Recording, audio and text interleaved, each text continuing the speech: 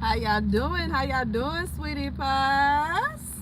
I'm trying to figure out what's going on with my YouTube. It look like some updates or something. I don't know. I'm trying to get it together. But how y'all doing? How y'all doing? How y'all doing? This weather is impeccable, man. This weather is beautiful. I started out complaining this morning, this afternoon, but then I was like, you know what?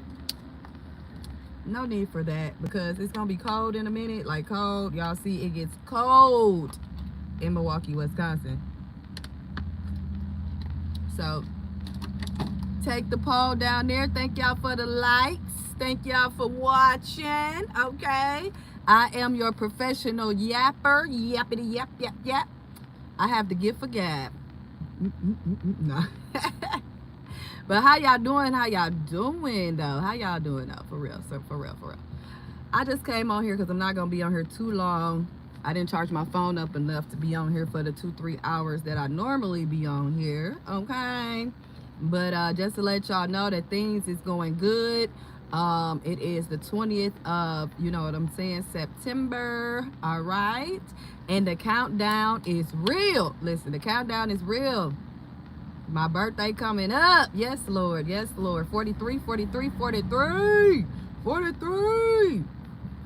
Like, I'm so happy to get, older, get to what my blessings that God has for me. Okay. I'm looking for the day that I become a full-time content creator and things of that nature. So, hopefully this is an actual live because I don't know, it said preview at first. So, I'm going to see what's going on. This might be a preview. I told y'all I'd be having my Kelly Bundy moment. I need to go over here and get me some ice from the 7-Eleven. I supposedly had some updates done to my iPhone, so hopefully everything is good on that end. Cause the iPhone 16 is coming out. I'm like, I thought the 15 just came out. What is really going on? I had to move my phone for a minute because, for some reason it started overheating real quick. And then I got my light up real high and I still can't, I don't know. But God over everything. But yeah, no need to complain. We woke up and the rest is simple. The rest is simple. What I do need to work on though is getting me some passive income. Trying to do it for my, my social medias, but I really need to be getting on to my other things that I have going on. Like I said, I'm starting to notice a lot of things around me, so I ain't gonna say too much. Hey, Miss Cynthia, how you doing? How you doing? Miss Cynthia says, help, these kids driving me crazy. I know they is, and it's still hot outside down there. I know it's still hot down there. They just having a ball. They just enjoying life. Oh, to be a child again, man. Listen, oh Lord, I know they is, Miss Cynthia. You on your break? Got to sit on a recess. Tell them to take a nap. Be like, I'm gonna need y'all to take a nap. Miss Green, we just took a nap. Miss Marie, oh shoot. How you doing, KJ? How you doing? Milwaukee's finest. How you doing? So, like I said, I just put up some type of software update on my phone. So, hopefully, it's going down. Miss Cynthia says, yes, girl, I'm on my break. Yes, I'll be taking 1,000 breaks. Listen, I love children. I love the youth. But listen, I give props and credit to any teacher, any educator. Like I said, y'all are the second and third parents. Y'all see our kids more than us, especially for the ones that actually go to work.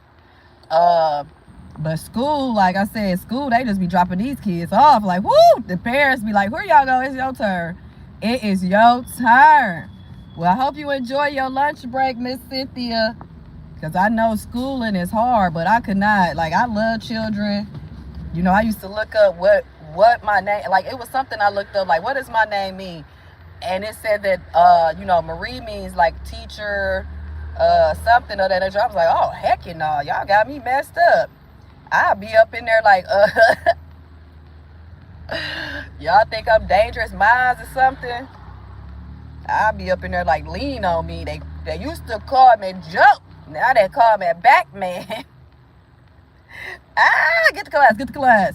Had a bullhorn. I remember our principal, Mr. Peters, well, before he had left Custer High School, it's called Obama now, he used to be in the hallways with his bullhorn, like Joe from Lean on Me, telling people to get to class. Get to class! He was a nice principal, though. I liked him. I liked him, Mr. Peters. That's why I say I be remembering folks that keep a step. It's always good to be a good teacher.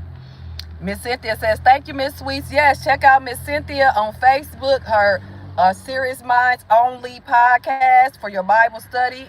All right, check me out on the replay, Miss Cynthia. You have a blessed day, too. Enjoy the rest of your time. Don't let them wear you out too much. That's one thing about being a teacher, man. They love their students, man. Most teachers love their students. They treat their students like they're their own children. And that's what I love. That's why I say the second and third parents, y'all need to pay these teachers what they worth. Get them their credit where it's credit due, especially if it's a good teacher. They be going out their way, spending money out their own pockets, showing up for children who don't have support. Like, the educators that we choose to have around our children are so important, man. Because like I keep telling y'all, those are the second and third parents in our lives. Like, they literally have our children during school and sometimes during the summertime.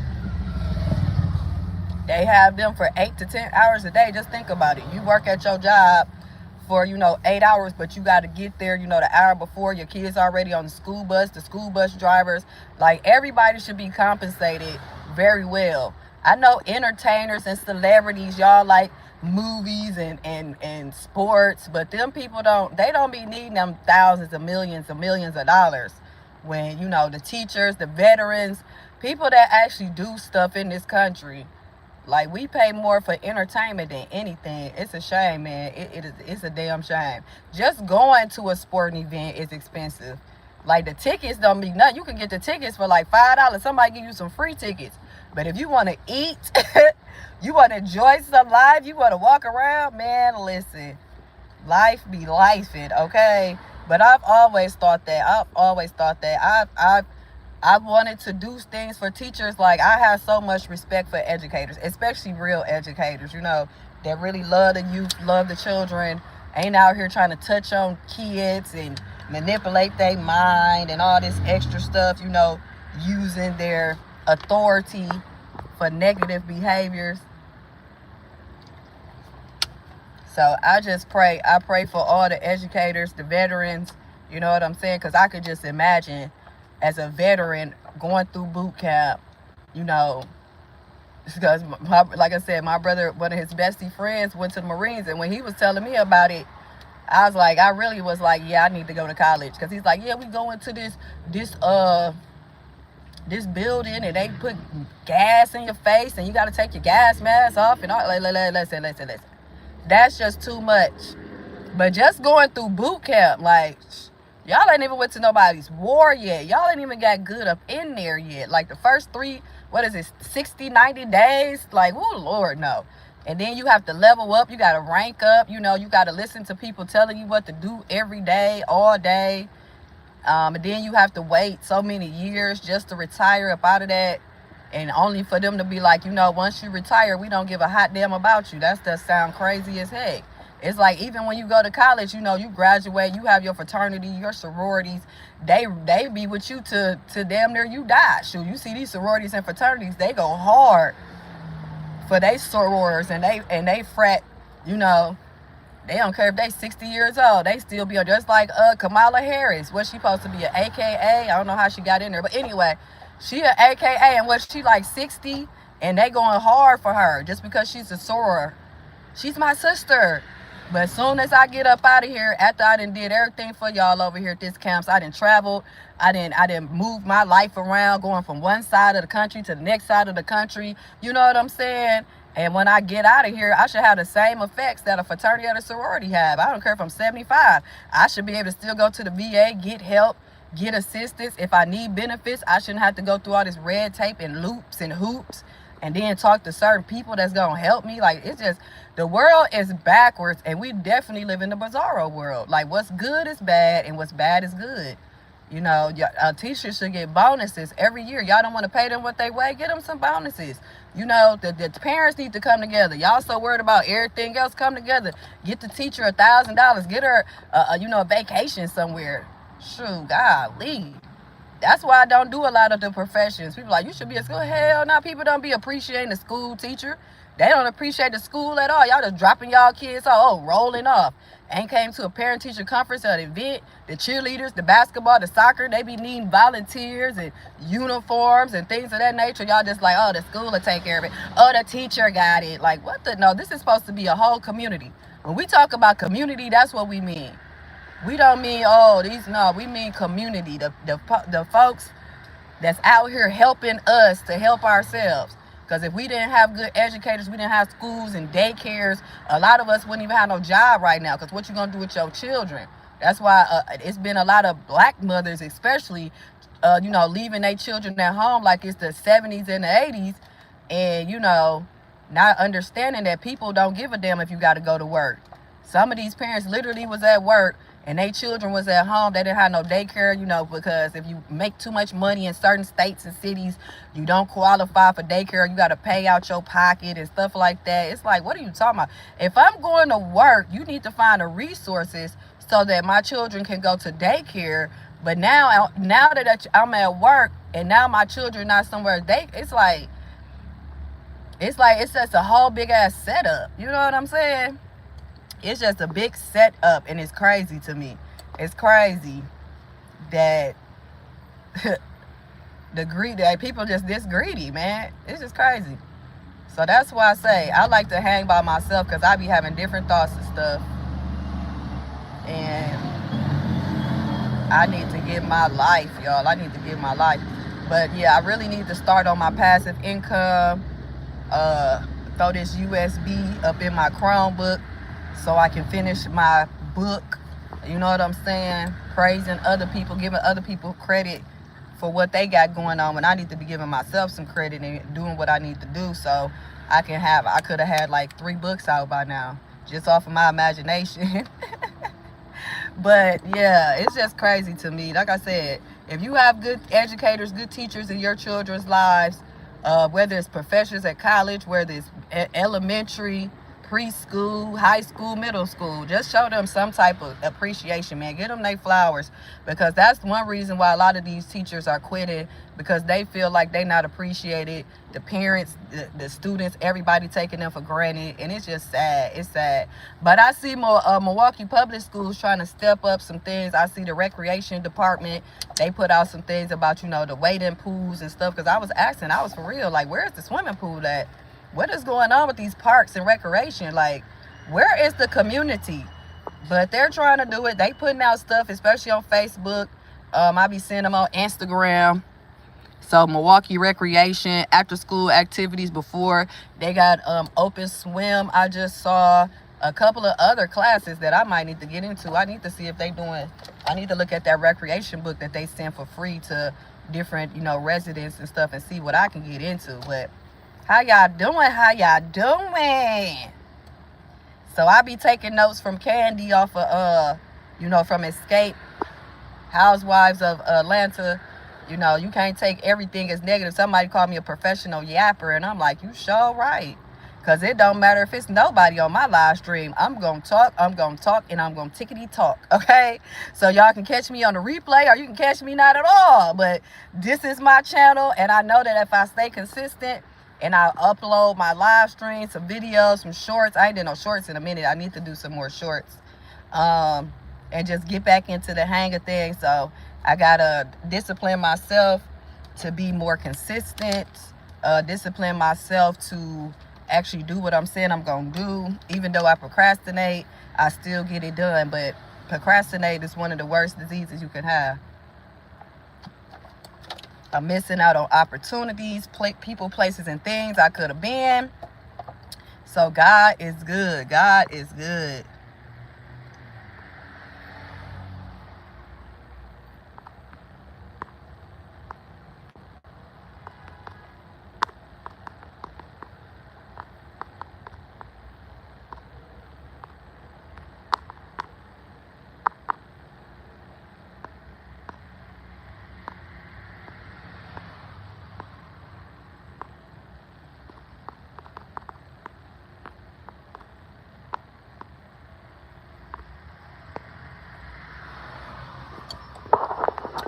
I'll just be like, whoa.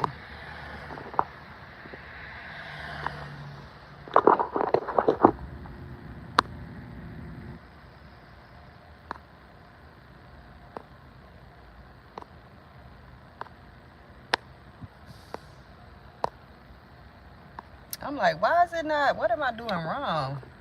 That it's not coming, or is it coming? I don't know. I'm like, is it on there? So I ain't got to put myself on subscribers mode only. God is good, man. God is good. So support my channel. My Cash App is on the polls. If you want to vote, if you want to donate, podcast coming soon. Yes, yes, yes. Like I said, it's okay if y'all don't donate. I don't want to be out here like, y'all gotta donate to me. And it's a God gonna make sure it happens, just like he's making sure everything else happening. So I appreciate the donations. Thank y'all in advance. If you would like to support my channel, keep this going, help me to level up, then you can hit that subscribe button, you know, help each other as we do. So like I said, if not, just liking and subscribing and you know, sharing my live streams is good enough for me. So thank y'all so much. Thank y'all for coming through, supporting, and doing everything that y'all doing. So yeah, as we have seen on the latest news, I've been talking about, you know, the P. Diddy situation. I'm glad that it's finally, you know what I'm saying, taking off. I'm finally glad that people, you know, it's simmering down where we just like, okay, is he finna stay in jail or not? And then we'll get updates later. So I had forgot though. I kept on talking about Jay-Z, but I forgot that you know, what's his name just went to jail for child support, Tyrese. And I forgot that him and P. Diddy used to be the best of buds. So I had overlooked all of that. I'm like, oh, I forgot.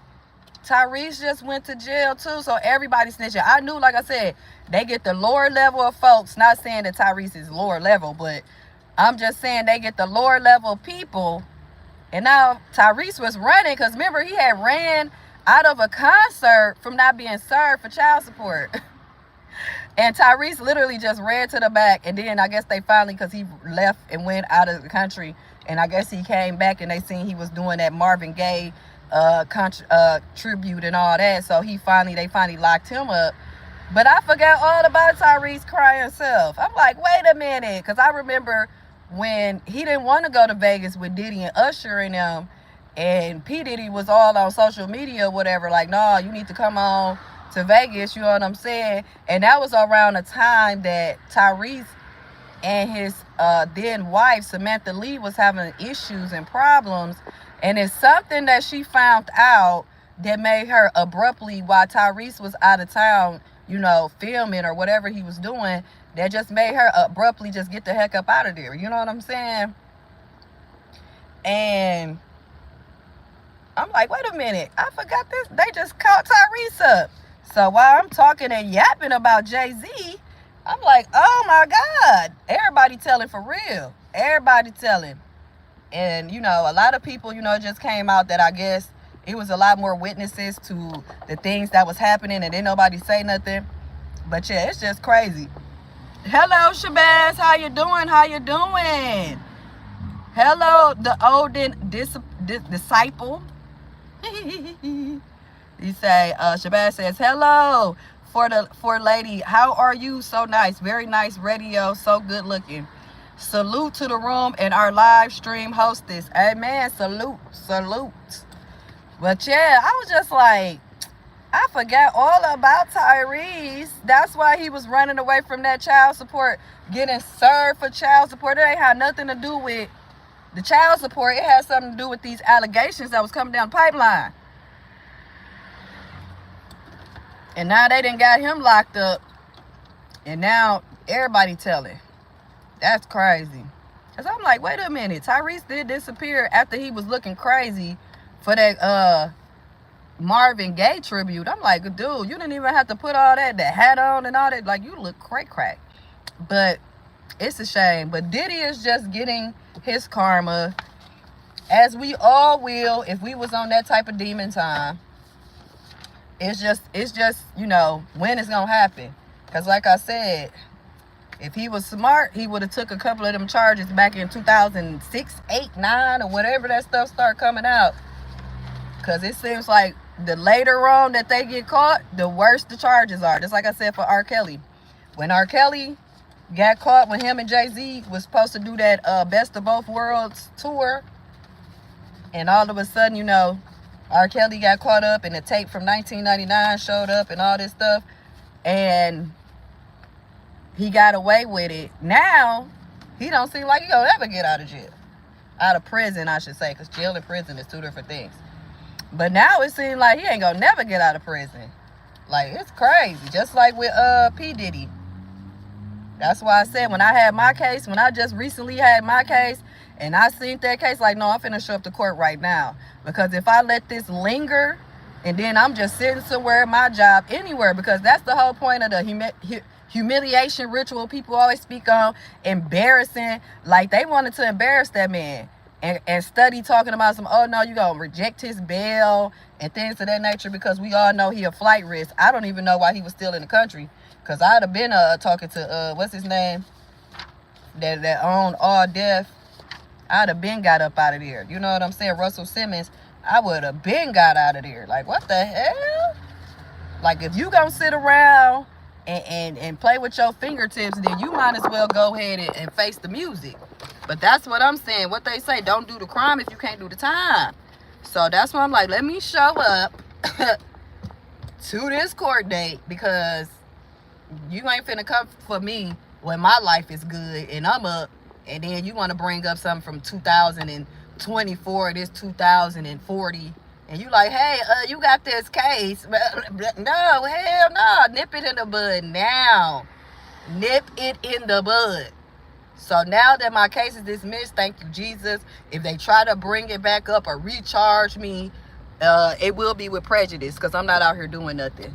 So that's what I'm saying. The first charge was with prejudice. So that's why I'm like, these people is crazy out here. But sometimes you just got to face the music early, man. Because like I said, it seems like once these FBI's agents build up a case against you, I don't want no 20-year, 15-year case built up against me. That's ridiculous. And now that's why they stuff is 99.9%. Because they will let you get up to kingpin status. They'll let you start selling nickel and dimes, being a middleman, watch you grow. I'm like, 20 years, you have somebody on a 10, 15, that means that you could have stopped this a long time ago. Like I said, the best thing I like is the lady that they told the story about the movie Monster, and when they asked her why did she keep unaliving those men, and she said, because the FBI allowed me to. They let me do it. And that's the realest thing I heard that lady said. And I didn't even know that she didn't even tell them nothing about the movie. She didn't even want to be involved in the movie, and they did the movie anyway. Because, what better way to get criminals that's raping, prostitutes and stuff off the street, but let the prostitute do it. Then we ain't got to be talking to our supervisor and our sergeant and whoever over the FBI, the director and stuff, and proving that I'm just not out here unaliving, white men for no reason. These Johns for no reason, because that could have been their daughter, their cousin, their mama, they whatever. And we got these psychopaths rolling around picking up prostitutes, but then when the prostitute ain't with them or they don't want to pay, they trying to grape and unalive you. So that was just always stuck with me ever since I seen her interview before they had, executed her or whatever.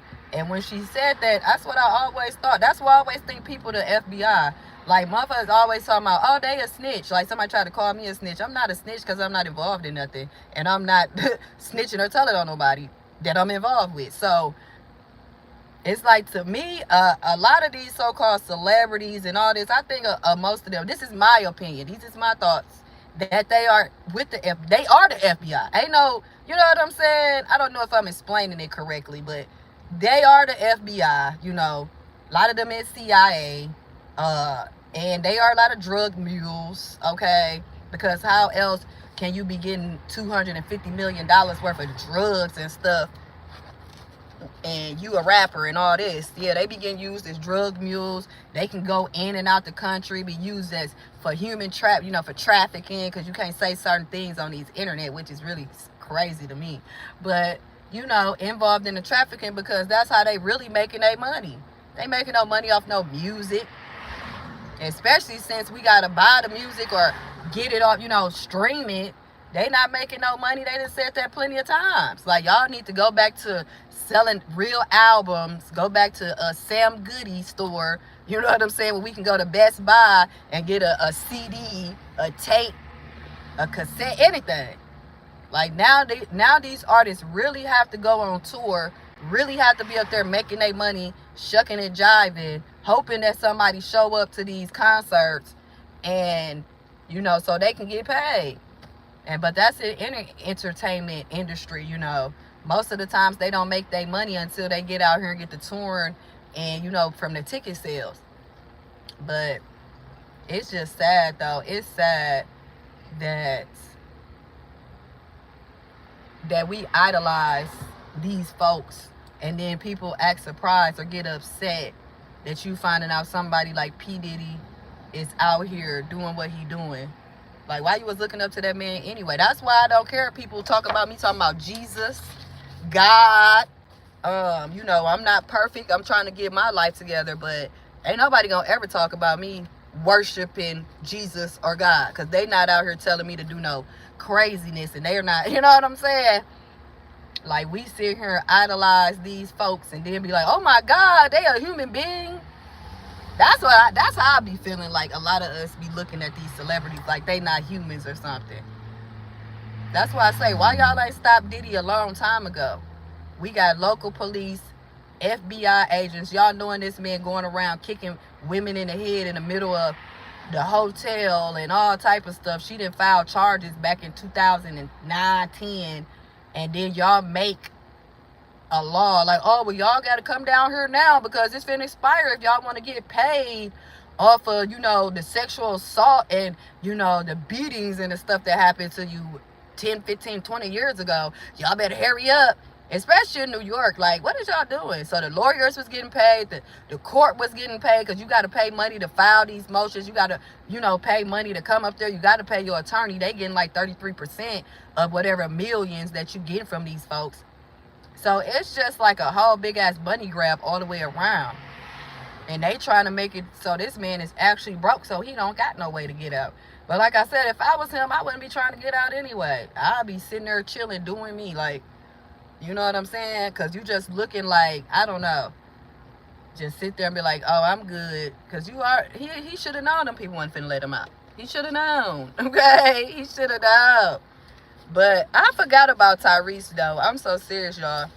I forgot about Tyrese. And I'm like, wait, didn't Tyrese just go to jail? And we talking about people snitching. Yep, that's about it. I see 5 of y'all on here. Y'all keep coming through. Hit that like button. Go ahead and hit that poll. Let me know if it's yes or no. Like I said, you don't have to donate, but it is appreciated. Hit the Cash App, all right? How you doing, Judge Drez? How you doing today? What's going on? What is going on? My birthday is coming up in 5 days. 5 days. The countdown is real, okay? And I'm just happy. I'm excited. You know what I'm saying? Like I said, I was going to turn all the way up, but I'm going to just wait till I get the stuff that I need, because I was just on TikTok listening to one of the TikTok content creators, and she was so right. Like, don't be on here asking these folks for money. If they want to donate, let them donate. But don't be on here asking them for money. The pandemic should have taught us to stay ready instead of having to get ready. You know what I mean? So there's no need to be on here begging for food, gas, help, assistance with equipment and things of that nature. Just let God work it out. Let God work it out. You say your birthday next month? Let's go. You a Libra, you a Scorpio, or do you not even give a damn?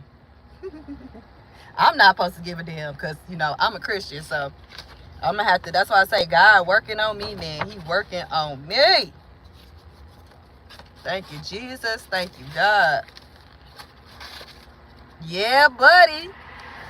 See, that's what I say. It is really weird. I swear. It ain't weird.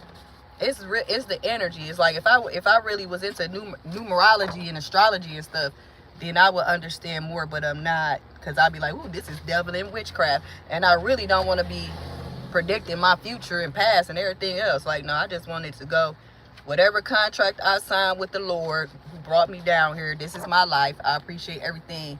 Let's go, Libra gang. But listen, that's why I say I always attract Libras. Miss Cynthia is her birthday a day after mine. Judge Dreads is a Libra. I knew you had to be a Libra, because you don't be giving a damn. You don't be giving a damn. You be like, I'm going to say what the hell I'm going to say. Like I said, and on the other side, I'll always, for some reason, attract Aries. Whether it's for a friend, a man, or whatever. But I like Aries, though. I like them. They just, they be like, you don't know if they be ready to fight or what. You be like, you ready to fight or fuck? What you trying to do? Because you probably trying to do both at the same time. That's what's wrong with you. Trying to choke me out while you have sex with me. But yeah. But I like Aries, though. I used to have a good friend that was an Aries. I thought she was my friend till I felt like she was trying to set me up. That's one thing I always had to experience, like, girl, is you trying to set me up? And then, because then I had to cut you off and be like, girl, why would you want me to stay at some dude house that I don't know, and then get upset that I got me a whole, well, got a whole hotel room. Like, I'm not gonna stay with this man I don't know. You must not be my friend, because you don't know it. Just Dredd says, Chinese symbol is dragon. Yeah, I've been thinking about dragons lately, too. I like dragons. I just don't like snakes, even though they about the same thing. Just Dredd says, I'm exactly what they say about Libra. Just Dredd said, numerology is real, too. Yeah, it is. It really is. That's why I be like, woo-wee. I don't know if I want to dabble up in there, because them numbers don't lie. Numbers do not lie. Constellation of stars and what's your rising moon and all of this stuff. Like, oh Lord, I don't think I want to know that much about myself. Ooh, be misunderstood. But yeah, that's why I say I like when I'm born. 9/25, let's go. But that's why I say, I don't know, like I said, me and Miss Cynthia then went back and forth, but Miss Cynthia be on me. Like, she ain't on that BS. Judge Dreads don't be on that BS. That's why that's why I be liking your comments, because you do not be here. I'll be like, he is crazy. What you cook today? Did you cook something today, Judge Dreads? What you eating on? I made me some breakfast. I made some bacon, some eggs. I made some biscuits. I need to give me some rice. I need a bag of rice, because I love rice. I love rice and grits. I eat sugar on my rice, sugar and butter. I know a lot of people don't like that. I told y'all I got a sugar addiction. That's why my tooth is missing. Just was like, oh my, like, why your tooth missing? Because every time, first of all, my mama tried to scare the hell out of me, put the fear in me, talking about if they try to go up in there, they might hit something and I might not be alive. Like, whoa. Because I had to learn that your teeth, especially your teeth, is connected to a whole lot of nerves up in there. And that's crazy. So I have to find a real dentist that I'm going to have to pay to get that, because it's still like a piece in there. Get that taken out. Then give me some braces so I can, bridge the gaps so it won't look so big. Like you can put your whole finger in there or something. But my son be like, you still got a pretty smile. Like, yeah, if I don't smile too wide, be out here looking like the Joker. Judge Dre said, I ate some fruit and salad this morning. I will cook later. Hey, that's what I'm talking about. Some fruit sound good as hell. That's why I say when I make my salad, it damn near don't even be salad no more. I be having so much ranch dressing, cucumbers, cheese, bacon bits. I be having all type of stuff in my damn salad. But I like fruit though. One of my favorite fruits is apples. I love grapes. Strawberries, I like. My brother just taught me how to put the sugar, like sprinkle some sugar on my strawberries, you know, so they won't be so tart. I think I'm gonna do that with some blackberries because I really need to start eating like berries, like blackberries and stuff as snacks and stuff, because I told y'all I be liking to eating processed foods all day. Processed food all day long. Just dressed as some grapes and a banana. Oh, hell yeah. You be eating real good. I love bananas. One of my favorite desserts is banana pudding and peach cobbler. I love some peach cobbler. I make both of them, though. I make some of the best banana pudding. Peach cobbler off the chain. I have my sweet potato pies that are, you know, finger looking good. Like, everybody love my sweet potato pies. Then I had this one customer who wanted the sweet potato pies with the graham cracker crust. So I'm like, oh, that's different. But he liked it that though, so I just started making that. So yeah, people tried to destroy my little business. Somehow my stove got messed up, my oven wasn't working. It was like, that's what I was saying about people having access to your homes. You know, having keys to your house, coming in your house when you at work or you not there, finding out your work schedule. Oh, what time you work? What time you gonna be at work? I don't know. I don't even know what time I work. Like, you can't even tell people what time you gonna be at work, how long you gonna be there, because somebody might be roaming around in your house, taking photos and videos of your stuff. Be like, ooh, she be drinking she be drinking half of her sodas. I was like, these people is crazy. How you doing, Big Cap? How you doing? How your week going? On this Thankful Thursday. Just Dress said, I usually eat some nuts too, but I got to buy some more. Them motherfuckers expensive. Yes, man. I swear to God, you be thinking like me. I literally was just thinking about, I want some peanuts. I like cashews. I like pecans. That's what I was talking about the other day. Like, man, I remember being down south and pecan trees all over the place, like cracking walnuts with my grandma for Christmas. You know, my grandma, she'll have that bowl, you know, had a fruit bowl, and then you had the nut bowl or whatever, and then we'll be sitting there cracking walnuts and stuff. And then my grandma taught me how to roast my peanuts that's in a shell, like roast them like how they have at the baseball games. That's another reason why I like baseball games. But how to roast my peanuts. But I love some nuts, man. I love trail mix. My brother got me hooked on some trail mix, so I be eating the best out of some trail mix. Just Dress said, oh, I love me some sweet potato pie. Yeah, buddy. Like, I had posted some pictures on my community tab, but I'm gonna post some more, because like I said, I usually start selling my cakes and pies around November, around, you know, when the holiday season comes, Thanksgiving, Christmas. You know, that's my biggest sellers around the holidays. And then, like, you know, during the year, I sell a lot of sweet potato pies. Like, people love sweet potato. I did not know y'all like sweet potato pies like that. My son like pumpkin pie. I might try to learn how to make some pumpkin pie, because I didn't know some black folks like pumpkin pie. Like Kev on stage, he always talking about pumpkin pie. My son been loving pumpkin pie. I eat the pumpkin seeds, but I'm not eating no damn pie. So yeah. How you doing? So I ain't eating no pie though. Big Cap says, week is going, headed to a power washing job, then hopefully home. It's hot down here today. It's 91 degrees. Yeah, it's hot up here. The hell is that? Yeah, because it was some stuff over there too, a whole bag of stuff. It was a whole bag of somebody's shoes and everything. I'm finna throw it away when I come outside. I have to pick up this paper and throw that shit in the garbage. Oh Lord, she look hot. Fuck me musty. Yeah, it's 91 degrees. That's crazy. Oh, okay. Because I'll wait then. I'll wait. Oh, that's what's up, man. He be out here going to get his granddaughter. Judge Dre says, I like walnuts. They good for the brain. Oh, they is? I love walnuts, man. I love them. Man, walnuts taste better. I think that's the best nut. I don't even want to say nuts and stuff.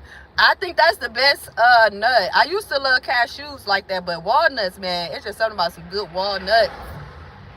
That is great. But yeah, I hope you have fun over there, you know, making that money. Shoot, I need to be somewhere making some money. I need a couple of dollars. Make that money. Don't let the money make you. Yeah, it's kind of strange. Like I said, usually around my birthday, around this time, you know, because it's fall coming, it's usually like, you know, kind of like 67, like 65, 70 degrees. But now, like, I'm walking outside, like you said, it's 91 degrees at the end of September. So I hope that ain't saying we finna have an extra hard winter. So I hope the snow don't just get to falling on our head in October or something. Because that's just how this fake weather be going. They be doing too much. But yeah, I hope you stay cool. Get you into some AC. Get you some cold bottles of water. Get in the swimming pool. Something. Golly. Yeah, this heat lamp that they've been having on been going hard. Judge Dre said it's hot in Texas too, but that's normal. Yeah, Texas is normal as hell. I know I went to Florida one year for Thanksgiving. Like, I had went for some other stuff back in the day, and it was hot as hell. I'm like, what the? It's Thanksgiving. It's still 75, 80 degrees. But it was doing a lot of raining too. But I was like, yeah, I can believe it that it's hot down in Texas year round. That's probably why when it snowed, was you affected that year that it snowed? What was that, like 2 years ago? Last year when it had all that snow, Judge Dress, was you affected by that? Because that was weird. I was like, have y'all ever gotten snow in Texas? Like, that was a real life snowstorm. Like, what is going on? Big Cap says that down south heat is different. Yes, it do. That's why I used to have my heat strokes at. Down in Arkansas, I used to be passing out. Like, what they call it, like dry heat. That's why I tell people I never owned a coat.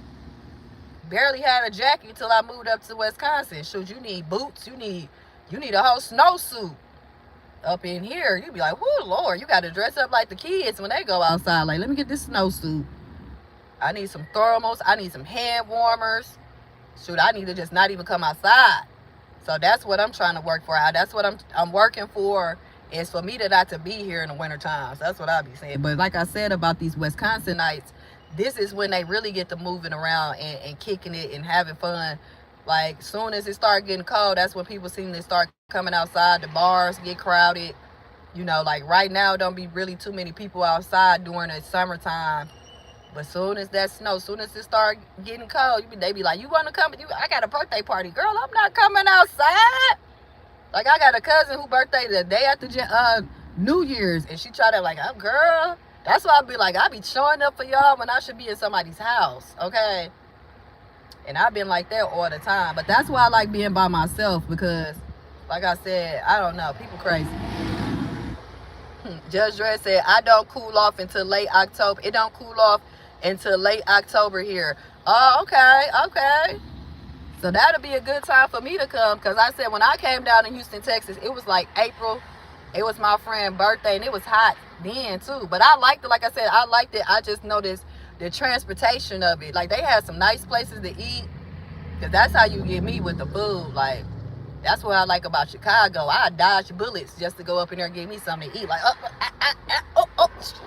gotta get this popcorn though. Gotta get this chicken. On my way to get some pizza. And then watching another content creator, I learned about another place to go to when I'm in Chicago to give me some chicken. Like, yeah, buddy. Judge Dredd said, yeah, no power or water. Oh my God. I'm sorry to hear that. I'm happy you got through that, because that was just crazy. I was like, what in Texas? Like, y'all got what going on? Where did the snow come from? Like, that's how you know they can generate the weather. Because where the hell did the snow come from? How did it even get all the way down here? Where was it coming from? What area? Did it go down? Because I thought heat rises. Like, I don't know. I need to be a meteorologist or something. That is crazy. I was like, oh my God. Because I had my son's father been like, oh, we should move to Texas. Go down to Texas. Like, I'm not going down to no damn Texas. I don't know what's going on down there. But I do like cowboy hats and cowboy boots, though. That's one thing I do. Be like my great uncle who live in Oklahoma now. Because they be having their cowboy hats on, him and his wife. They belt buckles. Have me a big old MG pink belt buckle with a whole bunch of diamonds on it. And then I got my diamond cowgirl boots. They pink with diamonds all on them. And then I'm going to be singing that song by Beyonce. Hey! Start turning into Dolly Parton. Judge Red said, yeah, they love eating out here. I don't do too much. Judge Red said, they love spending their money on nothing out here. Like, yeah, I got to get that food money. That's how they be getting us, too. Judge Red said, I'm a soldier. I'm prepared for whatever. Let's go! Salute! That's what I'm talking about. Stay ready so you don't have to get ready. That's what my brother taught my son and his son and everybody else. Stay ready so you don't have to get ready.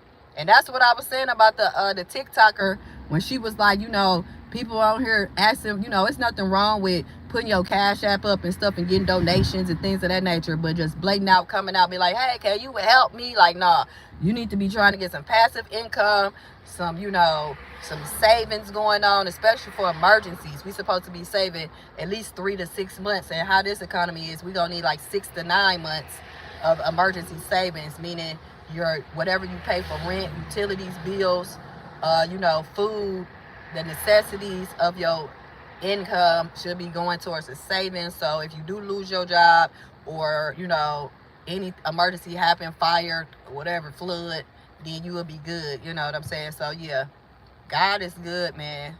Judge Ray said, I keep 6 containers of water all the time. Yeah, that's what I'm talking about. That's what I just started anteing up on, is me some bottles of water. And I'm trying to get better with that, especially something to drink.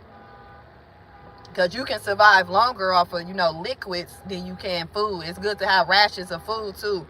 Like little protein, oh my God, what is going on? Little protein bars, like he said, some fruits, some non-perishables. That's why I like houses with big pantries, as they call them. I don't know if y'all still call them pantries, but you know where you put your food at, where you put your canned goods, you know where you stock up stuff at.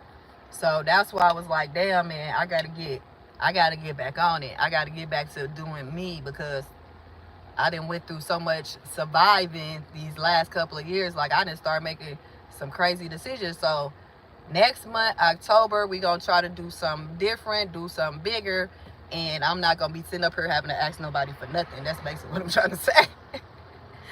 So that's why I say God is good, man. So that's why I say if people want to donate, they can donate. But other than that, I got to get it how I live. And when I do it, like, I like doing other things, because I don't like really asking people for stuff. I really had to put my pride to the side to even get on here and be like, hey, y'all, I need some dog food. I need some gas. So after I learned, like I said, that people were like, some people just watching me just to be doing some shit. And now after the confirmation from hearing that TikToker, like, yeah, girl, get your life together. You know what to do. And especially she's talking about wives, like she's mentoring, helping Black women become good wives and understanding, independent, because it kind of blew my brain when somebody who I was associated to gonna try to tell me I was too independent. And I'm like, I'm too independent to have a man and a husband? From what I gather, men like you knowing what you're doing. They like you having goals and dreams. And, you know, especially in this economy, everybody need a goddamn job. I don't care if it's a dog, fish, cat, children. Everybody need a job. Everybody needs to contribute to this household. It ain't the 80s. It ain't nobody getting paid like that no more. So, yeah. Judge Dre says, I keep a stash, but shit always happening to me, happening to make me spend it. Like the damn hurricane, I had to spend my savings. Yeah, but at least you had the savings to spend. At least you was prepared. At least you was ready. Because a lot of folks don't be ready. They was like, a lot of people doing worse, especially after the pandemic. Like, I'm basically doing the same. I ain't gonna lie. It really ain't nothing went up or down for me. It's basically been stable. How you been? it's basically been like not stable, but stagnant, you know, and that's really not a good thing either. So I'm trying to move up the you know, increase my savings and stuff like that. So that's why I say I'm surprised I made it through being homeless in 2-degree weather. Like, oh my God, God is good. But I had some help. I had people that came through for me, that always come through for me. You know, I always got my big brother, you know, my son. But I had people that come through. Again, shout out to Your Average Logical Thinker. She was helping me. You know what I'm saying? That's why I was like disappointed when she was doing all that stuff she was doing on YouTube. And I'm like, what is wrong with you? Like, girl, what's like, how you? But that's how it's been with, especially with women. I try to, you know, make friends with. It's like, are you my friend or are you my ops? Like, what you doing? So, but shout out to her though. Shout out to Your Average Logical Thinker. When I can, I'll make sure that I, you know, do what I can, because I don't want people out here like, I was helping them doing this, and like, nah. Sometimes we gotta heal all the way around the board. So yeah, at least you had a stash though. At least you had a stash. Amen, Judge Dress, because you know people get mad at me when I say, because Judge Dress said I try to say 10% of my check, and that's what I try to tell people about paying offering and tithes. Like, I'm not trying to discredit nobody's church. I go to church. I'm a Christian. However, I would pay offerings before I just pay tithes. My tithes will be going in my savings for me and my family. That's what God wanted for it. God ain't sitting here trying to make sure that my pastor rolling in a jet, his house nicer than mine. When I need some assistance from the church, I can't get none. You know what I'm saying? So that's why I say, if y'all gonna put some money on something, put it in your own account. Put it in your savings account. Put it under your mattress. Put that 10% to the side for you and yours.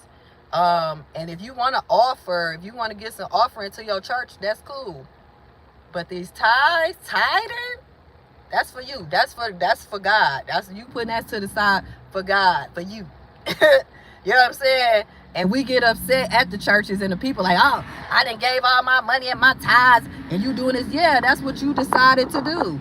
You decided to give your 10% to human beings instead of giving them to yourself and saving them and putting them on the side. Just imagine how long a person been going to church. Let's say 20, 30, 40 years. And every Sunday you going to church putting in tithes. Or Wednesday you going to Bible study. You doing this. And you putting into tithes. You know what I'm saying? So why not put that into your savings account? So if you need help, you would. What I'm basically trying to say is you're not going to need no help from the church, because you already going to have your money saved up. Like I said, just imagine how much tithing we doing, especially for the building fund or whatever, and all you see is the pastor and they people getting better, but you struggling barely to get to church on Sunday. You struggling barely to feed your people on Sunday. You still calling your children or your people for help, but you can't go to these folks that you literally giving up money every week or once a month, whenever you giving your tithes up, and all they gonna hand you is a tax form to be like, here, you can get your you know, you can get a tax credit for this. No, I'm gonna just keep my money, and then I won't have to worry about it. I'm gonna be exempt from the church. Okay, now I will give up some offering because you are preaching good. You giving me a message. I come here, I'm in your building. You still got to pay for lights and whatever else going on up in here. You know what I'm saying, to keep this building going where I can go and feel comfortable and safe to worship the Lord. But I'm putting my stuff to the side. That's why I say, as I get older and I'm growing and I'm learning, like put my stuff to the side. Judge Dress says FEMA didn't give us a dime because of them damn Republicans. I can believe it. I told you. Just like here, when we had a major flood and FEMA that wasn't trying to get nobody no checks, because first of all, like I said, they were saying how these drainages around the houses and buildings, residential areas, were not being cleaned. They was already like, it didn't matter what was happening. Like, eventually your basement was going to flood. So they decided, you know, that a lot of people ain't getting no money for that. So I can believe it. It don't make no sense. Like, all of our funds and resources, when we need them, go somewhere else. That's why I say I'm happy that you even had that savings, because a lot of people is doing worse than they was before the pandemic, before all of this BS, hurricanes, tornadoes, Like, it just be sad. It just always remind me of Hurricane Katrina, and how those people just lost everything, like land. You know, you couldn't even go back home literally because the county, the city, or whatever had taken over the land, talking about we don't have the records no more. They sending folks all the way up here to Wisconsin, Chicago, Indiana, you know, giving them debit cards and stuff like that so they can stay out of Louisiana and go to other places. And I'm like, how y'all get all the way up here? So it just always remind me of what happened to us at Hurricane Katrina. I mean, we talk about the pandemic because it's recent, but to me, Hurricane Katrina should always remind us to just keep ourselves, man, mentally, spiritually prepared, because how these people be out here with this weather, ain't no telling what'll happen with the blink of an eye. Judge Dress said, what did Average do? Oh man, that's doing too much in somebody else's business and trying to go live on YouTube and stuff like that instead of talking to me directly. She felt like I was talking about her indirectly on my live streams and stuff, and instead of her coming and inboxing me or DMing me on Instagram or wherever else we would talk, she'll talk to me about everything else, but then she decided to make a whole live stream and do all of this stuff, or never even come to me and say, hey Marie, is you talking about me or whatever. So yeah, she just blew me with that, and she just reminded me of like I said, a lot of other female friends that I've had where it just seemed like some jealousy was going on. Like, she wanted people to be on her channel. Like, you know, I'm trying to join a live, she hurried up and ended her live. She told me, come on over here, y'all. Like, girl, what are you, you older than me, like what we doing? But that just really blew me, because I really thought she was like cool. I thought we was cool. So that's what I told her, like, this is social media. So I don't know. It was just felt like unnecessary competition, just to be honest with you. Like, I was like, I can't keep going through this with women in my life. Like, I need a real friend who really care about me and I care about them. And then if I'm telling you certain stuff, it was just a lot. But like I said, yeah, exactly, that's what I'm saying, basically. And you know, you try to build a little a social media, you know, family, and then you find out that that person is like the other females that you always been around, and it's like, girl, what is wrong with you? So that's why I say I always give credit where credit is due. She was helping me, she was, you know, sharing my stuff and everything else, but it's like I said something about somebody else, and then she coming to their defense and coming at me like, girl, what are you talking about? If that person had something to say or thought I was saying something about them, they could come to me as a grown-ass woman. You don't have to take up for nobody, take up for yourself. So it was just some nonsense that women go through all the time, and that's basically what I'm finding out. Like, you really don't know people. But I already knew this before because I see it happen all day, every day with content creators. And, you know, they'll be cool with people. They'll be collabing with them, doing all type of stuff with them. And then the next thing you know, they don't like them or they beefing or whatever. So I just like to nip stuff in the bud. Like, girl, bye. Just Dress said, I'm not a church person. I like to talk to the Creator daily. Amen. God over everything. So I like to talk to God every day. Like I said, the same things that's going on in the church, the pastor doing, you can do. You can pray, you can deliver yourself, you can cast out them demons, you know. So that's why I be like, man, people is wild. So that's what I believe in when I be talking about tithing and offering. Like, yeah, you can offer. That's why it's called offering. What I got, what I can give. But as far as tithing, you need to be putting that 10% to the side for yourself and your family if you have one. So if you do have some type of emergency, then you will be able to help yourself without trying to, you know, go to the church or get on social media or get a GoFundMe and things of that nature, just like with life insurance, health insurance, or whatever. So I'm just trying to catch up on different things, you know what I'm saying? And I'm not saying that your average logical thinker is a bad person. She's to help other people. She has friends, she has family, but as far as me and her, no, I too many familiar spirits. So this ain't bashing her. I give credit where credit is due. So it ain't nothing like that. I just knew that I needed to nip that so-called friendship in the bud early, because maybe it's me. Like I said, maybe it's me. Okay. So I ain't gonna carry it on. But this ain't here to bash her or talk about her. But like I said, once I recognize familiar things and things that has happened to me in the past, I get to cutting people off and nipping people in the bud. Like, blah, blah, blah, blah. So it's always love over here. I don't have nothing against her. It's always love over here. It's always love over here. So yeah. Judge Dress says, when I was Catholic, they wouldn't help me when I was down, and my family had given tithes for years. I was done. Perfect example. That's why I like when y'all put up y'all examples, because people think I just be talking out the side of my neck. And it's like, I've seen that too many times. I've seen a wife who went to church for damn near 30 years. You know, her husband never really came to church. He wasn't involved in the church.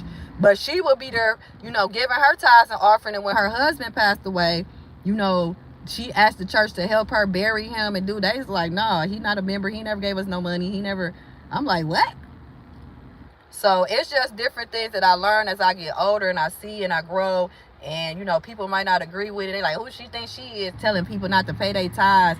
I'm like, I didn't say not pay your tithes. I said pay your tithes to yourself.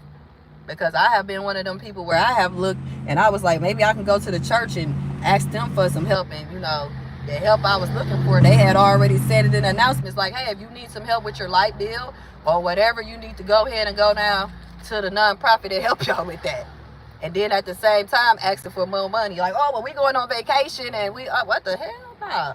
So I will always encourage my son or anybody that goes to church with me to put something in the offering, you know, because like I said, y'all still got to pay y'all bills. If I'm there that day and I'm hearing the message and I'm there in y'all area, y'all space, I would give a few dollars, you know what I'm saying, for the offering. But as far as them tithings, no, that's going in my bank account, my savings account under my mattress. So I don't care how no pastor, preacher, usher, bishop, mother of the church, whatever. I don't care how none of y'all feel. I've been going to church since I was 3.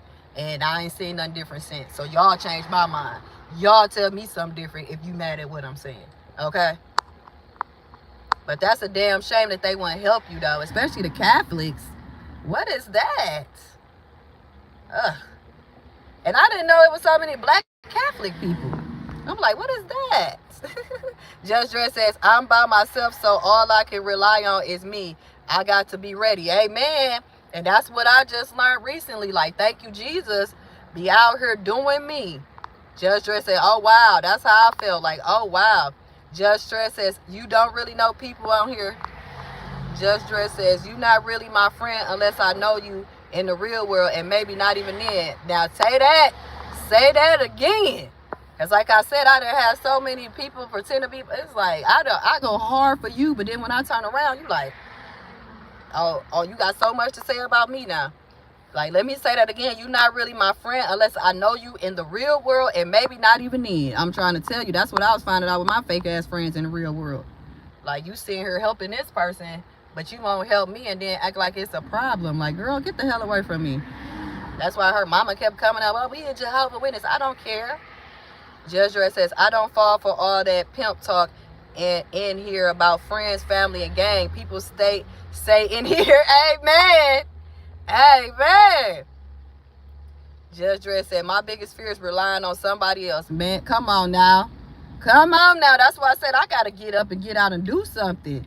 Let me get up and get out and do something. What you say? He said, my biggest fear is relying on somebody else. And that's what people don't understand about folks that's been there and done that in survival mode. And, you know, you didn't got through stuff. And then if somebody try to give you something or throw something in your face, like, no, what you can do is get up out of here. And that's my thing. Like, ooh, that's why I was like, ooh, I don't even like getting on here asking nobody for nothing. And then the people that I would think that'll just hit my cash out with no problem without being like, hey, oh, I see you on there. No, they want to play in my face too. So you are absolutely right. That's why I say all that family and we this. No, people be playing in your face. So that's why I say you is absolute. That's basically what I've been trying to say. Me trying to depend on something, and I don't want to depend on. I don't want to depend on YouTube or anything like that, because just like Judge Dredd said yesterday, that this is come and go. So that's why I'm like, I still go to work. I still do what I gotta do, because all your hard work that you would do on these social media platforms can be gone in a blink of an eye. Like a community guideline, people reporting your channel because you started making money, and now they really don't like you. Here come the real gang stalkers. So that's why I be like, this is crazy. So that's why I'm like, no, I gotta keep my job on the side and then do my content, because all of this could be gone today and tomorrow. And so that's why I'm like, whew, that is deep. That is deep. Wait, what the hell? I didn't hit him.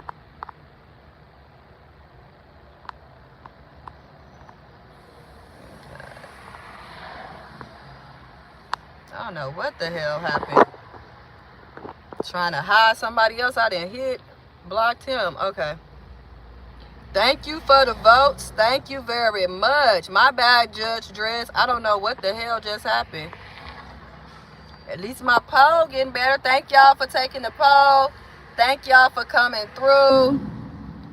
But like Judge Dress says, that is one of my biggest, well, not too many fears, but that's one of my biggest things. Like, I just can't be trying to depend on other people, because they will let you down. And sometimes people let you down on purpose just to try to see you sweat. Like, they won't show up. That's why a lot of people was, attacking my one friend, because he would show up and help me out with no problem. And now they, harassing him and blackmailing him to stop helping me. And it's just sad. It's just really sad. I'm like, what the hell?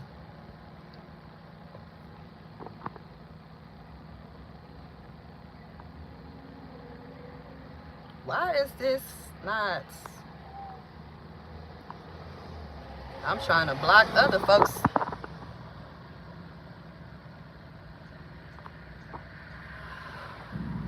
Okay, that's why I'm like, why is that still on there? But yeah, that's why I say it ain't to discredit nobody, but you sure right. Like I said, I knew beforehand of trying to be cool with folks and do stuff on these social media platforms. I basically be like, I be watching, like I said, people like Kev on stage and stuff like that, and I'll be like, yeah, like his people, they came from Def Jam and stuff, like they doing their thing. But I also like how everybody is like doing their thing on the outside of that. You know what I'm saying? So that's why I be like, what in the hell is going on? But yeah, I've been on here long enough, y'all. I be yapping and yapping. I'm surprised. That's why I say my phone be dying when I have it on 100%. It be dying like a mug. Judge Dress said, a lot of so-called friends think you owe them something. I don't like being in debt to people that take it too far. Man, listen. That sure what be going on. Man, you is really a Libra gang. Like, but seriously, that show how people be. I be like, I don't owe you nothing. Like, what's wrong with you? Like, they think you owe them your life. Like, you supposed to show up and show out. Then when you got other things to do, they mad at you for having a life. And it's like, what the hell is wrong with you people? So that's why I've been solo dolo most of my life. Like, I didn't have friends come and go. I didn't have some good friends, I could say, in my life. But however, I moved from around them, or they disappeared somehow. I don't know. Like, I had a friend in high school named Maya. I don't know what the hell happened to Maya. I ain't seen her in a minute. Like, that was my bestie. Like, we all went to prom together, everything. My friends from down south that I'm still cool with, I got a couple of them that to this day, like, if I need some help, they helping me. You know what I'm saying? But it's like, ever since I done moved, up here to Wisconsin, as I get older, it's like, it seems like it's harder to find genuine people and genuine friends. Like, I got a couple of folks up here, like my friend, she just came and seen me the other day. But it's just sad. Like I said, I mainly be solo dolo. That's why people like, you be outside by yourself, you be going here. Like I told you, I went to Vegas by myself. I went, you know what I'm saying? Like, I don't know. Sometimes I just have more fun by myself. You know what I'm saying? I just be having fun by myself because I don't got nobody dragging me down. But I done had some good friends back in the days. I'm not even gonna lie. But we then like moved away and stuff happened where, you know. But you sure right about that. Just Dress says, if you do for me and I pay you back, that's it. Yeah. But people don't be understanding that. Even exchange and nobody rob. It's like people want you to do more than what they willing to do. And it's just crazy out here. It's just crazy.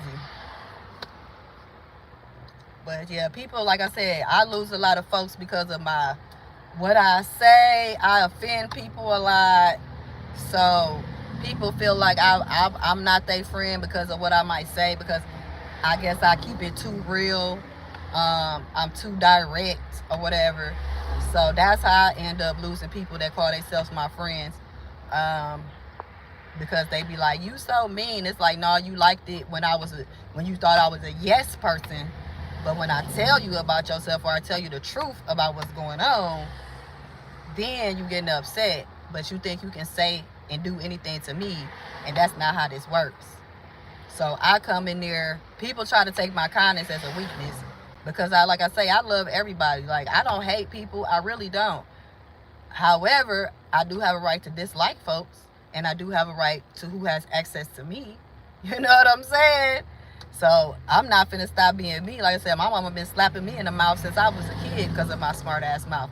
But that's not finna stop me. My mouth has gotten me in a lot of trouble. It has gotten me out of a lot of trouble.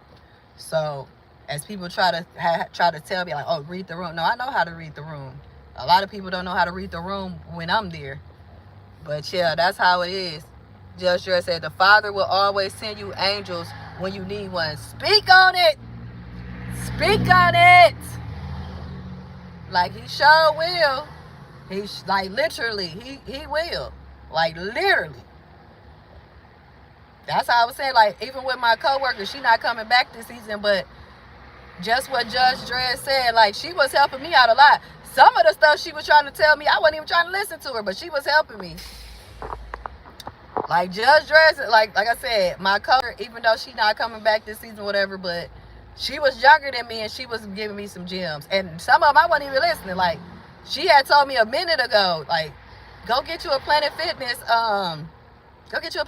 thing. And you know, my stubborn stuff, I'm like, girl, I don't go to no gym. I'm not finna go work out. But at the end of the day, she was trying to tell me somewhere where I could just pay $10 and take a shower and do everything I needed to do while I was homeless and sleeping in my car. You know what I'm saying? Like, so sometimes I have to sit back and I have to listen and know which one it is. That's why I always say I pray for discernment, because the devil sends people and God sends people too. And me being in survival mode and paranoid, I'm thinking everybody against me. Like, everybody, my son, I don't give a damn who it is. I'm thinking everybody against me. Like, what you here for? What you need? Like, motherfucker call me, I'll be like, what the F you want? Like, who is this?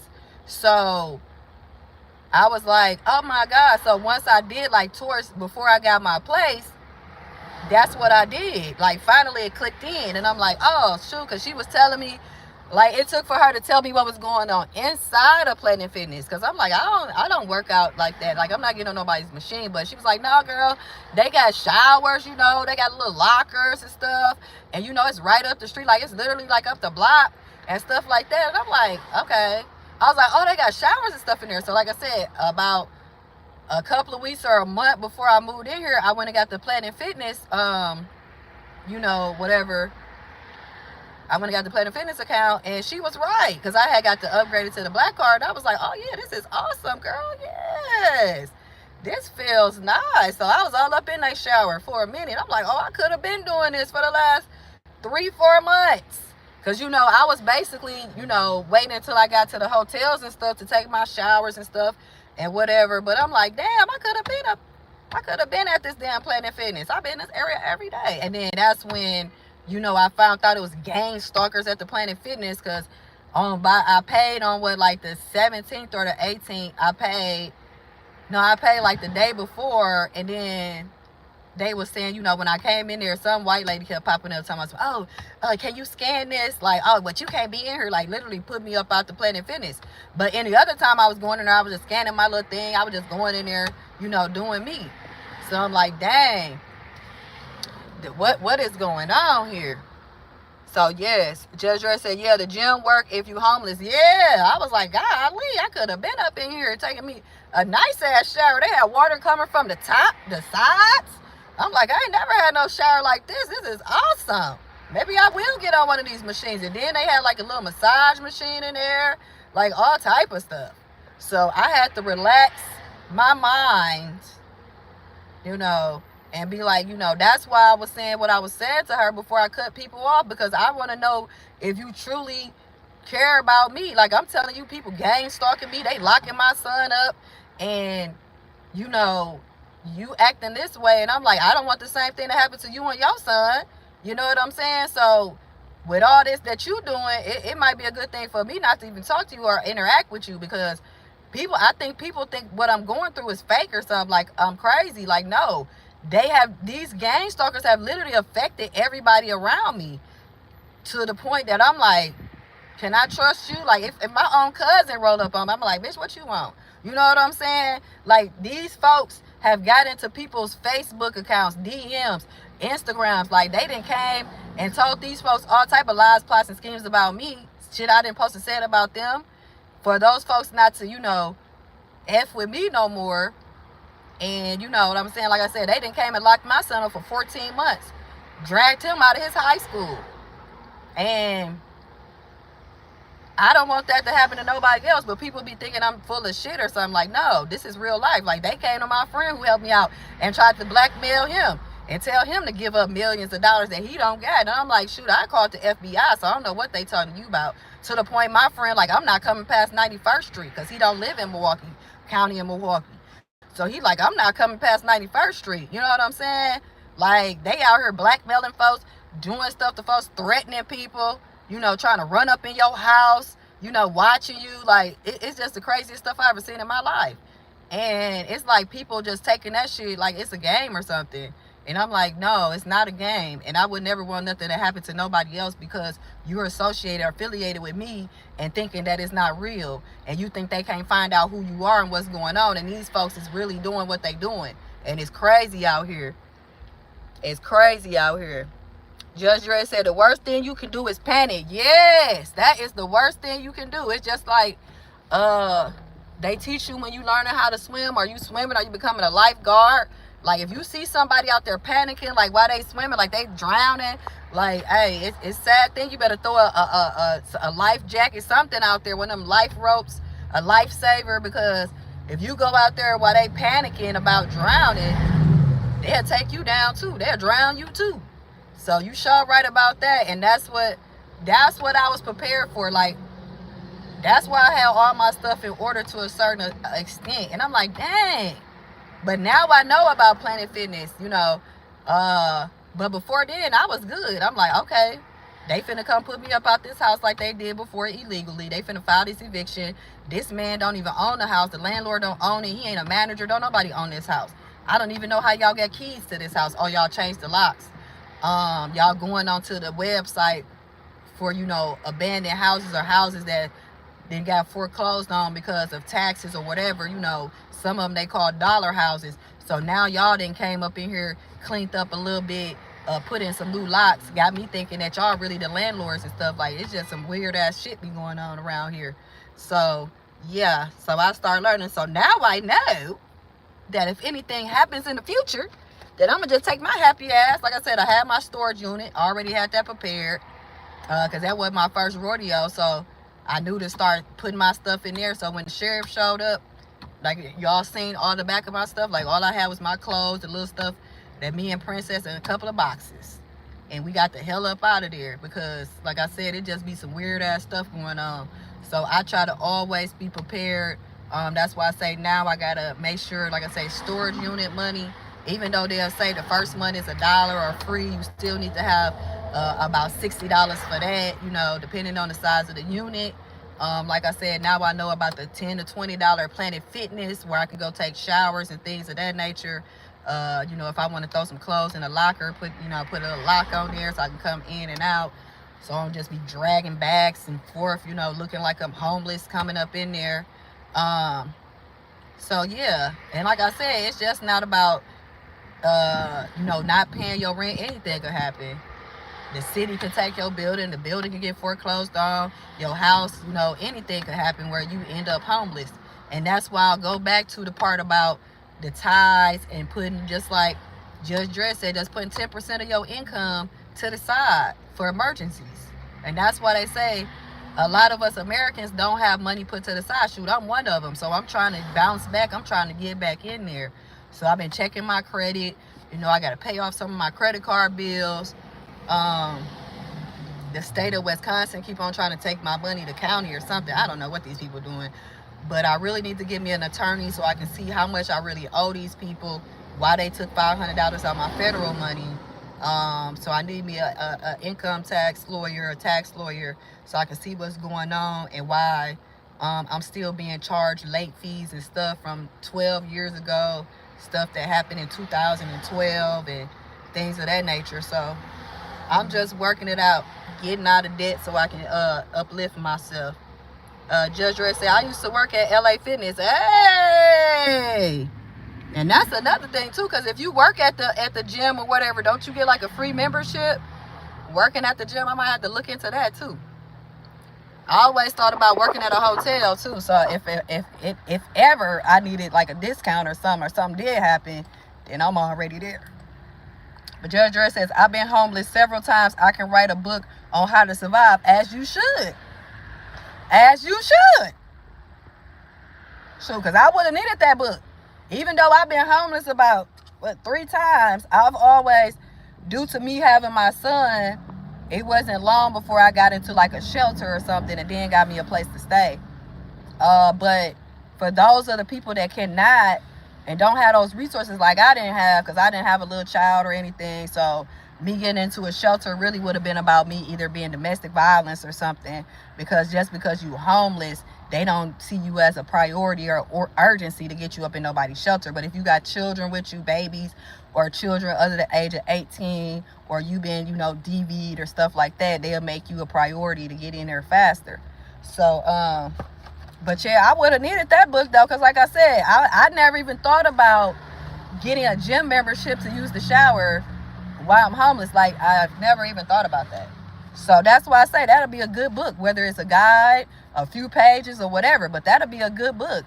And you've been in the military, so you would know how to do it for real. And show people how to get around. Like, hey, you can go to, places that's giving out free food during the day. They have meals that you can go get. It might not be what you want. Sandwiches and stuff. You can go to certain places. Like my neighbor right here, he a military vet, an army vet, and he'll come and tell me about where I can get fresh vegetables up the street, at certain little nonprofit organizations, just different stuff. So it's always handy, because I ain't never heard of that book. And listen, go ahead and get that ideal out there, please. Because you think I'm playing, but if I would have had a survival guide, even if it's an ebook, even if it was on YouTube, even if you did a YouTube tutorial, 10 ways to stay alive. Shoot, I've been like, okay. And I wouldn't have been looking at my coworker like, girl, why the hell do I need a gym membership? But she was trying to tell me in the nicest way possible, because I probably was in there musty or something that day. And she was like, girl, Planet Fitness. You can go get you a Planet Fitness account, girl. And you can go over there and do that. But a survival's guide for the homeless is something that everybody needs, because a lot of folks really don't be knowing where to go, how to go. That's why I keep saying, like, my son's father was like, yeah, we can all just go down to Texas and all this. And I'm like, I don't know nothing about no Texas. I ain't finna go down there and, do whatever. I don't know. I know how to maneuver around Wisconsin. You know what I'm saying? But as far as going to another state, another city, I don't know nothing about them places. So that's why I be like, man, listen, shoot, if I would have had something I can pull out and be on YouTube or Barnes & Nobles, Amazon, and be like, hey, this is how you survive, your first 30 days of being homeless. Because a lot of people have never been homeless before. A lot of people, you know, don't know what to do. Literally, like I didn't help some folks. Like call this 211, tell them that you want to go to this certain shelter to help you out, get your housing and things of that nature. Because a lot of people really be lost. And like Judge Dredd said, we'll just start panicking to the point that shoot, you been in rob somebody, you been in set somebody up, you just all up in 7-Eleven running out with sodas and stuff. What they trying to say I was doing, you know, just all type of things happening. Like, no, I ain't gonna be out here stealing like that, though.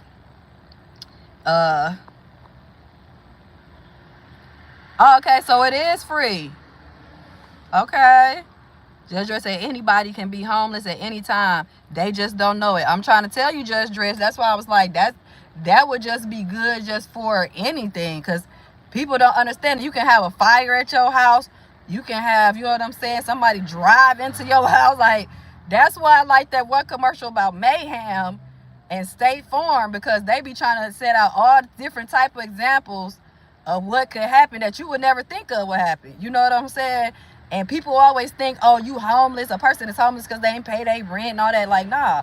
A lot of, after and during the pandemic, a lot of people couldn't afford to pay their rent because it was going up double and triple the amount of what they was used to paying, but their income was not. So it's like someone commented here the other day, like, it's sad when it comes to I'm paying this rent and these bills versus buying something to eat today. You know what I'm saying? Like, my bills shouldn't be taking over 50-60% of my income. This is modern day slavery. Like, why am I working just to pay y'all? What is this? Why am I paying $1,200 for a 1-bedroom? I might as well do work from home because I ain't never leaving this mud. The hell? I still got to leave up out here, go to another building for 8 hours a day. No, I'm going to do work from home in my house that I'm paying all this money for, because this is ridiculous. But you sure right about that. That's why I be trying to tell people. That's why I don't care if people be laughing at me and telling, because I'm keeping it too real for y'all. And people be trying to fake it till they make it. And ain't nobody got time for that. So that's why I said this time around the loop, I'm going to let y'all see where I came from so y'all can see where I'm going. Because it seems like people always see my end results and they don't believe me, and they think I just be yapping and talking, and then they try to humble me. You need to humble yourself, baby. I've been out here homeless. I've been doing what I do. Like, what are you talking about? I left college and went at 17 with one red suitcase that my Uncle Tony gave me on the Badger bus. Okay? So my problem always is I involve myself with people that mean me no good and don't have good intentions for me, and I be thinking they me. You know, so that's why I started being solo dolo, and I started getting more things completed. I stopped being so distracted, because I noticed when a lot of people come around me, they just coming to be a distraction. They sent from the devil. And I be thinking they one of these angels that Judge Dredd's talking about, and they be sent from the devil. Like, what you doing here?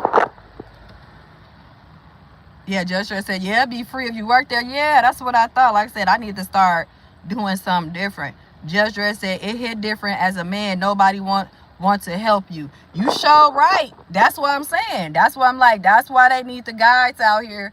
Because I noticed that even, like I said, in my own city, like we got I believe it's two men shelters here. But it's like, what y'all really doing to help them get on their feet?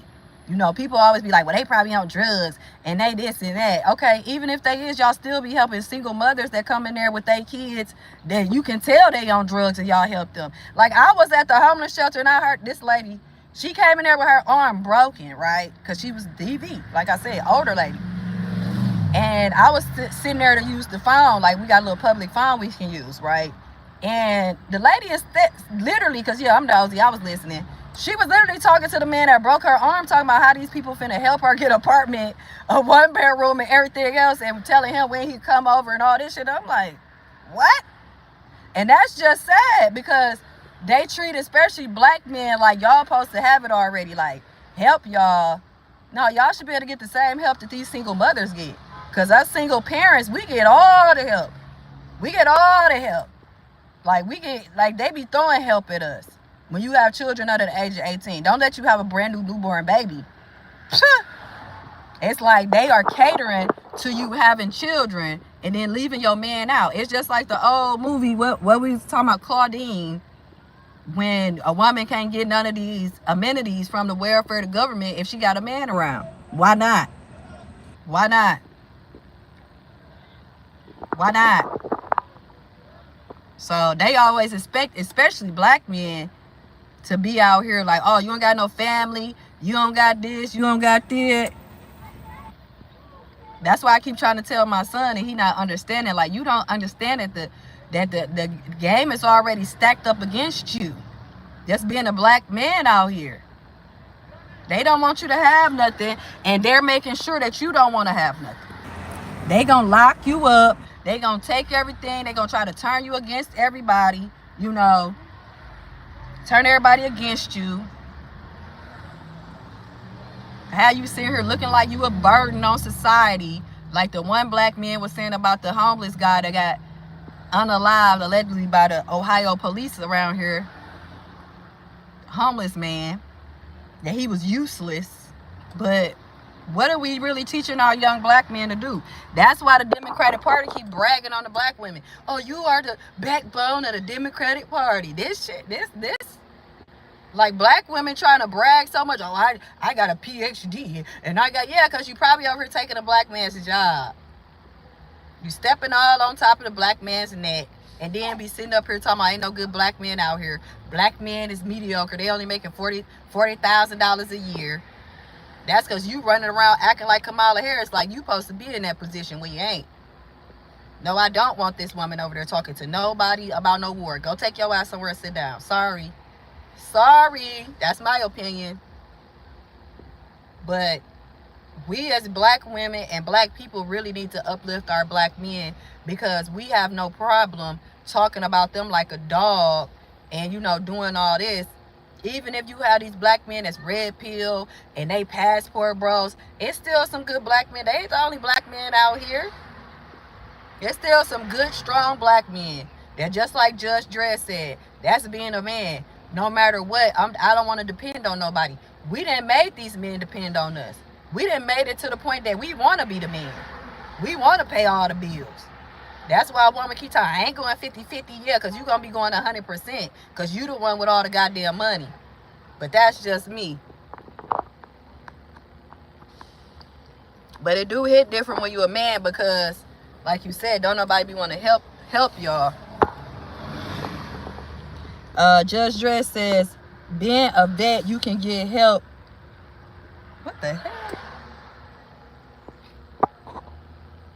Being a vet, you can get help now, but it was not like that back then. Yeah, I know. And it's still like that around here. BB says, I applaud you. Judge Dredd says, I know dudes who go to jail if they homeless. Yeah, that's why I was trying to tell my son that, and he was looking at me crazy. He's like, Ma, no, seriously, because a lot of men, a lot of people, you know, a lot of black men especially, like, they'll commit a misdemeanor crime. They'll go in there and steal something. You'll be like, why is this black dude coming up in here acting like that? You know, why he just snatching stuff off the shelves and be moving slow? You know, then the police come, lock him up because he finna have 3 meals a day, a place to sleep. You know what I'm saying? It's like, it's a shame that be the end game of it all. Like, that's exactly what they be on. That's what they be doing. And I told my son that. That's why I was like, you don't get it. Because then when people get in there, they start seeing different type of folks. And it's like, you know, it's a shame that they have to do that. But I have seen that a lot. That, you know, black men or men commit crimes or do stuff just so they can have a place to lay their head.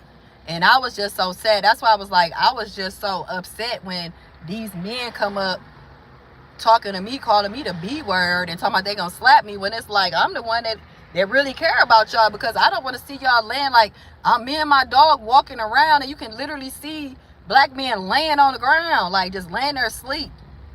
Like, what the hell is going on here? And it's like, you're like, well, go get a job. You can't go get a job because a lot of these places, you know, like I just tried to work at a temp service, and then you go in there and the temp service is basically catering to Hispanics, Latinos. And it's crazy. But I hope it's getting better. I hope the help is getting better for the veterans, for the homeless black men. I pray that everything around us gets better, man, because, man, it's just crazy. It's crazy. And that's what I'm trying to teach my son. Like, don't be dependent on me. Don't be dependent on nobody else. That's what a grown man is. Because he keeps, oh, I'm a grown man. No, just because you didn't a certain age and you a certain height and this and that, no, you're not a grown man. You don't even want to go to school and get a high school diploma. You don't even want to go get a job. That's why I just sit back and see what he gonna do on his own. He 20 now. Like, you didn't got taught too much stuff between me, your uncle, your daddy, you know, everybody else in your family. Like, you didn't been taught way better than this. You know, so I'm just trying to figure out why you trying to do all this. Then you need to start making grown man decisions, because a grown man don't want to depend on nobody. Just like Judge Dress was saying. I don't want to have to depend on nobody. No woman, no man, my mama, my daddy, nobody. I want to be a grown-ass man. When stuff it happens, I'm going to handle it. You know what I'm saying? I don't have time for that. So that's why I just said about my son, he think I'm playing. People think, no, I'm tired. You 20 years old, and the only reason why you think you can get away with not doing stuff because your mama here. Okay, now once I disappear, then what you gonna have? You gonna have to do something. And then you gonna really see the real life. Because you don't have somebody that you think got to help you out, but at the same time, trying to help you is hindering me. Because I can't go do what I need to do. Now my pockets is empty. You know what I'm saying? Because you got shit to do that's not productive. I have no problem dropping you off at school. I have no problem dropping you off at your job. But all this probation office and, you know, all this stuff, and I got to go to court, and why do you think that's cute to me? It's not. It's irritating. And like I said before, everybody always blaming the mother. Yeah, we all have mother issues, but it's like daddy always get the leeway. Like, oh, my daddy, no, your mama didn't have to go through so much just to make sure that you even alive to this point. My son made it to 20. I'm so happy. He's alive. He survived. But all that other stuff got to go out the window, because your mama not going to be here all the time. You know, it's people that don't like you. Like I was trying to tell my son the other day, the reason why people keep setting you up and don't like you is because you keep bragging on your mama. It's men out here who mama, young men, young women who mama don't give a hot damn about them. Probably called them a bitch, a hoe, and everything else under the sun, but a child of God. Probably treat them like they ain't shit. Like, my son don't want to get no job because he don't want to what? Help me? No, help yourself. Because he didn't ran into folks that got him thinking that I need him to do something. When, what are you doing? We still doing it. I'm still getting a house without whatever you thought you was bringing to the table. So now you have allowed people to keep you down, telling you, oh, I can get a high school diploma anytime. I'm not 17. Okay, yeah. All right. Keep thinking that with that mentality. Because see, what I see in that is you going to be back in somebody's prison. Because you don't understand what's going on out here. So now I'm going to have to go bye-bye. Because a lot of us be thinking like, oh, my mama just put me out at 18. Oh, my mama abandoned me. No, that was the best thing that ever happened to you. That was the best thing that ever happened to you. That got you up on your feet. That got you having to figure out things on your own. Make real life decisions. That's why a lot of us either go to the military, to college. You ain't got no parents. You ain't got nobody there. You gotta figure it out. And I'm not your brain. You gotta know how to think when I'm not around. And if you haven't learned nothing in the last 19 or 20 years of me teaching you or other people teaching you, then what the fuck you want from me? Because like I said, my mama abandoned us a long time ago. And I was living with family members and friends. I graduated high school at 17 and went to UW-Madison, Wisconsin Badgers. I had to figure it out, and I'm still figuring it out. But I don't have time for people that think they're going to linger around me and be like, oh, my mama got me. I be telling niggas, my mama got me, and this, and stop doing that. Stop it. Because one day I'm not going to have you. I don't got you now. Because I'm over here not having what I need, trying to have you. And you're not my man. That's why I say I don't take care of no man. And now if you think you a grown man, then you need to go be doing what grown men do. Because once your mama out the picture, like I said, I had to be out here by myself figuring it out. My mama is gone. She passed away. I can't run to my mama's house no more. I can't be like, these people. No. I got to figure it out, and I figured it out, and I got through it. And he will too. So like I said, if he want to bring bad or good karma, that's all it is. I still got your back to a certain extent, but if people running around keep talking about they're a grown-ass man, I'm a grown-ass woman, that's exactly what we need to allow them to do. Okay? Because if you ain't learned your lesson, getting unlawfully and illegally thrown in a cage with grown-ass criminals for 14 months that you did not deserve, then I don't know what to tell you. Because I can't keep holding nobody's hand. Okay? And it's just me venting. But I already had a person try to put a curse on my son a long time ago. Oh, you gonna see when your son out here and see if he graduate high school. That's what's making me so mad, because I'm like, this bitch didn't put this on my son and he acting like he going along with the curse. Long time ago when I was sitting there trying to help her and her child. But you want to talk about my child. Now it's coming to fruition because he don't understand, because he think his mama gonna have his back. Oh, no, I'm about to go. Like I said, I didn't have to crawl, scrape, and grape, and everybody acting like it's a game. I'm about to go. So like I said, when you see me riding around with my, my car, my mansion, and my man, please don't ever tell me to humble myself or I don't deserve it. Because you didn't see where I come from, and now you see where I'm going. Because like I said, this time around the loop, I'm going to let y'all see where it started and how it ended. Because a lot of people didn't think I was going to make it. A lot of people didn't think I was going to make it this far. They really was praying for me to go to jail. They thought my case wasn't going to get dismissed. No, God got me. God is real in my life. And God is over everything. And as long as I get closer to God and I know what's real, things will get better. But like I said, I don't have time. I really don't. I really don't have time. But let me read your comments so I can get up out of here.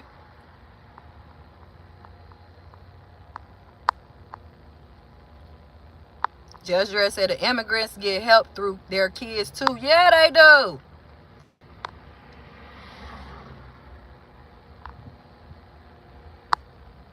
Judge Dredd said you get more help coming out of prison than you do just losing your job. Huh? That's what I was telling my son when he was up in there, and all the help they were supposed to give him too. They were supposed to refer my son to MATC, running around talking about I'm a bad parent, but snatched him up out of high school while he going to school, geeked up about going to prom. Here come the Milwaukee County Sheriff deputies all the way in West Allis, Wisconsin, dragging my son up out of Hamilton High School just to throw him in a cage for 14 months. Don't give him no type of housing. Don't give him no type of education, which they are affiliated with Milwaukee Area Technical College. Don't help him get no type of job when he getting out. You know what I'm saying? Oh, that's all left up to me. I got to help you with all these resources. No, you need to go get the resources that them people supposed to help you with, that they said I wasn't helping you with. Oh, she don't take her son to the doctor. Yes, I do. My son got all his shots. He up to date on everything. Ain't nobody got time to keep running to these goddamn people worried about what we got good organs and shit so they can one day get our man, y'all better go on. Just trying to make it like, oh, I'm at every event. That's how all these teachers, principals, and everybody know me at these schools. They hate to see me coming. They be like, uh-oh, here come Miss Green. Oh, shit. I have meetings. I have gatherings. If my son got an issue, okay, let's all meet about this. That's what type of parent I am. I was pulling up at Bayview High School, going into school with my son, making sure he in there. They sending, they'll call you in high school to be like, oh, such and such missed his class. I'm calling the school. Hey, where Miguel at? Where he go? Is he in the building? What? Oh, we don't know. Why are you calling me? Go look for him. Because while he's in your custody, your possession, for eight hours, you need to know where he's going. All that going out of back doors and security and suspending kids for 3-5 days and all this stuff, but you telling a parent, oh, your children can't miss more than 10 days. Well, they didn't miss already because they didn't got suspended twice. And you didn't care about them. You didn't send no homework home, no extracurricular, nothing. That's why I say, please, start getting better education for your children. Because these people be out here doing anything. Judge Dredd says, yeah, Latinos get temp work on lock. Yeah, they own damn near all the temp services. And then when you go to the ones that's not owned by the Latinos, they want to drug test you, do a background check, all this shit. Like, is I'm finna be in a permanent position or something? Like, y'all people doing, you gonna have me on assignment for 2 days, and I didn't did more during the hiring process than more work than you didn't assign me to. Get out of here. What I'm trying to find is one of them places that pay you by the day. Judge Dredd says, yep, I already left the nest at 15. Amen. Judge Dredd says, my pop already left us. No, at 18, we knew knew better. Have a plan. I'm trying to tell you, have a plan. Have a plan. Judge Joy says, I didn't have a choice but to man up. My pops didn't give a fuck. And that's the thing that be different. Because like I said, my son, it ain't funny, but it is. But my son up there with his dad. And that's why fathers are important. That's why fathers are important to be in a household, okay? Or around. Because that's how my son was. That's how my son learned to cut grass and everything else. I give his father credit when credit is due. Because he wasn't playing with them. Him and his stepbrother, you know, they're around the same age. So, you know, my son was going up there for holidays and summers. So my son up there for the summer, you know, they telling their dad, like, oh, I'm hungry and all this. He was like, what you telling me for? Y'all better go figure it out. You better go figure it. Because at this time, my son and you know, his stepbrother is like 14, 15 years old, probably 15 at the time, old enough to go do something, go hustle, go do something, go cut some grass, go make something happen, right? And they looking at my son called telling me, oh, my dad was saying, yeah, because that's your dad. That's what he's supposed to do. He's the man. He going to teach you how to be a man. I'm the mother. I'm going to nurture you no matter what. Probably to the point of your demise, like I'm doing now, enabling. But a father, he ain't supposed to give a fuck like that. He ain't supposed to be emotional like that. He supposed to teach you how to be a man. And that's why now to this day, you are ready and you got to get ready because of your daddy. And at the time, we might be like teenagers, like, damn, this nigga just put me out. He just don't give a damn. But as you get older, you start to realize that was the best thing he could have ever did for me. Yeah, I might have made some mistakes. I might have went this turn and that turn. But I'm still alive and I'm still doing better than most people. And had my parents not did me the way they did, I probably would still be sitting here looking like Boo Boo the Fool. So that's why I say, like, sometimes we can be our own children's demise, their own, like, don't be a helicopter parent, don't be, you know, enabler, and it's like, but this is my child. Like, y'all want me to be loving people that didn't come out of my body more than I love my child. So that's what I'm trying to learn. Like, let it go, Marie, let him go so he can learn life. Because it's just like I call them, you know, them rich spoiled kids, because not all rich spoiled kids is white. But that's what my son does. Oh, my mama got, no, I'm tired because you're not doing your part. Like I said, you only need 3 things. High school diploma, driver's license, and a job. I don't give a damn where you work at. I don't care if it's the car wash. But as long as you're not doing, why is you expecting me to do my mother positions? Why? You think well, I just graduate when I want to. Well, I get a job. Well, I do that when I want to. I don't feel like paying the rent, so we got a roof over our head. I pay the rent when I feel like it. I don't feel like going to the grocery store and getting no food. You figure it out. Or you need a doctor's appointment. You need some help. Why you telling me? I do it when I feel like it. See, us mothers don't have that option. We don't be having that option. We don't have that option to not give a fuck most of the time. Even though I know plenty deadbeat moms out here. But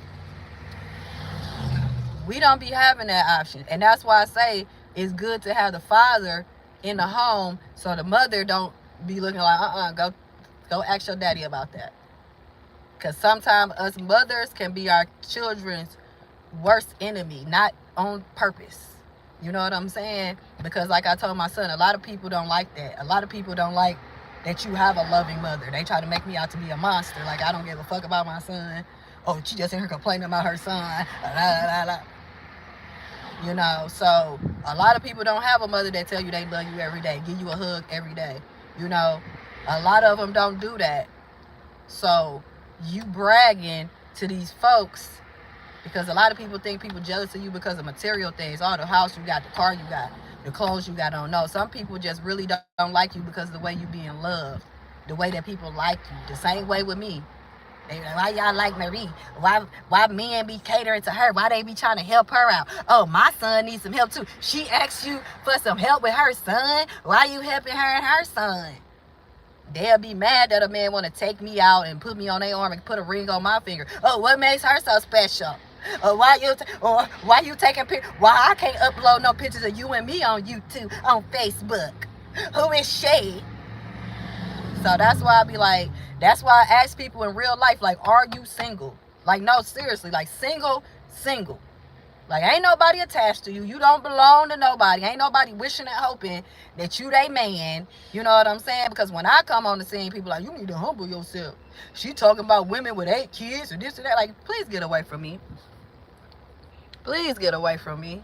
But a lot of people do not. Like, I've been teaching my son this for a long time, and he think it's a game. Like, he was just telling me that yesterday. And he was telling me, like, I'm wondering why somebody that he know calling me. And he telling him, oh, my mama know about buying houses and this and that. Stop doing that. Stop. Because I don't know who sent this person. I don't know why they over here. I don't know what's going on. And people don't like me knowing stuff. I'm trying to tell y'all. People don't. I told y'all I had this person that I thought that was my friend tell me to stop helping people after I didn't help this bitch. Gave her Thanksgiving dinners 2 years in a row. You know what I'm saying? She needs some help. Then helped her with her children getting funds and benefits. But as far as me helping other people, I ain't supposed to do that. No, you can get the hell out of my face. You can go to hell, matter of fact. So that's why I be like, people really don't like certain things. You always think it's material, but it ain't. People don't like the fact, like I said, that my case got dismissed. They don't like the fact that I keep going. They don't like the fact that everything that they done tried to do to me ain't stopped me. Oh my God, we put her out in 2-degree weather after Martin Luther King Day. A black man, supposed to be a landlord, came. The commissioner was like, oh, they'll probably give you the whole 2 weeks. You know, it's cold outside. He went and personally paid some sheriff deputies to first ride around my house to see if I was still there, and then come in my house. I let them in. I opened the door. I was already moving my stuff. And then, you know, the sheriff deputy, they was about to give me a couple of more minutes. He come running up in there. The black man come running, trying to change the locks and everything to a house that he don't own or manage. And I don't still know how they getting access to this. But if all you got to do is go to one of these abandoned houses and change the locks and put my lights in there, shit, what the hell am I keep paying rent for? But anyway, Judge Dress said, yep, that's how I got to the military, but I could have went to college, but I didn't trust him like that and didn't want to owe him. Amen. Judge Dress said, I beat my case too with the help of from the Father. Amen. God of everything, man. Congratulations. Judge Dress said, shit, my mama didn't give a fuck either. That's how I wound up with my dad. You see what I'm saying? But see, my son, he just like me though. Like, you know, I had to wake up, because, you know, when you grow up in a certain household, you be thinking that a lot of households is like yours, especially, like, that's why I keep saying about Milwaukee, Wisconsin. I've never seen so much dysfunction and disrespect among mothers. Like, it just be crazy to me. That's why I'm trying to teach my son, like, people don't be giving a damn about their kids like you think they do. They really don't. A lot of them be using their kids just for a check. Like they were trying to tell my son, your mama just using you for a check. Listen, me and my son literally be busting these checks down the middle. When I get taxes, he get taxes. When I get food stamps, we going shopping. Whatever my son want, he get it. Whenever we going to the store, he get it. Like, this is his money. You know, I had somebody get mad because I'm like, these food stamps is for my son. I made sure that he get it, because I wouldn't get half of this money if it wasn't for me having a child. So why would I be out here selling my food stamps? Unless I have to, unless y'all put me in a position where I have to. But other than that, I'm not out here just like, oh, I got to sell my food stamps. I got to do this and that. Hell no, my son needs to eat. And even though we not big people and we skinny, we be eating. We the skinniest fat people you can meet, especially if it's something that we like to eat. And people come to my house, they be like, yeah, Marie always got some drinks. She always got soda, water, chips and stuff. Yeah, and always got some food. My son learned one day. Because he was like, you know, I wasn't cooking. He learned how to cook. He learned how to cook at his big cousin's house. And my house is grandma's house. So he was like, oh, man, I'm not going to no fast food restaurant. I ain't spending no money. I ain't got it. And then he was like, he go in the kitchen like, oh, we got food up here? Yeah, we have food in there. We got McDonald's in there. And he can't make him a whole goddamn meal. So that's why I be like, everybody not like me. I'm not out here on perks and Zans and crack and heroin. Not nothing against nobody mamas, because I know how y'all is. I'm not no alcoholic, all of that, you know. Like I said, I had a weed addiction, but that wasn't overlapping my responsibilities as a mother. So when folks that I really thought had my back start coming at me about my motherhood, and I know the truth about the women around me, especially in my family and outside my family, and y'all trying to talk about me being a parent, please stop. Please go away. Please stop. Because like I said, a lot of y'all put locks on y'all refrigerators and all type of shit, but y'all was 600 pounds. Sitting there couldn't move, but you locking up the refrigerator from your children. Get your ass out of here. Kids all in your house having kids as teenagers. Oh, man, shut up, Marie. Judge Dress said, I wish I had a mother. Amen. You had a mother. She just wasn't the mother that you thought you should have. Your mama brought you into the world. That's as best that she could do. Sometimes our parents can only do as much as they know. Like, for real. Like, sometimes, man, listen, if we go really talk to our parents and ask them about their childhood and ask them what they went through, we'll start understanding them a whole lot more. We'll be like, oh, god damn. Never mind. I'm just glad I'm alive and I survived. Have a good one. But I'm so sorry that, whatever, conspired or whatever happened between you and your mom, I'm just, I'm really sorry about that's happening to you, because me and my mom, like, I might have, stuff about my mom, like, she wasn't as bad as a lot of moms that I know, but once I, like, sat down and I started talking to my mama for real about her childhood and the stuff that she went through, and then I started understanding why she told us, me, my siblings and her grandchildren, like, stay out of people's houses, stay away from certain people, so yeah, my mama had a lot of childhood trauma that she went through, her and her siblings, and I can understand why she was the person that she was to a certain extent, because I'm sure she didn't tell me everything about her life, but that's why I started showing up even more for my mama. Her birthday, I take her out before she passed away. She'll kick it with me on my birthday. She'll cook me a meal every year on my birthday, even though she, you know what I'm saying? So and then I started, preaching that to a lot of other women and with their mothers, like, because I'm a good parent, but I'm not a perfect parent either. I'm sure my son got stuff he can say about me and, talk about me as a mom, so that's why I say we need to really lighten up on our parents sometimes. That's why I was telling a lot of young women about their mothers. Like, sometimes we are, our days are counted because of our disrespect for our parents. And we don't really know what our parents been through. So we just get this assumption that our lives should have been something different. But actually our lives are exactly what the hell they supposed to be. God over everything. And, once you make that, like I said, I have to sit and forgive my mom for whatever I thought she was doing and let it go. Just let it go. So I can be a better parent, because me holding on to grudges was really, like I said, hindering my son, because I'm under the guise of my mama abandoned me, my mama left me, she left me with these folks, which was really my auntie and my uncles. Wasn't no bad people, they wasn't doing nothing to me or nothing like that, but it was just like that childhood trauma led me to be too overprotective and over, enabling my son, where I'm like, I ain't gonna never leave my son, and I'll make sure I always got his back. So he didn't got that in his head that no matter what he do, good or bad, mainly bad, that I'm gonna be there. You know what I'm saying? So that's why I say a lot of stuff that we think was bad on our parents' end, shit really was good. Shit, I got a niece, her and her siblings was taken, by the people. And I know that had she had been with her mother and her parents, that my niece wouldn't be doing as good as she doing right now. You know what I'm saying? Thank you. So she wouldn't have graduated high school. She wouldn't have her own apartment. You know what I'm saying? She wouldn't be doing what she doing had she had been with my sister and been raised around my sister. It wouldn't have been nice. So that's why I say, like, sometimes the stuff we think hurting us really helping us. Because my niece, I'm so proud of her, man. She did better than my son, my nephew. Like, she actually graduated.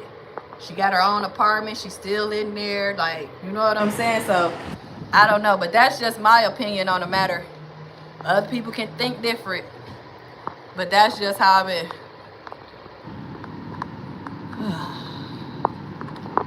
What's up? What you want?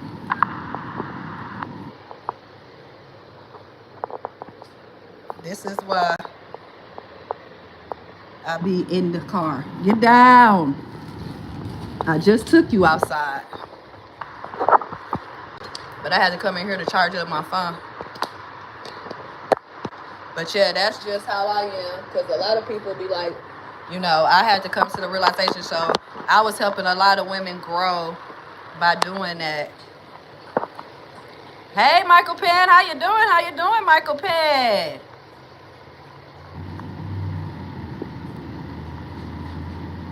Just Dress said 2-degree weather. That's cold. Yeah. You think they gave a damn? Hell no. I got a video of it. I went live. You think they gave a damn? Hell no. They came and put me up out of there.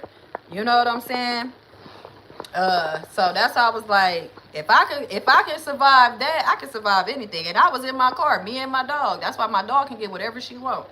And people be like, oh, you left your dog in the car? Like, man, Princess been with me since we got put out January the 17th in 2-degree weather.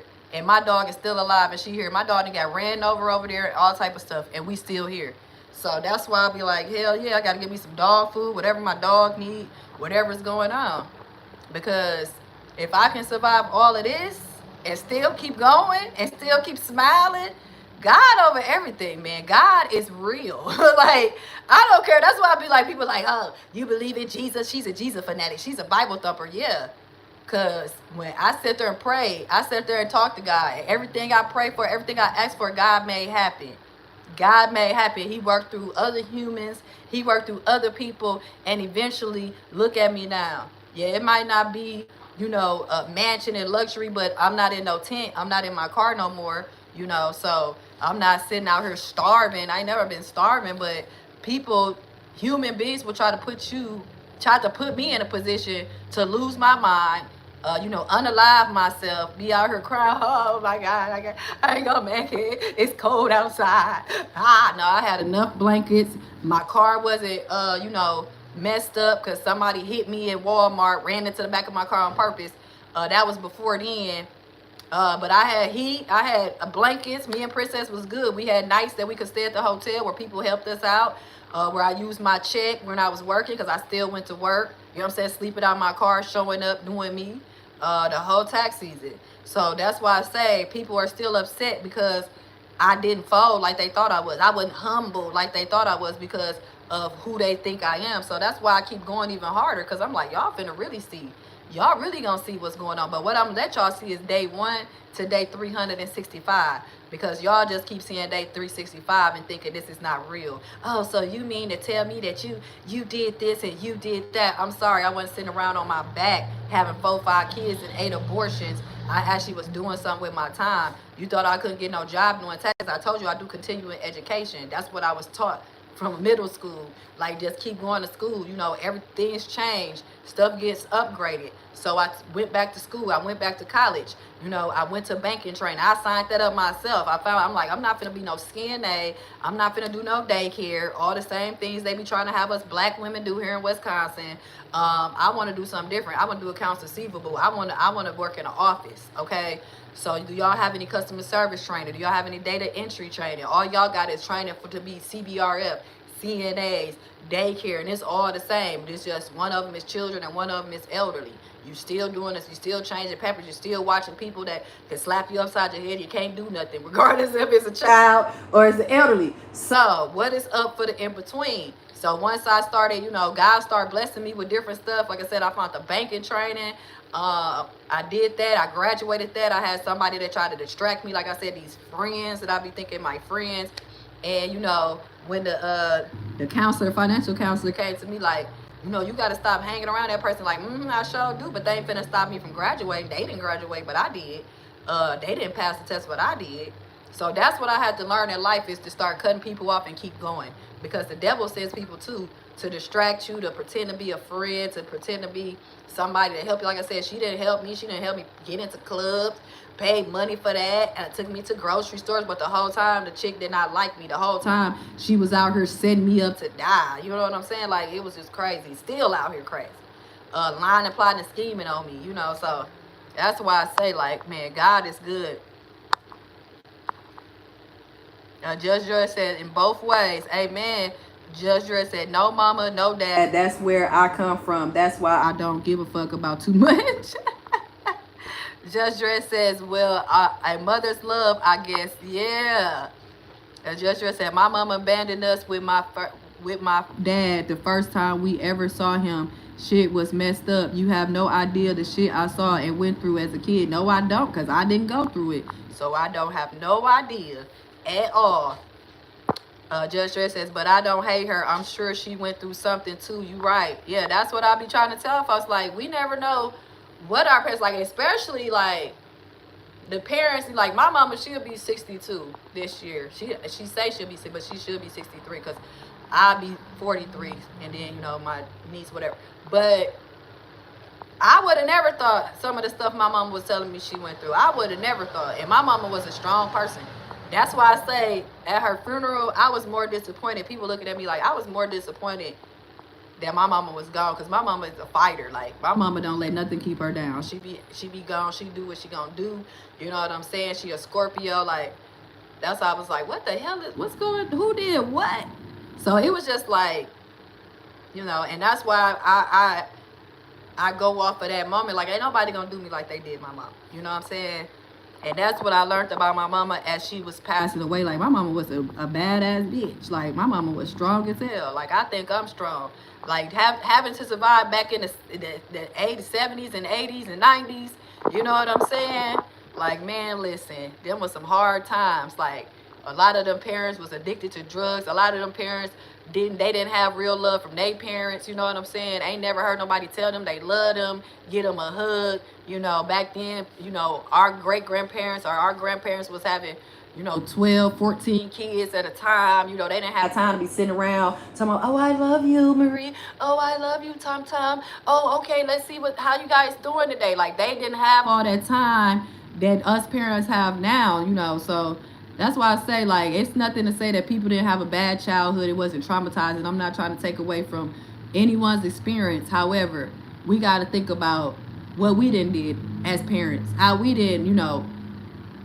went about things, and, just let it go. And then we can get better in life, man. We can get better in life. Judge Dredd says, but all that shit made me. That's true. Amen. Like, I don't know if I would ever want to, go through. I like being me. Like I love it. Like at first I used to be like, why people don't like me? Why they hating on me for nothing? I ain't even do nothing to them. I just showed up. But now it's like I don't give a fuck. Like that's your problem. You don't like me. You know what I'm saying? I'm gonna show up where I want to show up. I'm gonna stand where I want to stand. I'm gonna do what I want to do. I don't have to read a room, bitch. Fuck your room, okay? So that's why I'm like, I get to a point where learning more, and God is good. But just Dress, you know what I'm saying? I love you, man. You got it. You teaching me some things. Michael Penn said, I'm at the golf course. Exhausted. How are you doing today, man? Listen, I'm geeked up. No, just saying. I am blessed and highly favored, Michael Penn. Hope everything is going good with you. Judge Dredd said, a roof is a roof. Man, listen. Amen. Come on now, Judge Dredd. Michael Penn says, CNA is emotionally and physically draining. Come on, tell him. Tell him. Picking up people, using gateway belts, breaking your back. Like, I'm not saying the elderly don't need help, but I'm just saying I'm not the one to do it, okay? Because that's a lot of physical labor. Yes, it is.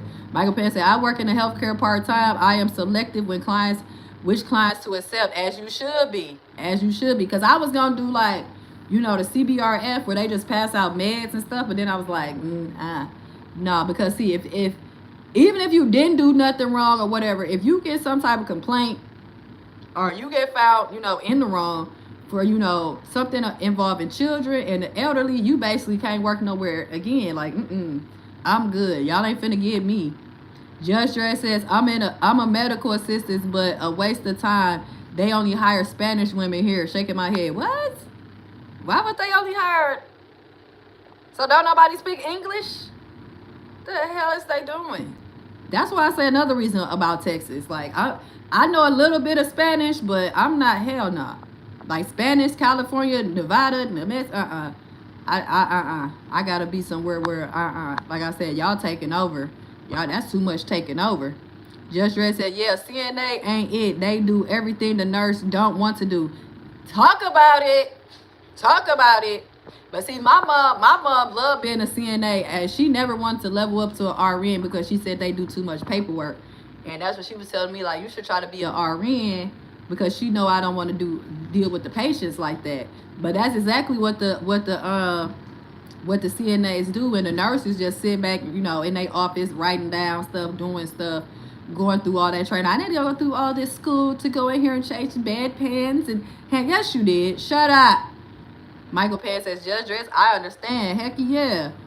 But that's what's up. You a medical assistant. That's crazy. Like, It seemed like people, they just taking over all the damn jobs down there. Michael Penn says, I work in home healthcare part-time, and I am still, oh, okay, I read that. Alexis West, how you doing, Alexis?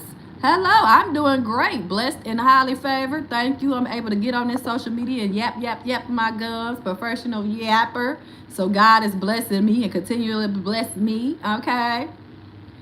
How are you? Judge Dress said, yeah, Michael, I had a black female doctor tell me straight up she couldn't hire me even though I knew the work. What? Why? So everybody down up in Texas speaking Espanol? See, habla Espanol. That don't even make sense. That's starting to irritate me now. What? Wait, what? Michael Penn says, Judge Dress, healthcare and nurse are too routine. Man, listen. Judge Dress said, yeah, the Mexicans take over here. I see. What the hell? Michael Penn says, most African nurses eat too much and don't want to perform patient care. Yeah, I've been seeing a lot of them too, Michael Penn. Judge Dress says, you can have a plan, but sometimes it don't work.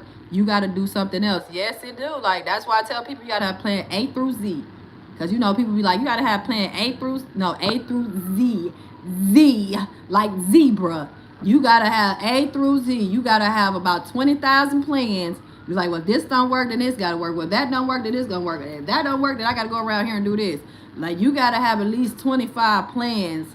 You know what I'm saying? Because A and B and C ain't working no more. We got to have plan A through Z. A through Z as in zebra. Because it's crazy. Alexis West says, it is this hard to get a job in America? Heck yeah. Depending on what type of job you're looking for, it's very hard to get a job in America. Sure. In the United States of America. Because you know it is South and North America too. That's why I don't like saying America.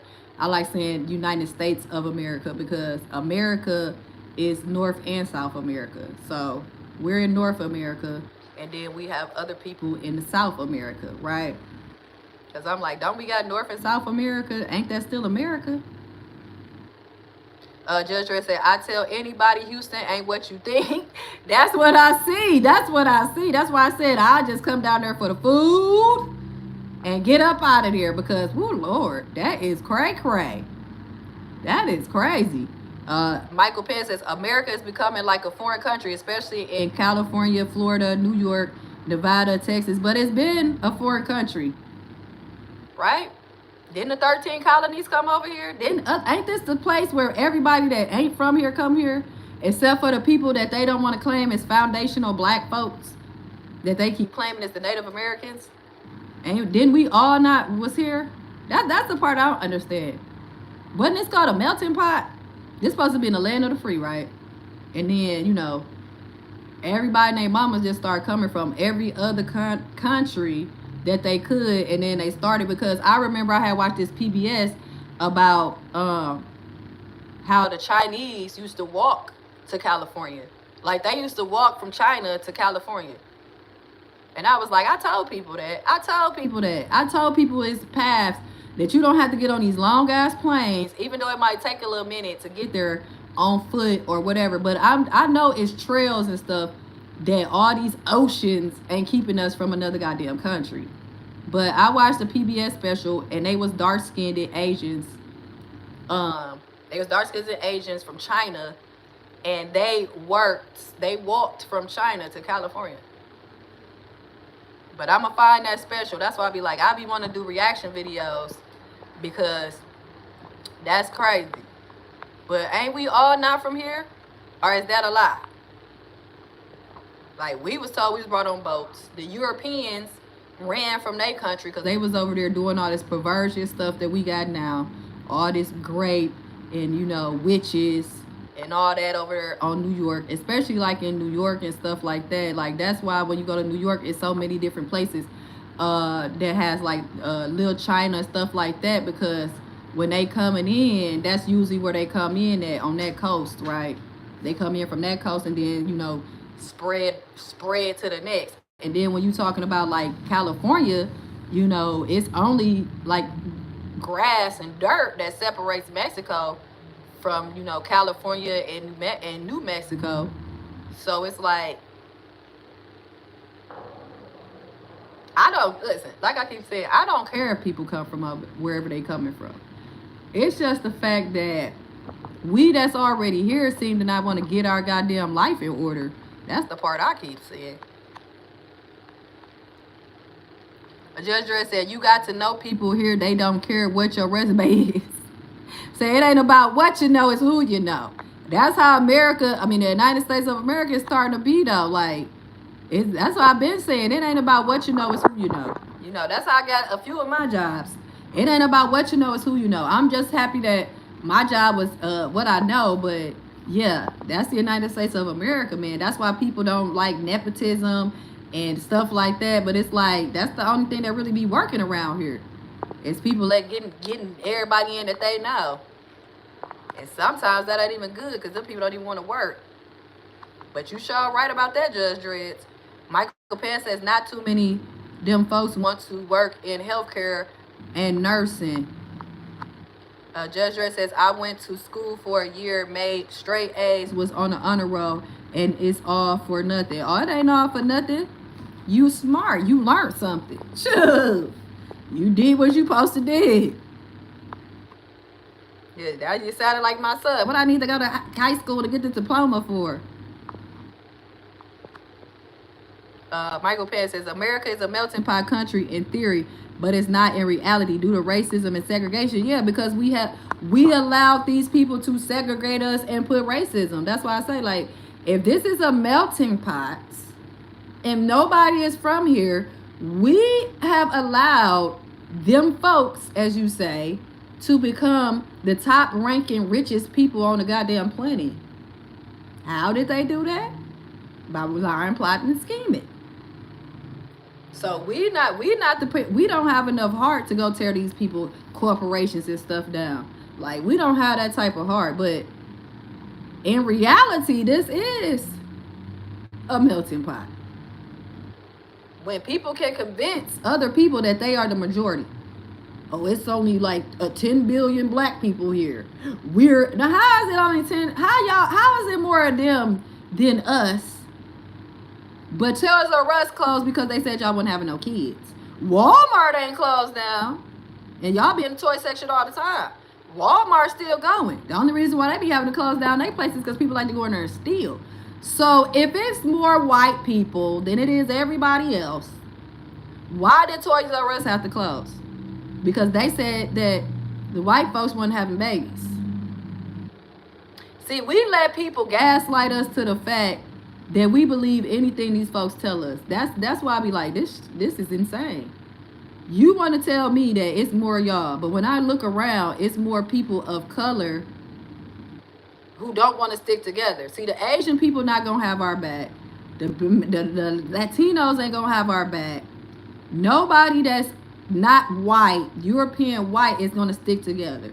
The Asian people gonna go get their anti-hate bill and run off and blame it on us black people, but still be in our neighborhoods with beauty supply stores and nail shops and everything else. You know what I'm saying? The LBGQX community is black, white, orange, people, purple. It's a whole rainbow, right? They love each other. They like each other. They ain't up in there talking about, no, can't no Asian gay person come here. They're everybody under the rainbow. It only comes down to us that's supposed to be the so-called intelligent, educated people that seem to segregate ourselves. And then when we say, okay, it's us against them. It's the people from everywhere else, right, against the white folks that got all the money. You know what happens? It's crickets. It's crickets. Black people got to fend for themselves. The Hispanic people over there like, we not helping y'all with no reparations, even though we fighting for everybody else's civil rights. Everybody try to convince us that we at the bottom of the totem pole. And then we believe it. We believe it. We believe everything that's going on. Oh, well, we got 10% of the people with the money. How the hell they get all of that? What monopoly game is this? So you telling me we ain't monopolized none of this? Y'all broke down Bill Gates and them, talking about he was monopolizing. But then we have allowed a certain group of people, JP Morgan Chase, Wells Fargo, Rockefeller, all these folks the Rothschilds. We have allowed them to gain all of this money, this power, respect, knowing that they don't give a damn about us. And then when it's time for us to come together as a coalition of a melting pot, we stay divided still. We shouldn't be the only ones out there fighting for reparations. The Asians just got the bill knocked off where you can't even go to a high value college, Yale, Harvard, all of that, on a DEI scholarship. So to me, it is a melting pot. It really is, because when you look at it, the United Nations is real. When you look at, like I say, if I can go around these gay folks and then I can go to New York, especially they have a Pride Festival, right? You see every nationality there, everybody, woman, man, child, whatever. Why don't be no fights breaking out? Why nobody ain't shoot? Why nobody ain't say, why this black person here? Why this Asian person? We don't support that. But when it's time to start breaking out them damn bills and people fighting for each other, and the folks that's supposed to be oppressed around here, oh, well, I'm Asian, I'm oppressed too. Well, I'm Puerto Rican, I'm oppressed too. Well, why the fuck, when it's time for us to fight for our battles, y'all don't ever help us? Everybody's so divided. Everybody's so segregated. And then want us as black folks to be the ones fighting with everybody. We up there, yes, fight the power. Yes, women's rights. And then turn around and then get stabbed in the back. No, it is a melting pot. But the people that want us not to have a melting pot are succeeding.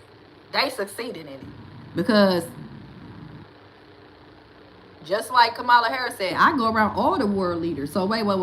So you telling me y'all can sit in a room with world leaders, have a conversation, talk, ain't nobody getting shot at, nobody getting slapped, but you want us people down here down on earth to hate each other because of the color of our skin and not help each other. No, that's the reality of it. That when it's time for us to come together as a melting pot, we don't think that we supposed to come together. We be like, no, why would I want to help you guys? Because we helped y'all. If we wouldn't have been enslaved, we wouldn't went through all of this. We wouldn't have got there, got ate up by dogs and fire hoses on our heads and protested. Would nobody be having an anti-anything? But it seems like when it's time for us to get some help, nobody, like y'all would tell us to our face. Kamala Harris, we got out there in California, we got all type of representatives that's Latino, Asian. I don't see none of y'all standing up for us for real. I don't see nobody standing up for us. So can't nobody make me believe it's so much hate out here with racism when I can go to a LBG Pride Fest and see every color under the sun literally kicking it and hanging out with each other. But when it's time for us to get out here and get to voting, we can't all get on one accord of common sense. We all can't. It's like we want to be against each other. We want to hate each other. And the only thing that's going to conquer anything in this world is love. Love conquers all. Love conquers all. But yeah, that's just my opinion. Michael Pence said, I've been busy attending reparations training. Okay. Judge Dress said, that's how I wound up working at LA Fitness. Judge Dress says, healthcare is full of immigrants now. Michael Pence says, Alexis Wood, I agree with you because America has been importing immigrants to replace them folks in black Americans. Judge Dress says, even at the VA, I go to nothing but immigrants. Michael Pence says, America is too generous towards immigrants. It sure is, so none of us should even be here. You're right. Put me back on the goddamn slave boat and take me back where I came from. The hell? You sure right. And they is too generous. They let all them people with the 13 colonies come over here a long time ago, the Irish, Native Americans. They let the Asians come from the West Coast. They was over there in California. They have been too nice to us. They just let anybody over here. I think that everybody that wasn't supposed to be over here need to go back where the hell they came from. Y'all sure right. No, illegal immigration. See, let's get the wording right, because the devil's in the detail. Illegal immigration, because it's people that came over here from other countries that's not causing no chaos and confusion. They just over here minding they goddamn business. They had to go take the citizen test. They had to get probed and talked to every other week, trying to make sure they ain't no type of spy. You know, they not over here trying to invade our continent. You know what I'm saying? But if ain't none of us from here, none of us. So it's not about immigration. It's about illegal immigration. It's about not having people go through all this red tape that even us United States of Americans have to go through when we need some assistance, we need a job, we need welfare and everything else. That's the problem. The problem is bringing illegal things over here that we couldn't even do, that we couldn't even go to somebody else's country and get. So the problem is not immigration. The problem is illegal immigration. Because if we want to be honest and with the facts, then we all are immigrants over here. None of us supposed to be here. We got forced to come over here, as what we was told. And then they told us also that the 13 colonies, they wasn't supposed, they was the Puritans. They had on wigs and makeup and high heels, and they ran their ass over here from England or whatever, you know what I'm saying? Because they was over there doing freaky nasty ass stuff that they came over and brought that shit over here to us too. They didn't even wash their hands. They didn't wash their hands, they washed their ass, they do nothing. But they was all on the East Coast over there, New York, Delaware, all that stuff, doing them. And then they told us about a group of people that was already here. They never said it was already Asians here. They never said it was already African Americans. They never said it was already white people. They said it was a group of indigenous folks that was already here, right? So that means that we all came and invaded this place, and now we getting mad that other people are doing the same thing that we did. No, what y'all can do is give me my motherfucking ticket back to Africa that you keep telling me I can go back to, and then I can go back over there. That's what you can do. And then I won't have to worry about who over here and who ain't. Then the Africans gonna come for me because they gonna be like, you ain't from here, you an American. Then they gonna try to keep me over there. Because I've been calling myself African American all this time, and the Africans like, you not African, bitch. You don't know what you don't go through what we go through over here.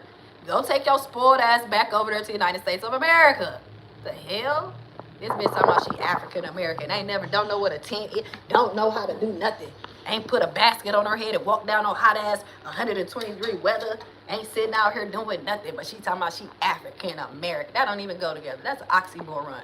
How you from over there? You ain't never been here, but you talking about you from here. Like, what the hell is this? No, it's the illegal matter of it. Judge Dress said, that's the problem. They tell you do this and do that to be successful, and it's a lie. Yeah. They always telling us something that's a lie. When they plotting and scheming, they sitting here robbing folks and blackmailing people, and that's how they becoming millionaires and billionaires. They all doing the same thing P. Diddy been doing, and they tell us, go to school, go to work. Then you will be a millionaire like me. No, I got to go and find somebody doing something they ain't supposed to be doing and go blackmail their ass. Or now what's the new thing is hacking into people, you know, iCloud and Google accounts and going through their pictures and blackmailing them and bribing them and getting my money up. That's how you become a goddamn millionaire around here. That's what's going on, all this plotting and scheming. Michael Penn says, America has a lot of resources, but it is stingy to offer universal health care, free public higher education, advanced vocational training, paid time off, paid parental leave, etc. Yeah, because America is a corporation. It's not about giving out free stuff. It's about bringing it in. Everybody in every other country like, ooh, let's go to the land of the free. Everybody want to come over here. Then when you get over here, now you figure out it's not all that it's cracked up to be. Just like what Judge Dress was saying about Houston, Texas. Yeah, all people be trying to show you the shiny part of it. But when you go behind the scenes, when you go in there, you be like, oh, hell no, I don't think I want to live here. I don't think this is where I'm supposed to be at, you know? And then it's like a lot of people send their family members over here, their kids over here because they feel like, you know, the American money is more than their money. So they want them to, you know, send money back. And a lot of folks, it's like, nah, I ain't finna do that. I ain't finna do that. I'm here in America now. Life is too goddamn expensive. They get over here and that American dream is a nightmare.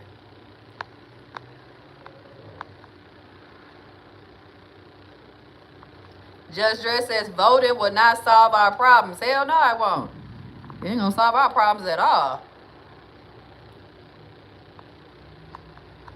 Michael Penn says we need to eliminate both legal and illegal immigration for now because America is going through an economic crisis. But the thing about it is, we're not gonna be able to stop it because that's how this country was built. It was built on people coming from everywhere else.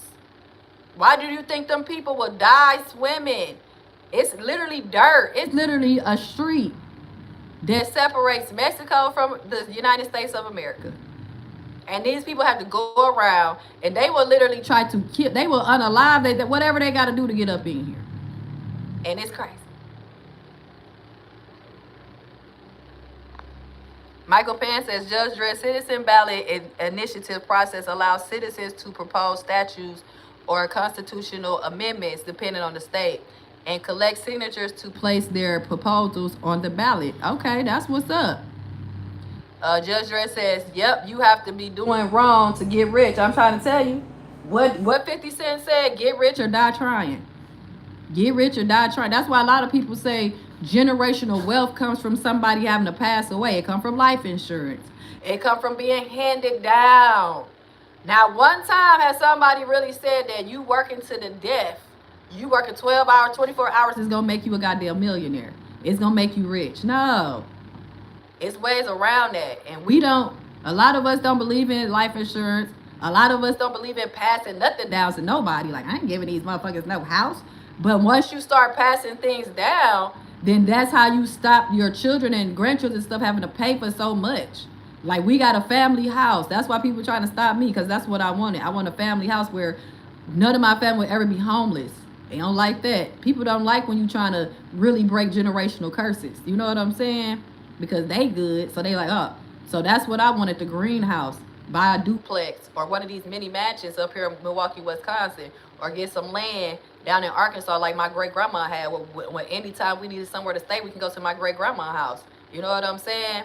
So that's why I say they teach us as the working class to work till we dead. Like, you ain't gonna never retire. They keep on moving the goalposts for us to retire because we still ain't figured out that we supposed to be helping each other. And we supposed to help the next generation. We supposed to be greedy in this generation. That's why I be saying about my son, like, get your life together. Like, I gave my son that car. I don't care about no material stuff. Like, here you go, you need a car. They talking about you want to steal a car? You need to get your son a car. This bitch from Bankruptcy. You need to get your son a car. Yeah, I will. I went and bought that car cash. Told my son, get a license. You can have this car. No, he don't want it.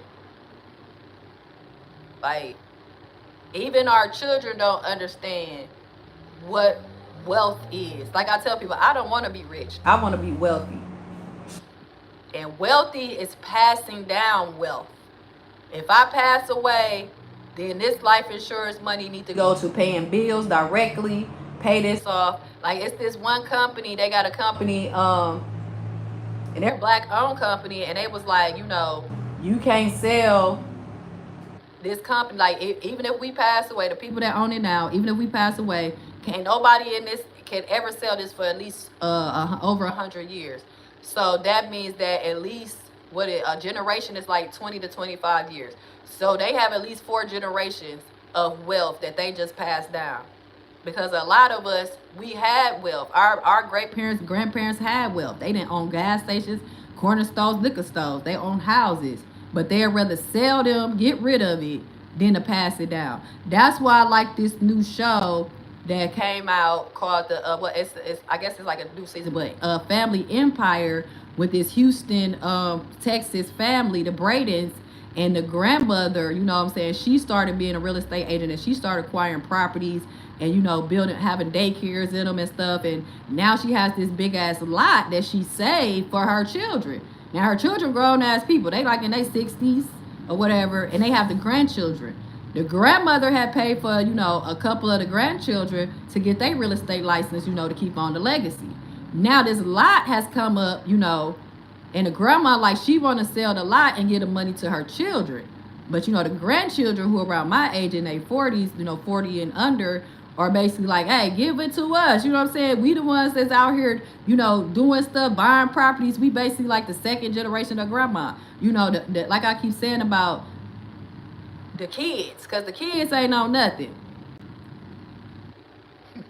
The kids ain't on nothing, right? The grandmother's kids is not on nothing, which are the parents, right? The in-between. That's why I keep telling y'all about the people in between. Like the people my mama age and whatever.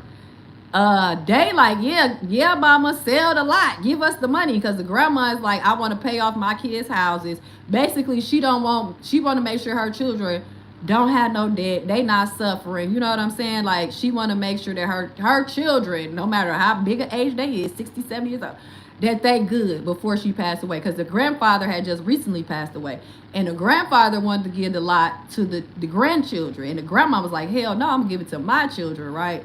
So the grandchildren, are basically coming up with plans and stuff to keep the plot in the family, but to also make money at the same time, and to help, their parents get some type of compensation before the grandma passes away. Like, try to fulfill her wishes and her prayers, and also keep the legacy going, where we just don't sell this lot and give away this property that's been in our family for generations. So, long story short, but anyway, so now they have gotten the grandma, they have built a plan, because it's like Judge Dredd said, you got to have a plan. They built a plan where now they have convinced the grandma not to sell the lot, but to put single family homes on there, sell some of them, rent them out, because the area where they're trying to do this at is being gentrified or whatever. Y'all know gentrification. And it's going to be up in the upcoming years, it's going to be booming in that area. It used to be booming back in the grandma them days, but, it ran down, whatever. But now, they can see that it's going to be booming. So the grandma has agreed to, this plan. And she was like, okay, as long as my children are good and my grandchildren, everybody good, basically, right? Okay, so the reason why the grandma did this, because at first I'm like, why the hell is she worried about these grown-ass kids? They should have been the one, helping out, because it's only one of the siblings or whatever, the children of the grandma who has her real estate license or whatever. But anyway, so grandma did this because grandma was given up as a child, as a baby. She don't know who her mama and daddy, whatever. She was given up for adoption. So this is why I be saying about childhood trauma and things of that nature, because the grandma want to make sure that, because she never gave away any of her children, she want to make sure that her children are always good, because she was given up, like her parents ain't make sure she was good.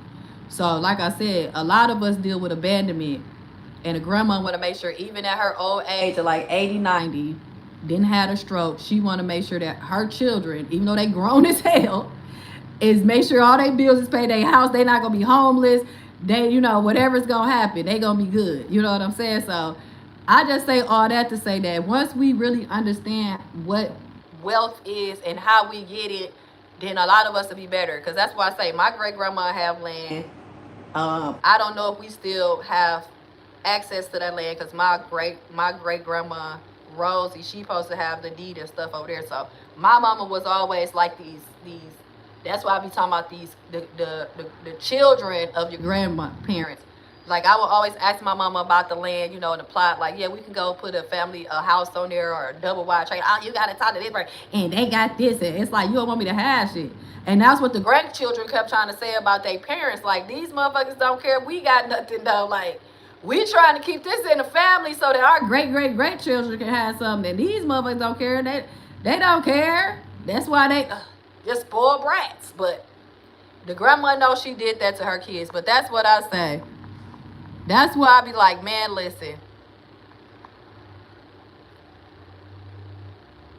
He said, build the wall and stop immigration with physical force. If the government wanted to fix immigration, they would. That's all. That's basically all I'm saying, Judge Dredd. That's basically all I'm saying. All this stuff is happening because these people want it to happen. And we don't know. We're looking at it as, hindsight of 2020. We looking like, oh, these immigrants getting everything. These illegals coming over here. And we know how that works. Like, eventually, just like with everybody else, they going to cut their water off. And now what we going to have? What we going to have? But let them do them, because like I said, when it's time for y'all, for Asians and Latinos and everybody else to come together, y'all don't be having our back. They don't be having our back. So I don't give a damn who coming over here. Shit. I still got the same problems before they came over here, after they over here. So I don't care if they over here or not. Shit. Like I said, I thought we all was, we definitely illegal. We was forced to come over here from what we was told. So, just give me my ticket back to Africa, man. Ghana, wherever you want me to be at, and I'll go. Like every time a white, that's why a white person ain't never told me that. Like go back to the okay, well we can go to Spirit right now. Matter of fact, get on your phone and give me that $49 ticket from Spirit over there to Africa. Get some international and whatever you can afford. I'm gonna go on back to my country. You sure right. Matter of fact, build some more of them goddamn giant slave ships that we ain't never seen, and go ahead and get my ticket. Matter of fact, get a cruise ship. And just get me over there. You can get me to Jamaica and everywhere else. Nigga, you want me to go back home? I'll go back home. Y'all the ones want me to over here. Y'all the ones keep keeping me in debt and entrapped over here. I'd gladly go out there with my titties hanging out there in the sun and picking up fresh vegetables. But now we can't even go over there because, like I said, the Africans gonna be over there looking at us like we crazy, trying to bust us upside our head for taking their resources that they barely got, because everywhere around here getting colonized. Judge Dredd says the kids have to start from scratch. Yes! Like all the way from scratch. Michael Pan says, David Roof, more Americans are moving abroad to meet the American dream. Yeah! That's what they need to do. Because there ain't no goddamn American dream over here. It's an American nightmare. So why would we care who coming over here? Eventually they gonna see. Eventually they gonna see what this really about. Eventually they go, oh, come on. Come on. Come on. They taking the black jobs. Half of these people ain't want to go to work anyway. How did they even get your job? Now, if you got fired and then you got replaced like Tyson's chicken, that's a different story. But like I said, I see people all day. I've been trying to get my son to get a job. Please stop it with this stuff. Michael Pan says, home ownership and wealth are about restoring financial, mental, and physical health. Tell me about it. Like I said, I'd rather be wealthy than rich. David Roof says, they lied to us. This is our copper-colored people land. There's no record of slave ships found in the Atlantic Ocean. Exactly. That's why I be like, I don't have time for this. Like, it's all a distraction. I'm trying to figure out how to get me $100. You know what I'm saying? And I don't understand. Like, I need a couple of dollars right now. So I'm still gonna have the same problems where the illegal immigrants here or they ain't here. I'm still gonna have the same issues that I had yesterday. Hopefully I don't have them tomorrow. You know what I'm saying? So it's like I said, I got more problems with the Americans that's the Americans that's already here, whether they're the illegal immigrants. But I also don't live in New York. I also don't live in Chicago, and I also am not living in Colorado. So I don't know how they feel about the situation with the illegal immigrants. But like I said, if history serves me right, we all ain't supposed to be over here. At least they had the choice to come over here. At least they got bused over here and was like, hey, y'all want to come to the United States of America? From what I was told, a lot of us died. A lot of us, had to jump ship. A lot of us came over here shackled up. You know what I'm saying? And we was forced to be over here from what they try to tell us. Okay? So why do I care who else getting over here? Y'all come over here, y'all gonna see what it is. And then y'all go get to complaining when y'all become citizens just like the rest of us. Okay? Because it's not all what it's cut up to be. All right? Because they gonna put y'all ass on this modern day plantation like they do the rest of us. Yeah, y'all got it easy right now to keep y'all around. Yeah. Just like in a new relationship with these narcissists, when they gaslight you and love bomb you. Hey, you want some food stamps? Oh, we're gonna give you housing. Oh yeah, we'll put these black people out for you. And then eventually you're going to see that all of that was all gaslighting. And now y'all going to have to get out here in these fields and y'all going to have to go to work. And we going to be sitting here still don't have no solution to our problems because we worried about what the hell somebody else got going on. I don't give a damn because they're going to feel the wrath just like everybody else. They brought their happy ass over here who now complaining. Now you see Asians, white people, everybody complaining about the prices, inflation, and every goddamn thing else. So who am I to say you ain't? Come on over here. Come on. Come do what you're going to do. Do what you're going to do. Michael Pan says, David Roof says, you are in your homeland, Miss Sweets. Oh, I know that. I just be trying to be funny. Because that's why I be like, it was people here before, but it wasn't them. It wasn't the white folks. It wasn't the Asian people. It wasn't these folks, right? So why are we upset when people been invading this goddamn country, taking over, doing whatever the hell they want to do, just like they over there doing in Africa? They got their own people stealing money from them, that they in poverty in Nigeria and everywhere else. Like, come on now. Like I don't have time to be mad at folks that ain't did nothing to me. I don't care what these people. Let them people come on in. Let them come on in. Cause like Judge Dredd said, if they wanted to stop it, they could. They're the ones that bust them in this motherfucker. They the ones that brought them in here and knew where they came from.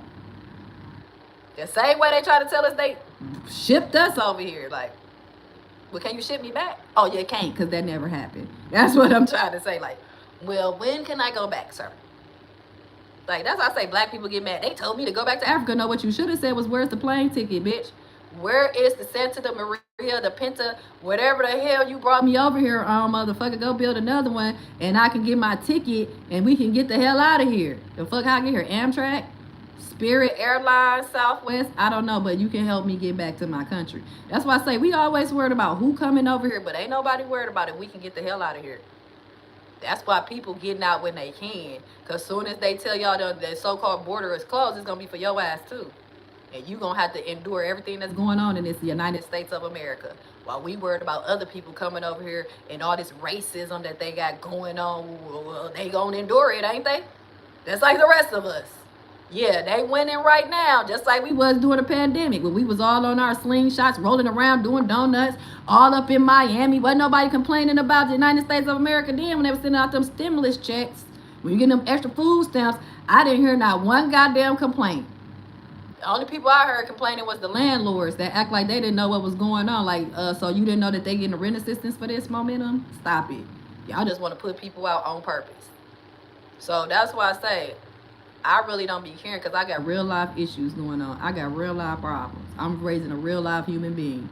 So it's always been unalive in here. It's always been some type of racism, some type of prejudice, some type of discrimination. But I just really want to know, why is it that when the LGBTQS community get together, why y'all events don't never have no type of violence? And I don't want y'all to have no violence, but I just want to know why. Because all of y'all be different colors, different shapes, different sizes. But y'all can come together under one rainbow and be good. But we all over here being modern day slaves and y'all still talking about racism. The hell is going on? What is going on?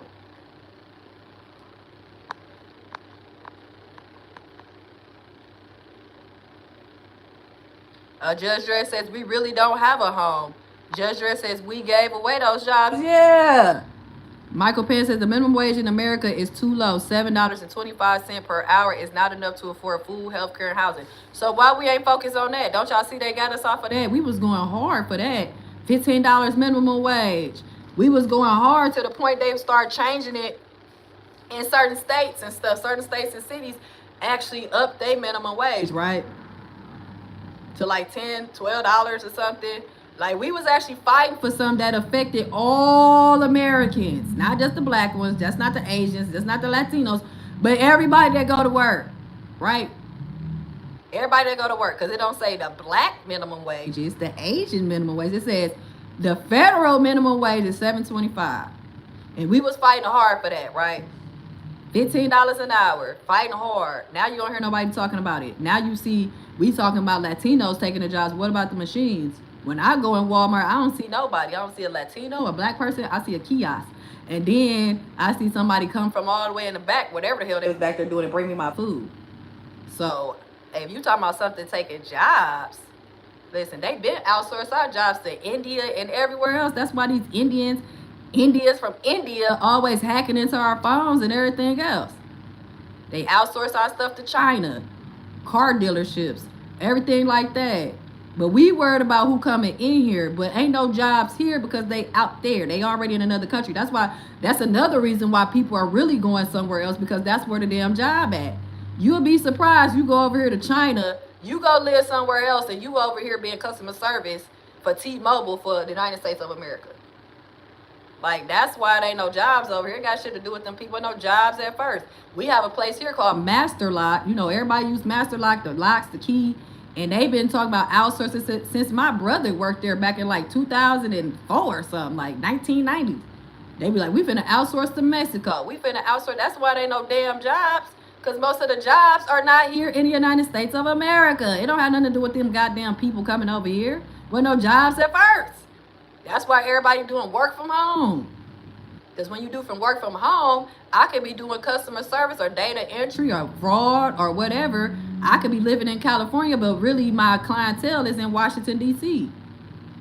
So that's why I say these high ass rent prices shit, y'all need to go back to working from home. Then the companies get mad talking about, oh, y'all need to come back to the office because y'all be at y'all house cooking and talk. Hell yeah. My rent is $1,200 for a 1-bedroom. What the fuck you think I'm finna do? You think I'm finna just be in here working? The hell, like, I see why. I see why other countries laugh at us. Cause there's something wrong with us. It's something really wrong with us spoiled ass people. We are spoiled.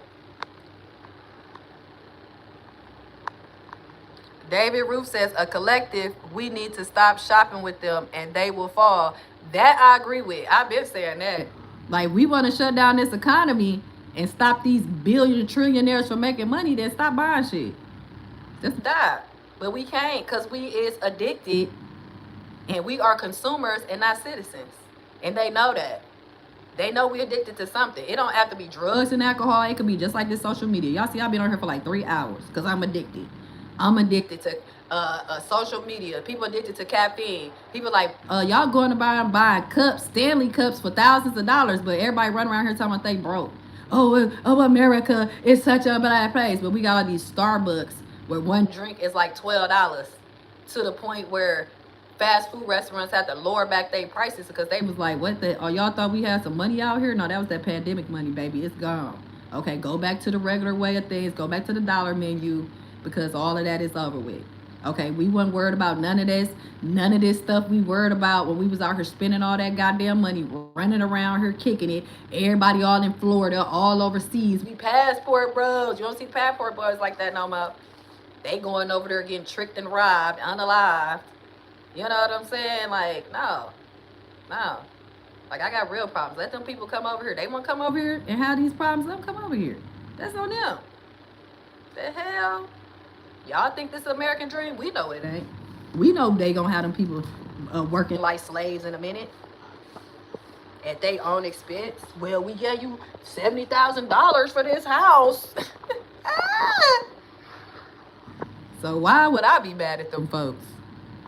But you sure right. I've been saying that. It needs to be a bigger boycott of not buying stuff. Like, I be saying that all the time. People be mad at me like I'm supposed to just be spending my money. Like, I be in my own pandemic.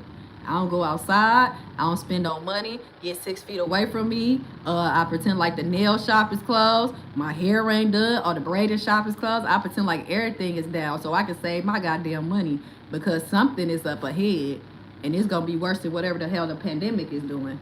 So I agree with that totally. Like, the biggest boycott we could ever do. Fuck all that. Oh, we gonna boycott Gucci today. We gonna boycott this purse line and this people and all. Ain't nobody give a damn about them folks. Stop spending your money. Like, literally. Like, do something different. We gotta spend money on gas and all that. Catch the bus. Y'all be so prideful. Y'all is so Americanized. It don't make no sense. I get on the bus. Oh my gosh, she's on the bus. It's $2. You trying to be somebody so bad to a person who wouldn't give you $5. You trying to impress everybody else but your pockets and your savings account. Because they not impressed. Mine's definitely ain't. That's why I'm like, I don't brag about me running up to Popeyes and Chick-fil-A no more. If I do it, it'll be just something special for me. Once a month, maybe twice, every 2 months. Something to do. Because when you need help... you gotta help your damn self, okay? So I agree with that 100%, David Roof. Like, just stop spending y'all money. Stop complaining about it. But we still gonna go spend that money because we are addicted. We are consumers. And the people that run this country know that because they are corrupt, greedy individuals who want every dime and penny that anybody got. That's why they want to have everything they want to have everything on your smartphone, Apple Pay. I'm so happy that people ain't all falling for that. Like, please keep you some cash in your pocket. Like, it's too much that people can hack into your phone and steal all your money. And now you got access to everything that I done spent and where I'm at. And no, cash is king. Cash is king. Like, I'm talking about stop spending money. But then people like, my business, yeah. You know how many businesses they made fall during the pandemic that's been around for years? You know how many acquisitions and mergers and takeovers that was done? We don't got Sprint no more, y'all. Don't y'all remember Sprint? We don't even have Sprint. And now all of a sudden when Sprint gone, we didn't have so many goddamn data breaches, so many people getting hacked. It don't make no sense because when Sprint was around, this would have never happened. Sprint was the longest. That was the first cell phone I ever had was Sprint. We don't even have Sprint no more. Some of the favorite restaurants you used to go to ain't even open no more. It's just crazy to me. Michael Penn says, Miss Sweet Talks, I understand because Asians have a false identity with them folks. Yeah, it ain't so much as a false identity, it's that Asian people take care of their own. Everybody take care of their own, but they always expect us black people to ride for them. And then when we ride for them, like we allow y'all to come in our neighborhoods with nail shops and beauty supply stores. We purchase from y'all. We get our nails done. But if I go out here to Wauwatosa, West Dallas, if I go anywhere that is not predominantly black in Milwaukee, Wisconsin, around the suburbs, I would not see an Asian shop or a beauty salon, beauty supply store at all. Just like when I go to these gas stations, I can be all in my inner city neighborhood, seeing all type of foreigners. Most of them been owning these gas stations. But then let me go out there with them folks at, as y'all call it, them folks on the suburb. Do you think I'm going to see one of them at their gas station? No, I'm going to see them. And their gas station don't even be called Sicko or nothing. It be like Frontier. It be a whole different name. We allow these folks to come in and benefit off of us. We sell out and get them our gas stations and our corner stores. That's what we do. But no, the Asian community, they just getting it how they live. They come over here, they been going through some stuff too. You couldn't even, if you was over there in Asia, like I say, I speak to the people that I've been going to nail shop for about 15 years. And they tell me like over there in China, over there, you can't be out here talking against the government. They gonna get your ass. Michael Penn says the LBG does not have toxic masculinity. Is that what the case is? Is that why there ain't all that going on? Judge Dress says you can't get a job in other countries. Michael Penn says the living wage should be $100 per hour where Americans don't have to work 40 hours per week. If you work 30 hours per week, you take home pay will be $300. No, that it don't even, see the thing about it is whether they up it or they lessen it. The point about it is why are our bills so high? Why are our bills so high? Why is rent and mortgage and electricity and cell phones and everything around, why is it taking up 60% of our income? Really, it's taking up 70%. Like, why is that? We can't live because we got to pay out too much. It ain't about the living wage. It's about the payout. The payout. Inflation is killing us. Literally. Like, why is it? Who told y'all to up this rent this high? Why is gas so high? Is y'all getting some new gas? Is it magical gas? Why is these the same houses, nothing being renovated, been standing since 1920? Why are they so much money? I was just staying here, my lease is up, but now you want to charge me double. Why? But now they cracking down on that type of stuff, but not to an extent. Like, I'm starting to see gas prices falling and stuff like that, but that's what I say. We got everyday problems that we are all out here literally surviving and not living. It was a time and place where we was living, where all of our money ain't go back out into the, like, this is modern day slavery. This is slavery. Like, you can't even really enjoy your life like that. And if you do, people watching you looking like, what the hell? Michael Penn says, I'm a 1990s kid. Okay, you in your 30s. Judge Dress said, I tell my doctor all the time, I'm not trying to live forever. For what? They trying to live forever. Just like you said. He said, my daddy made sure he spent all his money before he passed away. And that's how they be. That's what I be saying. Like, they would try to make sure that we don't got nothing. Like, why is you trying to make sure I don't got nothing? Why you want me to start all over? But at the same time, you want me to help you out. Like, what is this? So that's why I say we gotta build generational wealth. We gotta stop being greedy, and we gotta stop not wanting other people like our own children not to have nothing. Like, that is insane. America is too idealistic. Yeah, individualistic. Yeah, exactly. That's why I say what's gonna benefit all of us. That federal minimum wage, we was going hard. We was going hard to the point people was changing their minimum wage. Now all of a sudden, all that then went out the window. Now we all worried about these illegal migrants coming over here. It's like, no. Michael Penn says, Miss Sweets, have you thought about moving back to Arkansas because the life is not too stressful? I've been thinking about, that's all I think about. Shit, that's all I think about is a double wide trailer. Having somebody come hook up my water system and getting the hell up out of here. And the crazy thing about it is the Midwest is actually not as high, expensive as living as everywhere else. That's the sick part about it. It's just that I have to get my life together and start putting up some savings instead of spending on stuff that I want and like. I need to do what I need to do.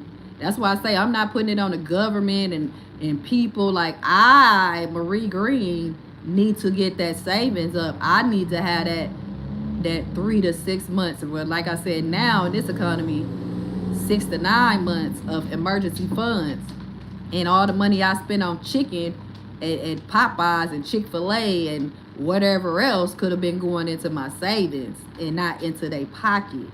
So a lot of us pay for what we want instead of what we need, and we end up falling off. So that's what I have to work on, what God is helping me work on, that I was good at. I used to be good at, but after all this trauma, you know, I just be like, I'm finna do this. And oh my God, I ain't had a Chick-fil-A in so long. So I have to be disciplined in that. And I have to be disciplined to pay for and put up and save to the side. You know, that money I would have spent on this, like, oh, I got some money, I'm finna go to Popeyes. Nope, put that in your savings. Oh, I got some money, I'm finna go over here to 7-Eleven. Nope, put that in your savings. Oh, I got some money, I'm finna go buy me this new dress. Nope, put that in your savings. Oh, I got some money, I think I'm gonna go out to the club, go to Potawatomi, give me some chicken wing. Nope, put that in your savings.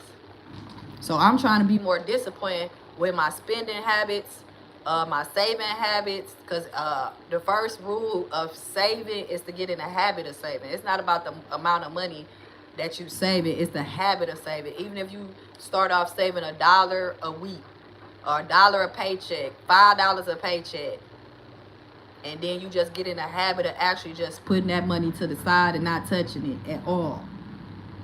Like, yeah, I know it's some money over there, but it's for emergencies. This is not emergency. A chicken sandwich is not an emergency, Marie. That's not an emergency. Okay? So I can keep it 100 with you. But yeah, I think about moving back to Arkansas every goddamn day. Judge Dredd said, the only mental problem I have is low tolerance for bullshit. Oh, that's why I love Judge Dredd. That's what I'm talking about. Do not play with my intelligence. Don't play in my face. That's all I be telling people. That's why I be telling people my only weakness is people playing in my face. Stop it. Stop trying to play with my intelligence. Stop trying to please get out of my face. Like, don't do that. Don't do that. What is that? The glare on my phone? Because no matter where I go, I will agree with that 1,000%, Judge Dredd. The only mental problem I have is low tolerance for BS. Please don't play with my intelligence or play with my mind, because then you're going to have to, man, listen. That's why I be fighting cases. I have to cut. Like, you telling me this person don't work here, and I just seen them work here, and then I go back in here, and that person is working here, and you think that I'm going to let you play in my face? Then you gonna tell me you gonna pop the trunk on me? The fuck y'all think this?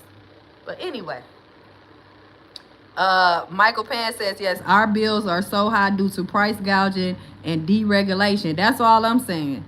That's all I'm saying. Like, you don't even, like, people was making it off of what they was getting paid. Like, it's a shame when $15 an hour ain't nothing no more.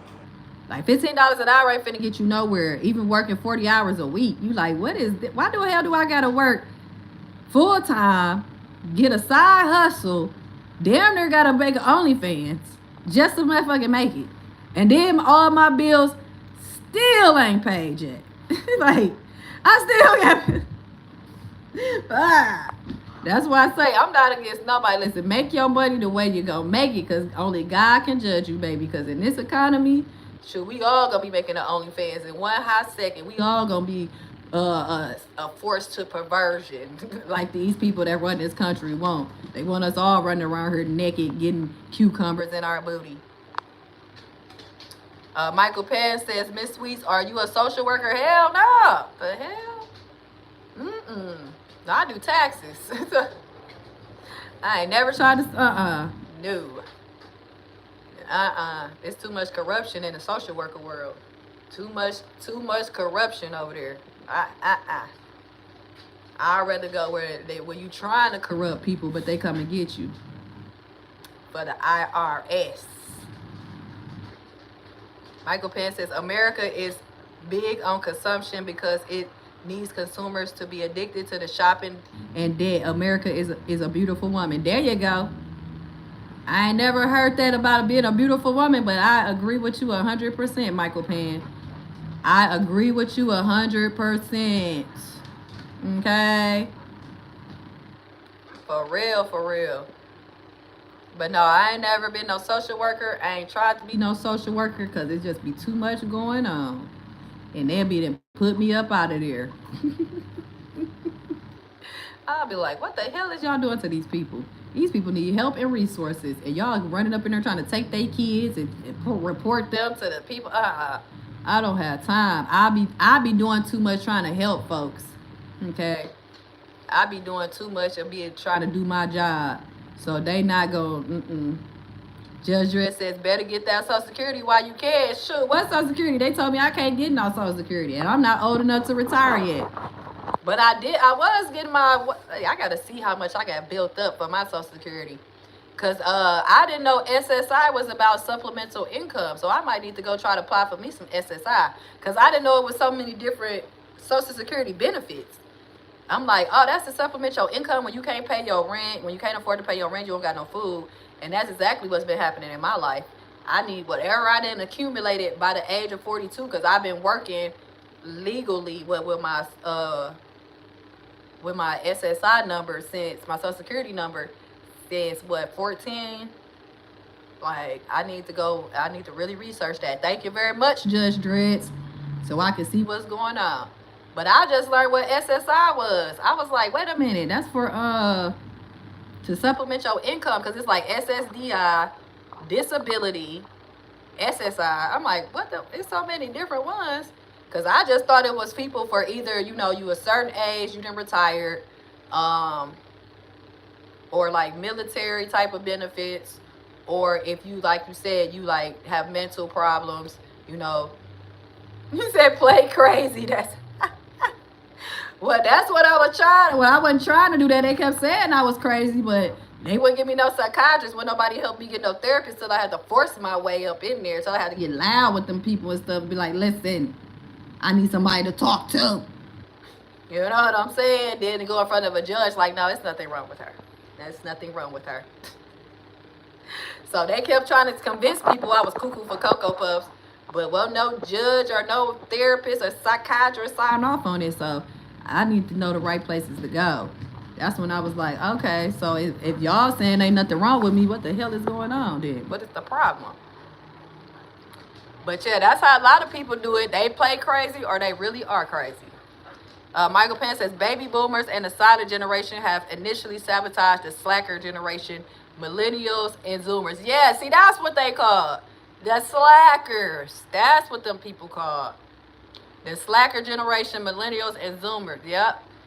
Judge Dredd says, gotta get a lawyer. Yeah, that's what I was saying. Like, I need to see what's going on with that, just so I can supplement my income. Because that's really big here in Milwaukee, Wisconsin. A lot of these folks, they got a lot of black people on the SSI hustle, where they not working and everybody out here playing crazy. Michael Penn says, big corps are buying more shares of stocks and paying out dividends to shareholders. That is why big corps don't want to lower prices to make food, housing, and energy affordable. Yeah, we know that. We just seen what the man from Kellogg's, right? One of the CEOs or whatever from Kellogg's told us. We was talking about food was too expensive, and he told us to feed our children cereal for dinner. Like, oh, y'all just getting bold with it, huh? Y'all just getting bold with it. Like, oh, y'all hungry? You and your kids are hungry? Well, feed them Kellogg's for dinner. Go get them some cereal. They'll be all right. What? Say what? But you sure right about that. Judge said SSI is for mental people who don't have enough Social Security paid in. Oh, okay. So I gotta see how much I done paid into this damn economy. How much Social Security y'all done took from me. So I can see what's going on. Because that's why I keep saying, like, people that ain't never worked, don't want to do shit, they can go down places and get benefits like a motherfucker. Like, let me get some welfare. Well, when was the last time you worked? Never. How many kids you got? 7. Okay, come on in. Or they'll work for a little minute. Well, I used to work when I was 16 at McDonald's. So it just be crazy to me. I'll be like, what is going on with these people? But you sure right. Okay, thank you for letting me know. Because I sure was trying to figure it out. Like, what the hell is... What's the difference? Because I just recently went to the SSI administration of building, and that was like, you know, when you got to press the kiosk while you there. And I was like, it's like 5 different categories to get paid. Oh, they send you a letter? Because they would used to send me out these little pamphlets and stuff where like little stuff where they was telling me how much Social Security that I had accumulated since I had been working. But they stopped sending them out. So I got to go. I think I got an account. I know I got an ID Me account. That's why I got to go check and see what the hell them feds doing with my taxes. So I got to go see what that is about. And then you said they'll send you a letter when you paid up. Hey, how much is it that you got to pay? Because I know the last time, shoot, I was like damn near in my 20s or 30s I got that. And then they was saying I had like at least like $400-$500 a month or something. But I got to go see what's going on. Because they talking about by the time we get too old, we ain't gonna be no Social Security for us. So I need to see how I can collect that shit now. Like, get my stuff now then. Because what you doing then? Because if 20 more years, because I'm finna be 43, and you telling me about 20, 22, 25 more years that ain't gonna be no money for me. So what the hell you taking it from me now for? Give me my money. I need to be able to exempt every taxes on my check. All the taxes that's coming out of my check, I need to exempt out of all of them. Not just federal and state. All these taxes. Don't take out my check. Michael Penn says, I have been studying the broken economic system since 2011. Hey! Have you wrote any books or anything? Any manuals? Anything on the subject? Did you take economics in college? Judge Dress says they send you a letter. Okay, I read that. Judge Dress said, but you have to have medical reports to prove it. Oh, I got plenty medical reports. No, my medical report just say I suffer from depression, which I do sometimes. But Michael Penn says, Miss Sweets, when you worked in McDonald's, what was the wage enough to make ends meet? When I worked at McDonald's, I was 16. When I worked at McDonald's, hell yeah, because I had to pay no bills. When I worked at McDonald's, I was 16. I worked at fast food restaurants as a teenager supposed to. Like I said, they didn't change up the dynamics of working too. So when I worked at McDonald's, I was a teenager. But it was good enough because I was getting food. We got a meal a day. They'll help you with college scholarships and stuff like that. But I was literally a teenager when I worked there. I was in high school. Me and my friend worked there. Then I worked at Popeyes. When I was in high school. I also worked at KFC. Like I said, I didn't always keep a job. But before that, I worked for the city doing city development. We used to do landscaping and stuff like that for this place called Parkland before they renovated Parkland. Then when I went to college, I worked at the admissions office helping people get into UW-Madison. Like just doing different stuff. You said you got a lawyer that can hook me up. Do they practice here in Wisconsin? They can help me for Wisconsin? Or does it matter? But that's why I always say, like, working at the fast food restaurants, you know, me, like I said, the dynamic has changed because when I was trying to give my son a job, because he ended up working at Dollar Tree and he worked at Wendy's and the Dollar Tree. Wendy's still had like the old school dynamic, but I started learning once my son was able to actually go to work, um, that a lot of these fast food restaurants really didn't have no place for teenagers. A lot of places have really been booting teenagers out because of this new tax thing. Like, when your child is able to work, if they make over, you know, a certain amount of money, you can't claim them on your taxes, right? Uh, so you said Texas, okay. So I learned that, like, when my son was trying to look for a job, they kept wanting him to be like 18 or graduated from high school. Like, you still in school? Like, yeah, that's the whole point of working at fast food, because it's usually for, you know, retired elderly people, you know, veterans, people that retired or whatever from their job, and teenagers, you know what I'm saying? And the people in between, you know, like, it's really not made for middle-aged people. If I'm, because I don't want to offend nobody, because you know how people is. They be offended off of everything. But fast food has never been somewhere, unless you are a manager, a store manager, you know, getting a salary wage or something. It's not where you trying to really pay your bills. If that's what, you know what I'm saying? Like, I wouldn't be aspiring to try to go, but if that's what you got to do, then that's what you have to do to survive. But I wouldn't be looking for McDonald's or somewhere to be paying my bills like that unless I'm a manager of some sort in a fast food restaurant, because, like I said, usually that was placed for teenagers, you know what I'm saying, and elderly people. Like, the morning time, especially McDonald's, it's supposed to be like, McDonald's open at what, 6 a.m. or whatever. So that is for the retired elderly people, the old school folks that's gonna have that coffee ready, have that brewing, because they know they drink coffee. They be up in there chilling at the McDonald's. You know, you see the old, you know, the elder, the retired folks, they working, you know, from 6 to 2 or whatever. And then, you know what I'm saying, in between, in the meantime, you know, after lunch, then, you know, here come, you know, the teenagers getting out of school. Because we would usually work from like 4 or 5 to like 9 or 10. The restaurants weren't open like to midnight and stuff, except for Popeyes.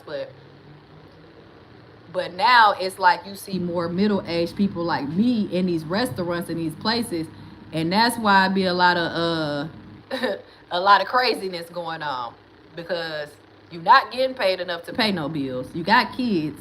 It's just really a lot of backward stuff going on. And that's why a lot of these teenagers don't know what to do, because ain't nothing for them to do. Ain't no jobs for them to be at, nowhere to really go, because us middle-aged people waking up, going back to work and stuff like that.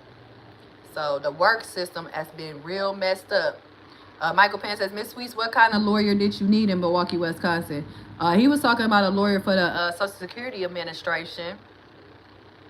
Judge Red says, Latinos took over fast food here. I bet they did. I bet they did. They taking over everything. They taking their goddamn state back. That's why I say I don't be mad, because if we look at history, then majority of that was owned by Latinos. It was owned by Mexicans or whatever. Like California, New Mexico, Nevada, all them places over there on the West Coast, Texas. So they just retaking over where they was. That's why I say, do we really know what they're being taught in their countries? Maybe they being taught that they country was taken from them and they got to take it back by any means necessary. And we just over here like, yeah, they had bought it in the Louisiana Purchase and the Spanish War, and you know, they said America had bought that from them. We didn't take it. Well, we know that sometimes that's not true. That the colonization takes a lot of people getting unalive and stuff being stolen.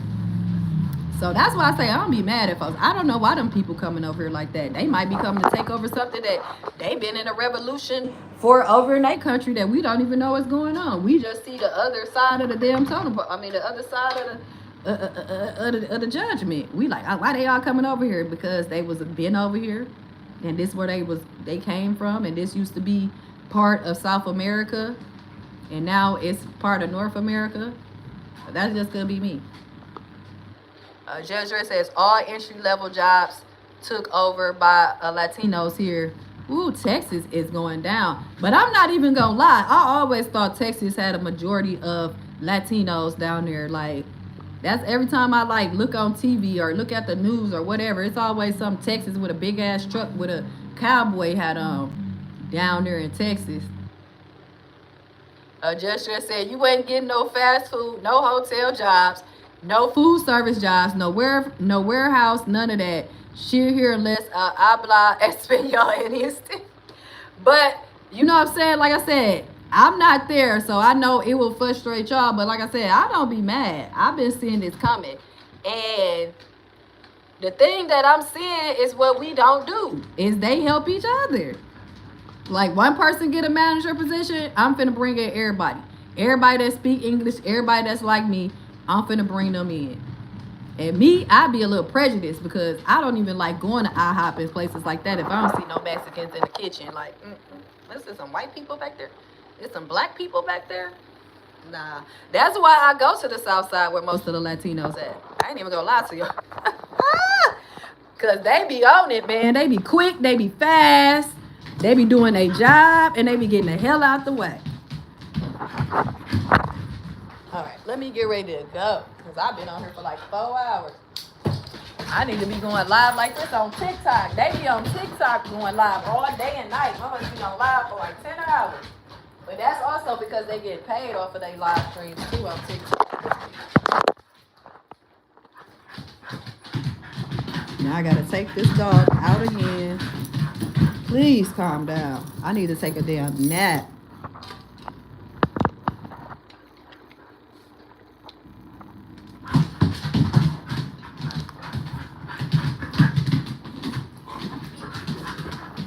I was trying to wait for this school to let out. Oh my God.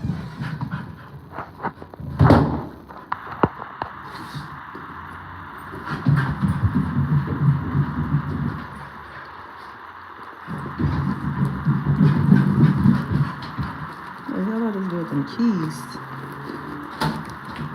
Ooh. Yeah. I'm so sorry. Excuse me. What's your Instagram? Huh? What's your Instagram? My Instagram. Why you on my Instagram? Because you be on IG, right? Oh no, I'm good. I'm too old to be giving you my Instagram. I'm 42 years old. Oh, but you have fun though.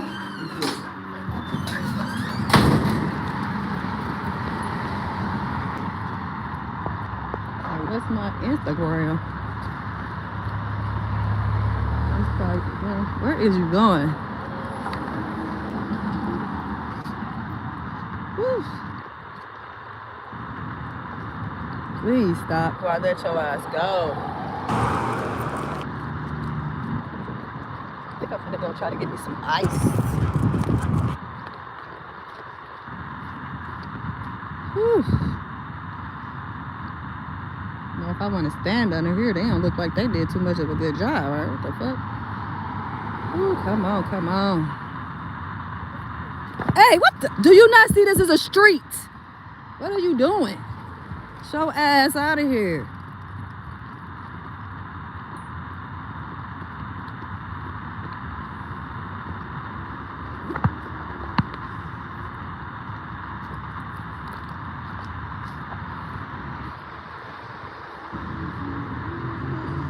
Come on. Let's go, let's go, let's go. Oh, Lord. This dog just tried to knock me down.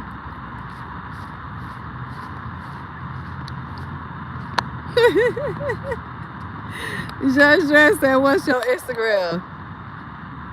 He said, better watch that guy. He looked like he like 17. That's why I'm like, what the hell? That was my neighbor across the hall. Hey, hey, hey, hey, hey. Woo, wee. Now you starting to irritate me, man. What are you doing? Let's go. We going this way. Let's go. Let's go. Let's go. Hey, get over here. Let's go.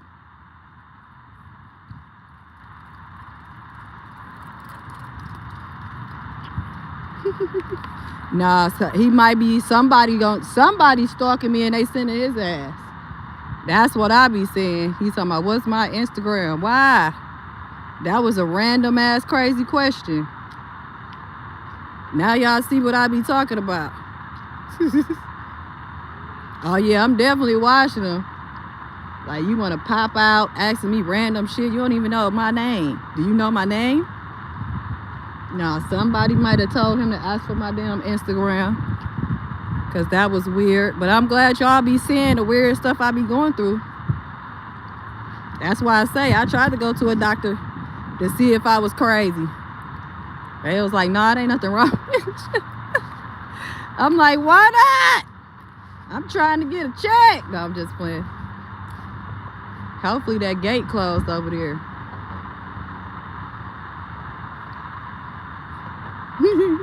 He said he was waiting for you. Yeah, that was weird. Yeah, that's why I be letting my dog loose when I come out. I let her go first. Cause I swear it be people like standing by my window. I be seeing little Amazon tea bottles by my outside window. And then I be hearing people like standing by my doorway. That's why I be telling y'all, like, these gang stalkings be real. Judge Dredd says you ain't but that the irony is Texas has been red state for 60 years. Like, they been a red state for 60 years. Make sure it's locked over there. Judge Dredd says they just now pressed about the border and it's millions of immigrants here. Exactly. Like Judge Dredd says, you've been in Texas, you've been seeing them. You've been up in there, you've been seeing jobs being taken away. You've been seeing them, letting them infiltrate, Texas. And now when they over there in other places, now all of a sudden everybody got a problem. Oh my God, the immigrants. Oh my God, they're coming over here. They been over here. Shit, they been risking their life to come over that goddamn border. Shoot. This ain't no thing. That's why y'all governor was shipping them on up north. Like, y'all can go on up there now. Because these folks talking about they got open borders so they can open their goddamn state to y'all. Because we got enough in Texas. We didn't cater to these goddamn people for years and years and decades. And now it's somebody else's turn. And now the people like, wait a minute, what's going on here? You know what the hell going on. That's why, what's his name? Abbott, whatever governor down there in Texas, he was like, hell no. Y'all ain't finna keep sending all these people to my goddamn state. Here, y'all take some too. So now it's like, my thing is, it's so many states where people literally don't be living at. Like, why they don't ever send people to none of these states that don't nobody live in? Like, how many people y'all know that live in Idaho? How many people y'all know that live in North and South Nebraska? For real, for real. Is she in this gate or is she on the outside? Like, for real, for real. That'd be my thing. Like, why y'all always sending folks where it is heavily populated with other folks already? Whether they black, white, orange, or purple. But you have all these empty ass goddamn states and cities that people barely reside in. But y'all always want to send them where it's already overpopulated. Resources already exhausted. You already ain't helping the residents that stay there. But y'all want to send folks to somewhere like Chicago, New York, Colorado. Like, what are y'all? Who the hell?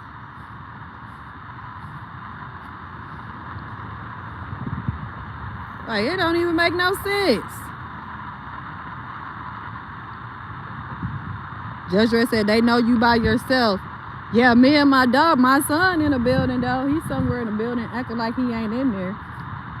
He might have been in there with dude. I don't know. My son somewhere walking around that mud. But yeah, that's what they think. That's what I always say. Like, what they call them gang stalkers. That's what they be coming for me. Like I said, I was walking around here walking my dog all in this area. Homeless men walking up to me asking about my dog. I'm ignoring them. Next thing I know, they calling me the B word and everything else. B, I slap the mess out of you. That's why I say I don't know who's sending them or who's sending them my YouTube, but that was some weird ass shit. Like, so do you know my name? Why the fuck you on my Instagram? Like, people just be doing, but y'all get to see in real time the stuff that I be going through, and that other folks will be like, what? So somebody just came, like if I was trying to tell somebody this or get on YouTube or whatever, they'd be like, now why would somebody just randomly come out their house and ask you for your Instagram? Girl, you just think everybody wants you. You just weird. You need to humble yourself. Like, you know what I'm saying? That's why I'm glad y'all be seeing stuff in real time, because people around here is crazy. Yep, Judge Dress says, yes, since the 80s. You know what I'm saying? Since the 80s, that's 40 years. That's 40 years. Judge Dress said, they been here. Yeah. Judge Dress says, but we don't run from them here like the Cali lames. They don't run us off. Yeah, they got them up out of there with that housing crisis. And up in, you know, California already expensive as hell.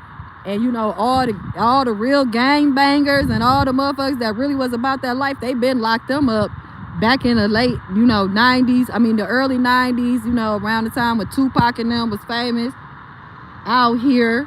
And they started locking them niggas up for like 30, 40 years for simple drug charges. Like, damn, you just got out. Like, I got 35 years for selling cocaine and selling crack on Long Beach and Compton.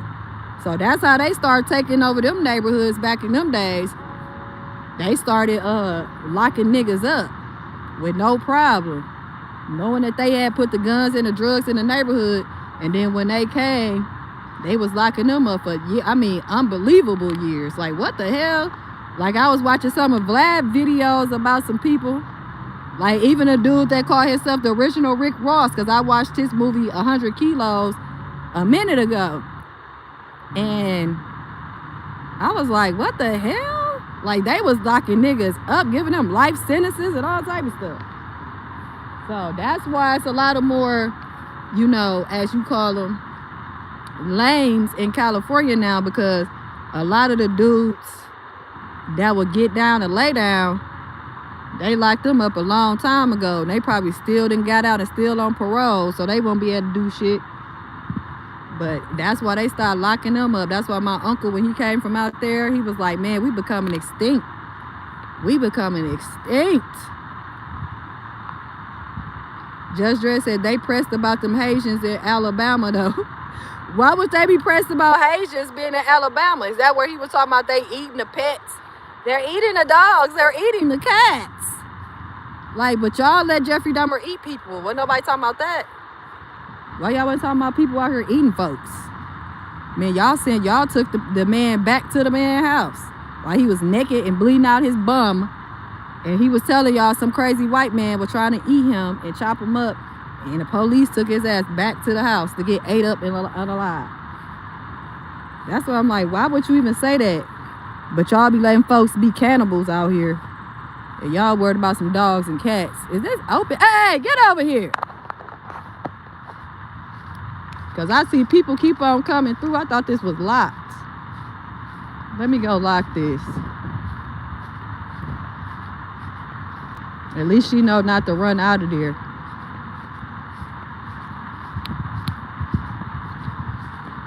Because they done made a semi little thing over here. And now folks be leaving the thing wide open.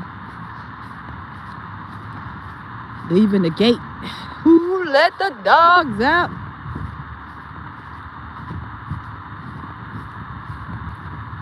Because motherfuckers be calling for you until you come up on them. And then they be like,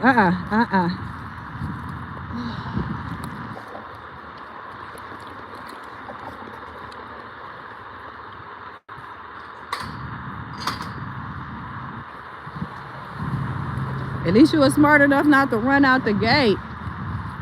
Because I'm sure like, what is going on?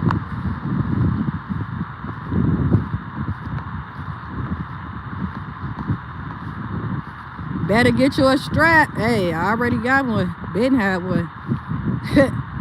Ben had that. But like I said, my brother always told me don't advertise nothing. Don't pull it out until you about to shoot. You know what I'm saying? So that's why I say people would always think I'm out here solo dolo. That's why I go wherever I want to do what I want to do. But best believe I stay ready, so I don't have to get ready. Nobody fuck with me like that, trust. Judge Dress said I saw it and I'm like, damn. I'm trying to tell you. Judge Dress said they got 1 million Mexicans across the street from me. I believe it, because they live all in one house and start migrating like that. They'll start building like that. Judge Dress says, but they mind their own business. Amen, as they should. Judge Dress says, right. Judge Dress says, that was a damn shame how they did. Judge Dress said, do you work her at the same time every day? Nah. Okay, here they come. Let me get back over here. I knew something was finna happen. Like I said, God will send you a warning before destruction. Do not bring your dog in here. Don't bring your... Let me get my dog. That's why I'm glad I just closed this gate, because something told me one of these gang stalkers was finna come. Because they'll see me and Princess out here and try to take over. Hey! Princess!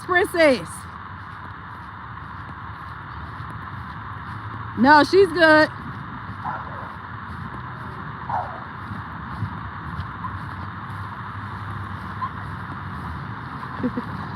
How you doing? Oh yeah, she good with other dogs. She's good though. Come on. Let's go, let's go. Like I said, people be out here. No, I try not to walk her at the same time I was doing that to try to get her on a routine, but like you saying, I started noticing that people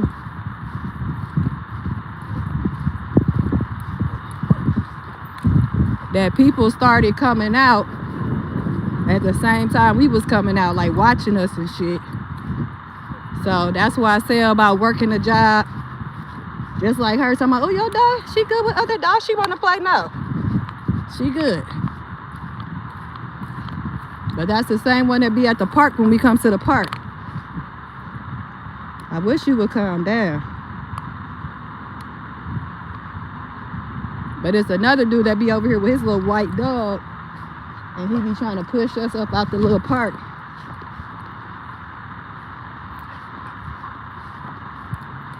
Like, she good, because I don't know about your dog.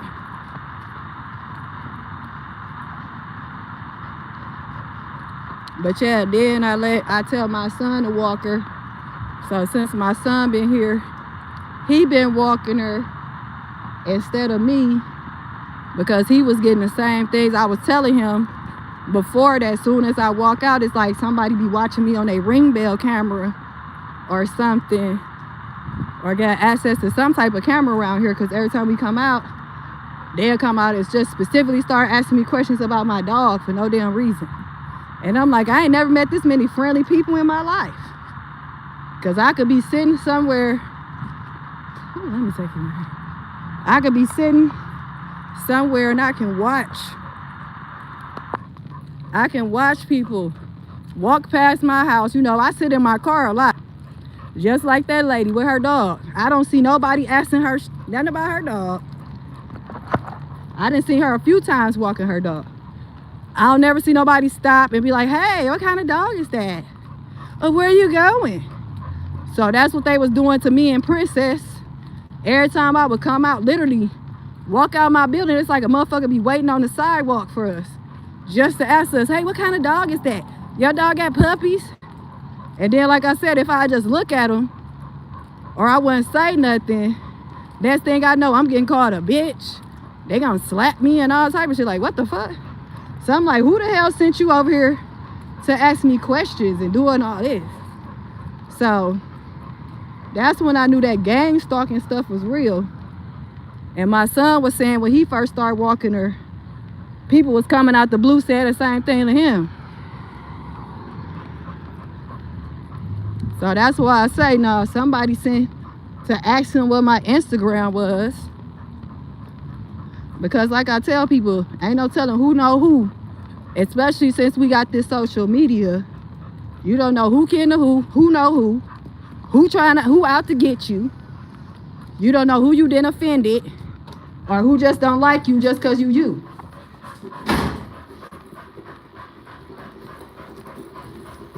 But now y'all see what I go through. But it had calmed down a lot.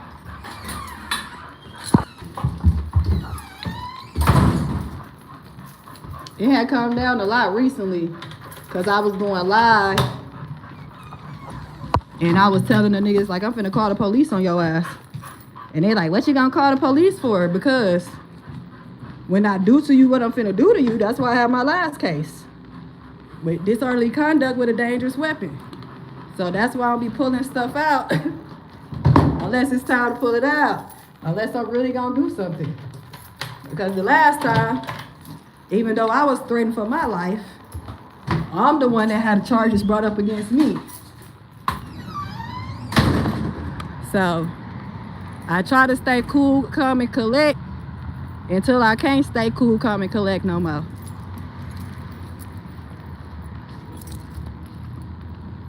But yeah, that's why I say people used to, when I'm sitting in my car, you'll see people coming by asking me, you got a lighter? You got a lighter? But I see people literally standing outside smoking a cigarette and they don't ask them nothing. But wait and come by my window of my car just to ask me, do I have a lighter? Just like the other day I was sitting here and that man went and sat right across from me on the stairs,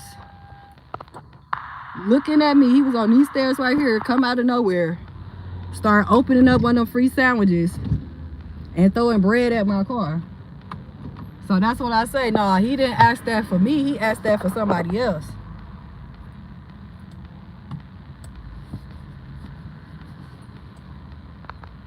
Yeah, he said, I was finna say, change up your schedule. Yeah, that's what I be doing. Like, just trying to randomly come outside. Yeah, that dude was waiting for you for sure. Yeah, he was. He probably watching right now. He probably one of the people watching me right now. Like I told y'all, people be thinking I be saying stuff, but these folks around here, now you see one of the comments earlier was saying Milwaukee's finest or whatever. Like, folks be really around here watching me through my YouTube channel and trying to set me up. Like, it's sad. And the sick part about it is my family members, my cousins, my ex, his minions. There's a whole bunch of folks that you wouldn't think was involved. They say, Judge Dredd says, they got to get up early in the morning to catch me outside. I'm trying to tell you, that's what I be trying to do. That's why I'm like, I be trying to do what I need to do so I can move around. That's why I keep saying about my son, like, my son do what he need to do, that I can just be blowing in the wind. But I gotta come take my dog outside. I gotta go out here and get different stuff. I gotta go to the grocery store. That's why I try to go as early as I can. I usually try to get to places like soon as they open. Like soon as they open, I try to get out there with the elderly folks. Because after noon,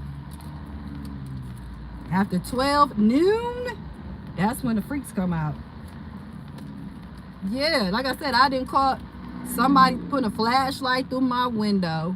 Then when I say something, they, you should do this. Like, what is going on around here? Yeah, people being paid, people being sent to harass me.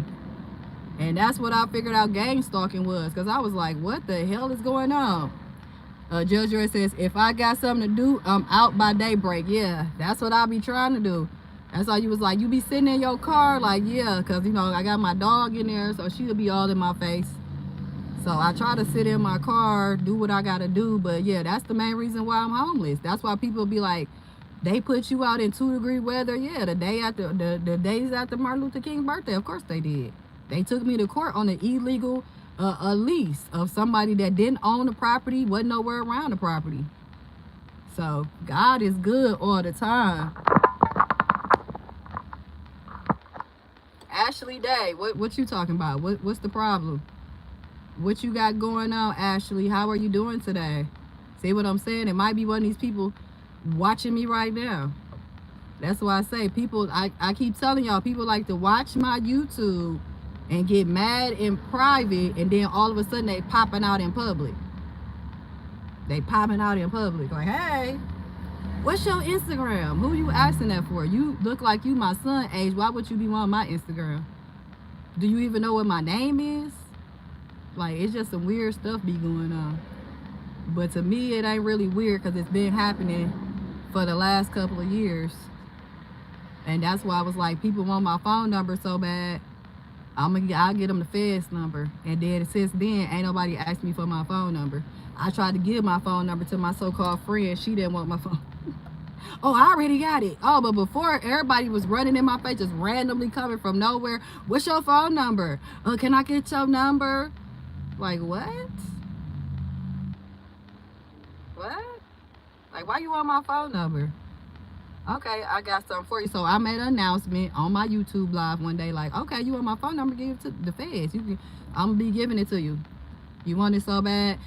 So now they trying to use different tactics. Like I said, that was a new one right there. But I'm happy that y'all see stuff in real time. Just said, motherfucker better mind they own their business messing with me. That's what I'm saying. That's why I be out here by myself. I'm not scared of these folks. Ain't nobody, these people ain't gonna bust a grape in a fruit fight. Oh, that's how the young people do. Just said that's how them young guys do. Ask for your Instagram. Oh, well, I'm too. Oh, I'm finna be 43. That's what I'm like. What the hell you need my Instagram for? What we doing? What is this? Where we going? What? Like, I barely even be on my Instagram nowadays. That's I'm like, what the hell? And to be honest with you, I don't even think I'm his type. From looking at him. But I could be wrong. He said, now I'm worried about you now. Don't be worried about me. I've been going through this since 2020. I'm good, but thank you for your concern. I appreciate it, Judge Dreads. Like, I've been going through this for the longest. Please believe me. Shit, it was, like I said, it's actually been worse than this. That's why I was like, oh, okay. But that's why I let my dog, when we going out and she all geeked up, I let her go out there first. Because like I said, I've been hearing people by my windows, by my door. Well, like I said, I got my son around now. So, but before he was around, yeah, they was coming hard thinking I was by myself. They was coming hard. That's why I kept telling folks, like, and that's what I was saying about the person earlier when I was like, she just don't get it, but she think it's a game, and she like, well, ain't nobody like, nah, this is real life. I got people that's really out here gang stalking me. I got somebody that hacked into my stuff through Amazon shopping. I still got to deactivate that damn thing. My son then lost 2 expensive ass phones because the sheriff deputies keep on kidnapping him and taking his phone. Trying to use entrapment, you know what I'm saying? So, yeah. But yeah, people can always get paid to harass somebody. Like, I'm being gang stalked for real. That's why I say, who would put somebody out in 2-degree weather after they took their rent assistance money and then try to tell them that they never got no rent assistance money? I paid my last $700 out of my pocket. Well, not my last $700, but I paid my $700 out of my pocket to move in. The shelter was supposed to pay supposedly the other $700. Ain't nobody paid nothing but me. I went and I went through so much stuff just to get the rent assistance that I qualified for. Even though, you know, they were stealing the rent assistance money, embezzling it, misappropriating funds like they did back at the OIC, you know. So I went and got that. They sent this man a check. I had to be like, well, where the invoice at? How much was the money? You know, so I can see exactly how much I owe you if I do owe you something. Because they should have been paying more than that, what they paid you. So after that happened, that's when motherfuckers tried to put me out. I tried to call the people, the inspector, everything. That's why I say it ain't about what you know, it's who you know. Because these people be up in these little gang affiliated places, slum lords. Yeah, and I still got put out. I still got put out. Just Dress says, I don't have Instagram or Facebook. I don't be that damn sociable. Yeah, I got Facebook. I just got back on Facebook after having a hiatus for 2 years. Cause somebody had hacked into my Facebook account. So I just got into that back this year. And then okay. I'm sorry, y'all. This lady just walked past here with no motherfucking pants on, digging in her ass. I'm talking about she don't have nothing on but a t-shirt. Okay, anyway. But yeah, I used to be very social. I used to love being on Facebook, man. I used to love being on Facebook. I didn't have no problems till I started messing with this dude in real life and allowed this one girl to be my friend. And then ever since then, like I said, I've been going through this BS ever since 2019. I've been getting gang stalked, and I didn't know what it was until I got on YouTube and I started looking like, what the hell? Oh, so other people are being, so when people think that you have wronged them or talking about them or did something to them, they'll create a gang stalking group where they hacking into your phone. And you know, it was my own family members. Like, I'm being so nice and I'm not thinking of it. You know, like my cousin, she was like, oh, my phone got broken up. You got a tab? Don't you got a tablet? I'm like, first of all, how she even know I got a tablet? Because I never told her I had a tablet. But she was like, yeah. I was like, no, well, I got this government phone that you can use. You know what I'm saying? I don't use it. Next thing man, listen. Motherfuckers hacking into my stuff, man. You think you trusting somebody, they send you a link to Amazon. Next thing you know, they hacking into your phone. Like, I be doing too much trusting of folks. That's my problem. So that's when I learned being on social media was not where it's at.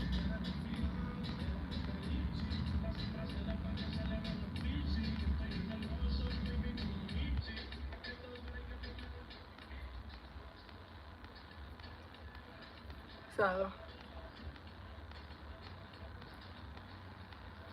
that's when I learned that Facebook. So I got access back to my old account, but I'm on Facebook to a certain extent. I really don't be on there. I really don't be on Instagram.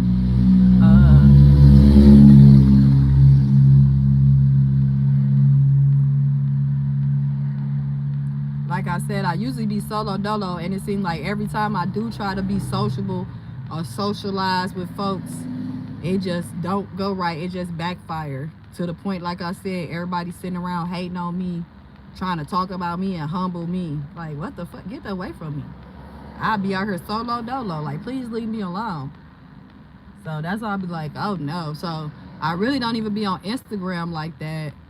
But it's a lot of people, like I said, I was saying certain things that people kept thinking I was talking about them. Because I'm like, why am I study getting these phone calls from, you know, the East Coast? Like, people keep randomly calling me from Washington, Virginia, you know, all the folks that's seem to be on my timeline, you know, coming to me on YouTube seems to be from the East Coast, Virginia, Washington, you know, DC area. So I'm like, what the hell is going on over there? Like, is that where scamming, hacking central at over there?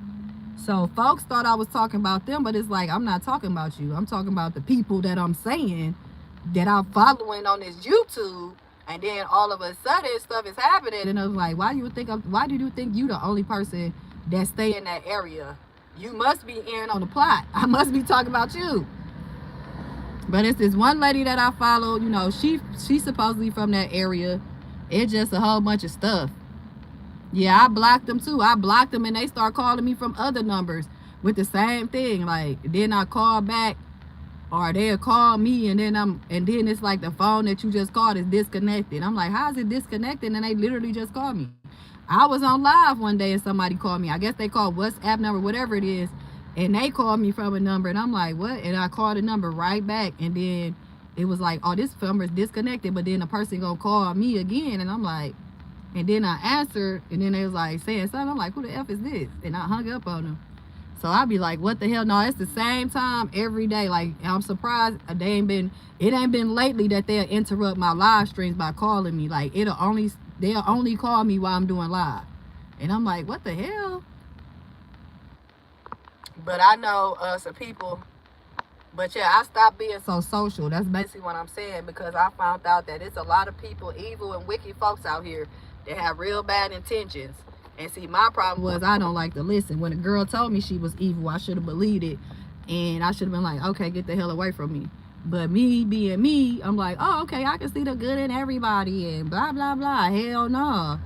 These motherfuckers was hackers, scammers, schemers, pyramid schemes, gay, lesbian, all type of shit. Like, I really have to be by myself because I be attracting demons, man. I'm like, what is inside of me that I'm attracted to these demons? Because y'all ain't gave me no goddamn money, nothing. I don't even want it. That's why I'll be like, what the hell is going on out here?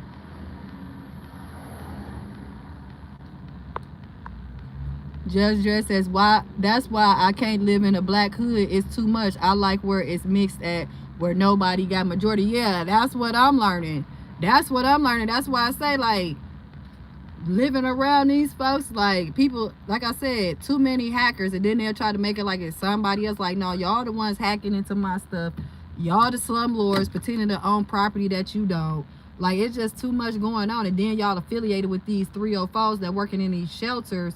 You know, I'm talking about the case manager at the shelter I'm at, how this bitch sitting here setting me up for the okie doke, and I just happened to see her at the Dollar Tree because I'm talking about her. I'm putting up posts like, I ain't never seen, girl, I ain't never seen you nowhere outside, but I guess you be knowing where I'm at. Because now you done got your ugly ass friend following me around Dollar Tree, walking up, looking at me, and I'm looking at her, I guess to see if that's really me or something. And then next thing I know, you pop up in my face, and I'm like, hey, what's up, that fake ass landlord you hooked me up with? Oh, he wasn't the landlord? Oh, really? Get the hell out of my face. Like, y'all sitting here having people sign life insurance and everything else. Man, listen, that's why I say I agree 100%.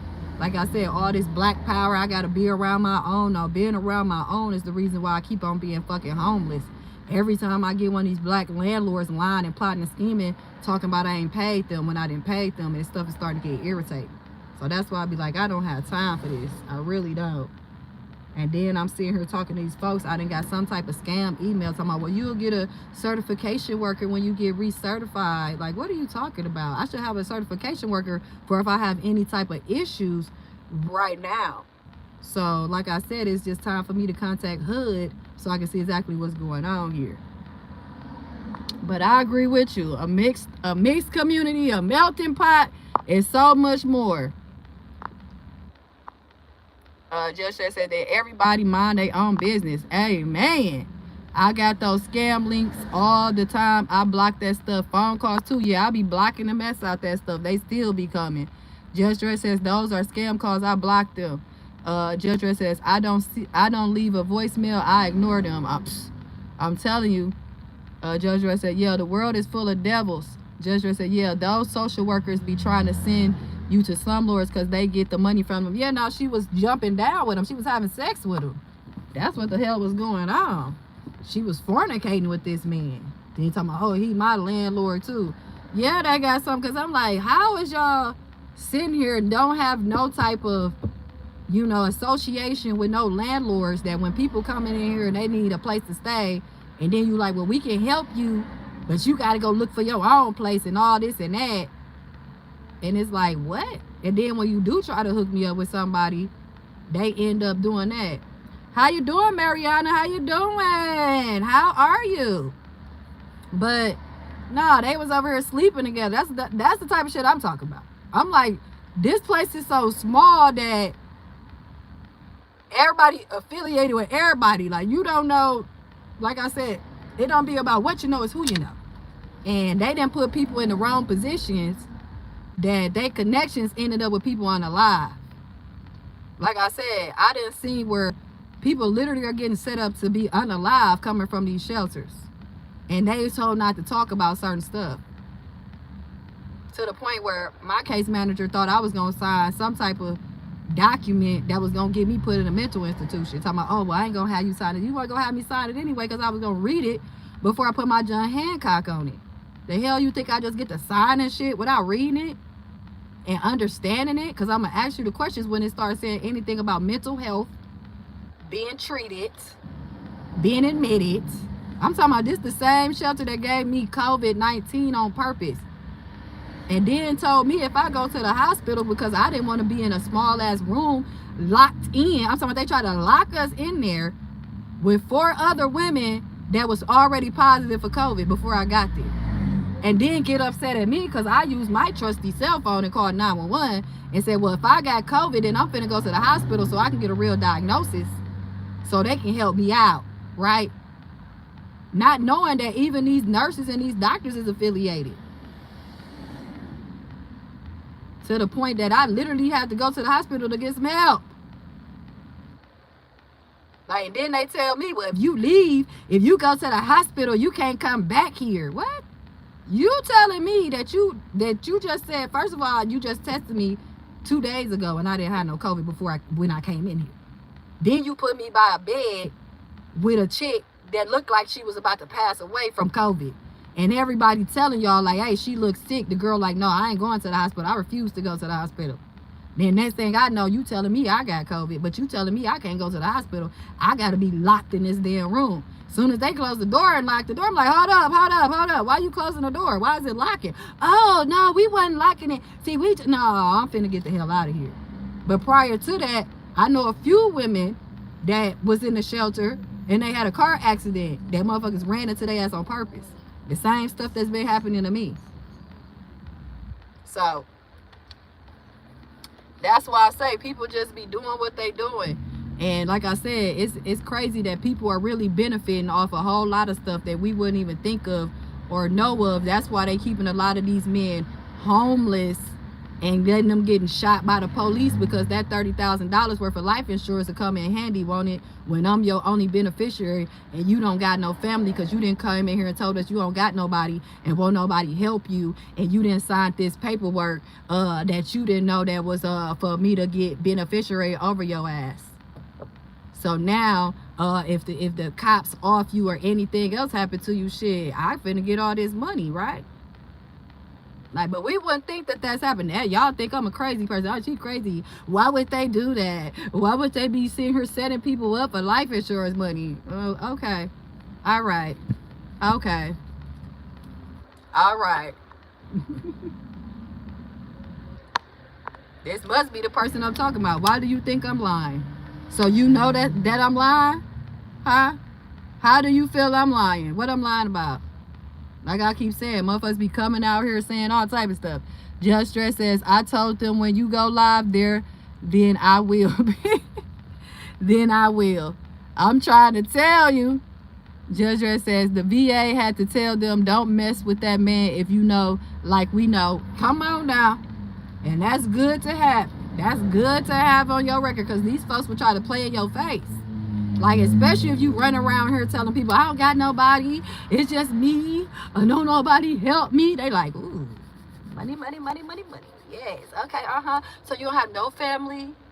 You don't got nobody? It was this one lady that came here from out of state of Indiana. She's like my mama age. And she was like, yeah, I came here for the shelter. I was at the other shelter that's supposed to be for domestic violence, Sojourner Truth House. I'm like, why they didn't help you get a place to stay from there? Okay. So then she was like, well, they just sent me over here because they got this so-called rule that you got to be homeless for a year before they try to help you get into housing. But they'll say that that ain't their rule, right?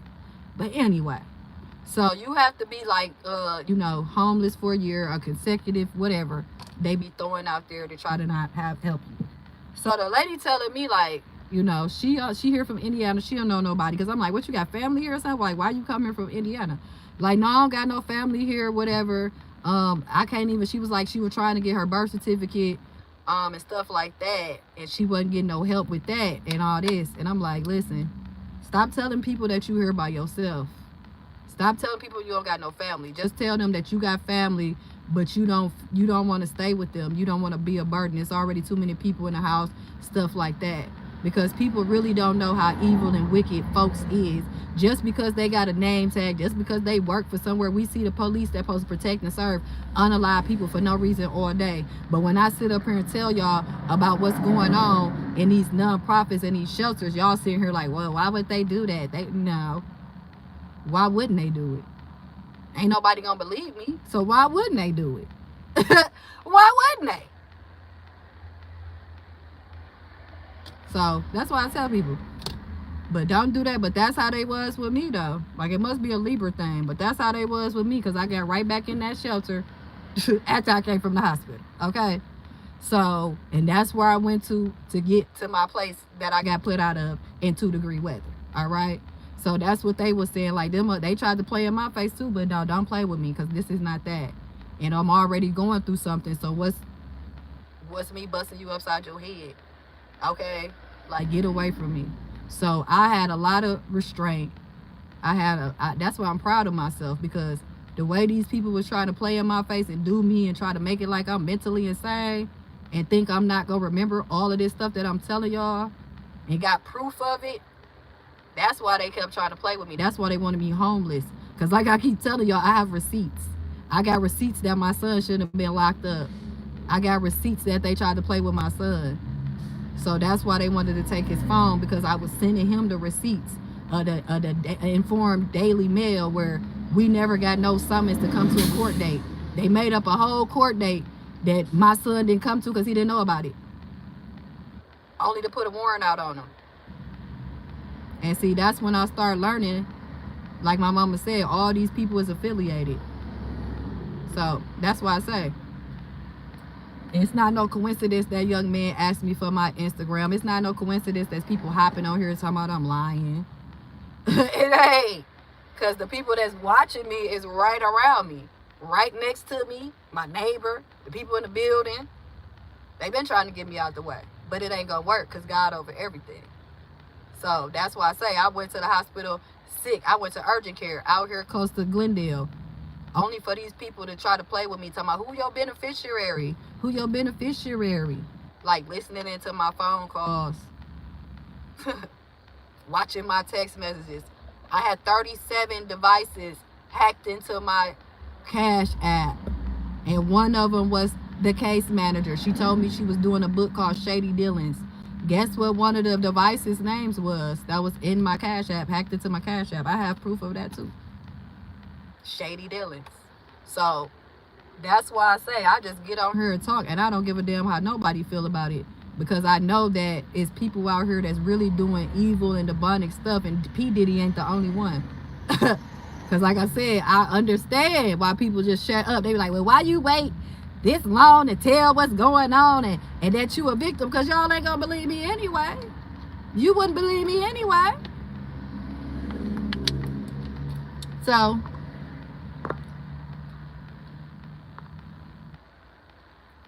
that's why I say I just keep on talking and yapping. I've been on here for probably like 4 hours. Judge Dreds that kept me company for 4 hours, man. Thank you so much, Judge Dreds. But that's how they was at the shelter. Like, leave her alone. Because I'm not finna play with y'all. I'm tired of y'all. So that's why I had to start going over people's head. I noticed when I reached out to the county executive and the governor of Wisconsin that they was in on it. That's who locked my son up for them 14 months. The only time I was getting help was when I contacted the actual city of Milwaukee. That's why I was rooting so hard for the mayor to become mayor, even though he a Democrat. I was rooting hard for him because they were trying to call him a sellout and everything else. Then set him up, talking about his brother, then unalive somebody. Like, what that got to do with him? So all of his hard work and dedication and working with the city of Milwaukee and, you know, doing what he supposed to do as a teenager, as a young adult, up until now, he don't deserve to be mayor because of his brother, his siblings. Man gone. Like, man gone. So that's how I was able to get through what I got through, because like I said, God got people in this city. And, you know, these folks that's been running around getting away with stuff, just like P. Diddy been getting away with stuff, daytime coming too. Daytime coming too. That's why I be like, it might not happen today. It might not happen next week. But your time is coming. So that's why these folks try to keep me in a state of craziness and paranoia. That's why I say I'm not scared of these people. You can ask me whatever you want to ask me. That don't mean I have to answer you or give you an answer. So yeah, people get paid. People have a price. Everybody got a price. And a lot of these folks that sold out for Marie just to be up in my business, just to see what I'm doing. They make fake channels. They make fake pages. That's why I got off of Facebook. My mama talking about I was sitting on there bragging when I'm just living my best life. Like, I didn't know I had so many haters, but at the end of the day, I got people that love me. It don't matter if it's 1, 2, 3 folks, but I love myself. And like it goes, I don't give a damn who against me as long as God is with me. Like, I really don't. I can give 2 damns who against me as long as God is with me. As long as I know God over everything, and long as I know that where I'm at in the present is not where I'm gonna be at in the future, it's all good. That's why I kept fighting. They thought I was gonna give up. We put her out in 2-degree weather. It's cold as hell. We playing around with her reservations to get into the Motel 6 in a hotel. We gonna make her life a living hell. But you don't know that God is over everything. That's why I'm so happy y'all believe in the devil, because he gonna come to collect. That's like he collecting with P. Diddy. Because ain't no money, ain't no status gonna be able to save y'all. Ain't none of it. So that's just usually how it goes, okay? None of it gonna save y'all. So thank you very much. Like I said, people hopping on here, are you lying? You lying. What I'm lying about? That's why I like to say stuff in real time. That's why I like to show y'all stuff in real time. Because I know I got people, my fake ass family members, fake ass associates, fake ass co-workers, ex-co-workers. Not my job now. But just people watching me. I don't watch them. I don't think about them. But they can't wait to try to put some witchcraft on me. They can't wait to try to send somebody, ask me for my Instagram, my phone number, trying to get in my house, go through my son. That's why I be like, you just don't get it. That's why I have to move around, because you just ain't getting it. Like, you sitting around here running around this building, think I don't know what you doing, and you don't know who trying to set you up. Because if they can't get to me, they gonna get to my child. That's why they locked them up for 14 months unlawfully. But sitting around talking about, well, she ain't a good parent, and she don't do this. But you lock them up and don't help them out. He can't get no high school diploma. He can't. Oh, okay. To the point that my son is so traumatized that he don't even want to go to school no more. He don't want to go in there thinking as soon as he doing something correctly, something right, you people, the Milwaukee County Sheriff Deputy's gonna come and drag him up out of there just because he trying to go to school and do what's right. My son did his community service. He did everything right, only to be kidnapped. So of course he gonna feel like, I don't want to do nothing right, because every time I do, here come these folks kidnapping me, locking me up unlawfully. You know what I'm saying? But I've been on here too long. I will see y'all tomorrow, because the countdown begins. My birthday coming up. My birthday on the 25th. Let's go, let's go, let's go, let's go, let's go, let's go. Hey, hey, hey. Yeah, they wanted me to be out homeless, unemployed. Yeah.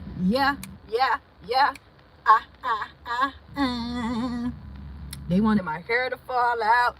Don't know that every 2 to 3 years I cut my hair off anyway to start over. Like, y'all just don't know. And it's getting thicker and better. Look at that. My edge is coming back in. I ain't putting no lace front on it. You know what I'm saying? So that's my biggest glory, man. Giving all the glory to God. All the praises to God. Thank you, Jesus. Thank you for your mercy and your grace. Because every day I get on this live stream, doing me, smiling, having a ball, y'all don't like it. You don't like it, and I love it. Because y'all thought I was going to be somewhere. Oh, I've been homeless since 2016. Nah, it don't work like that. God is good, and God over everything. Like I said, if something do happen again today, I'm still going to be good. Because getting through what I get through, surviving, I know I can get through anything. And now I'm finna go on my mission to live. So I hope and pray that everybody is doing good. Everybody is living good. Man, I love everybody. Ain't no hate this way. Like I said, y'all just have a blessed day. Because God is good, man. Don't ever think he ain't. Because listen, when you don't do what the devil wants you to do, when you can't get to me, it's going to come back to you. So I got to get back in my prayer closet. And everything that y'all is sending my way, I just got to send it back to y'all, because what y'all doing, though? But y'all don't know what y'all doing. Y'all don't know what y'all do. Y'all think y'all know what y'all doing. But y'all be mad. They be mad. They was mad. My case got dismissed. They was mad. I'm sitting here talking to y'all still in my car, because I tried to get that told a few times. But God is good. God over everything. So everybody have a blessed day.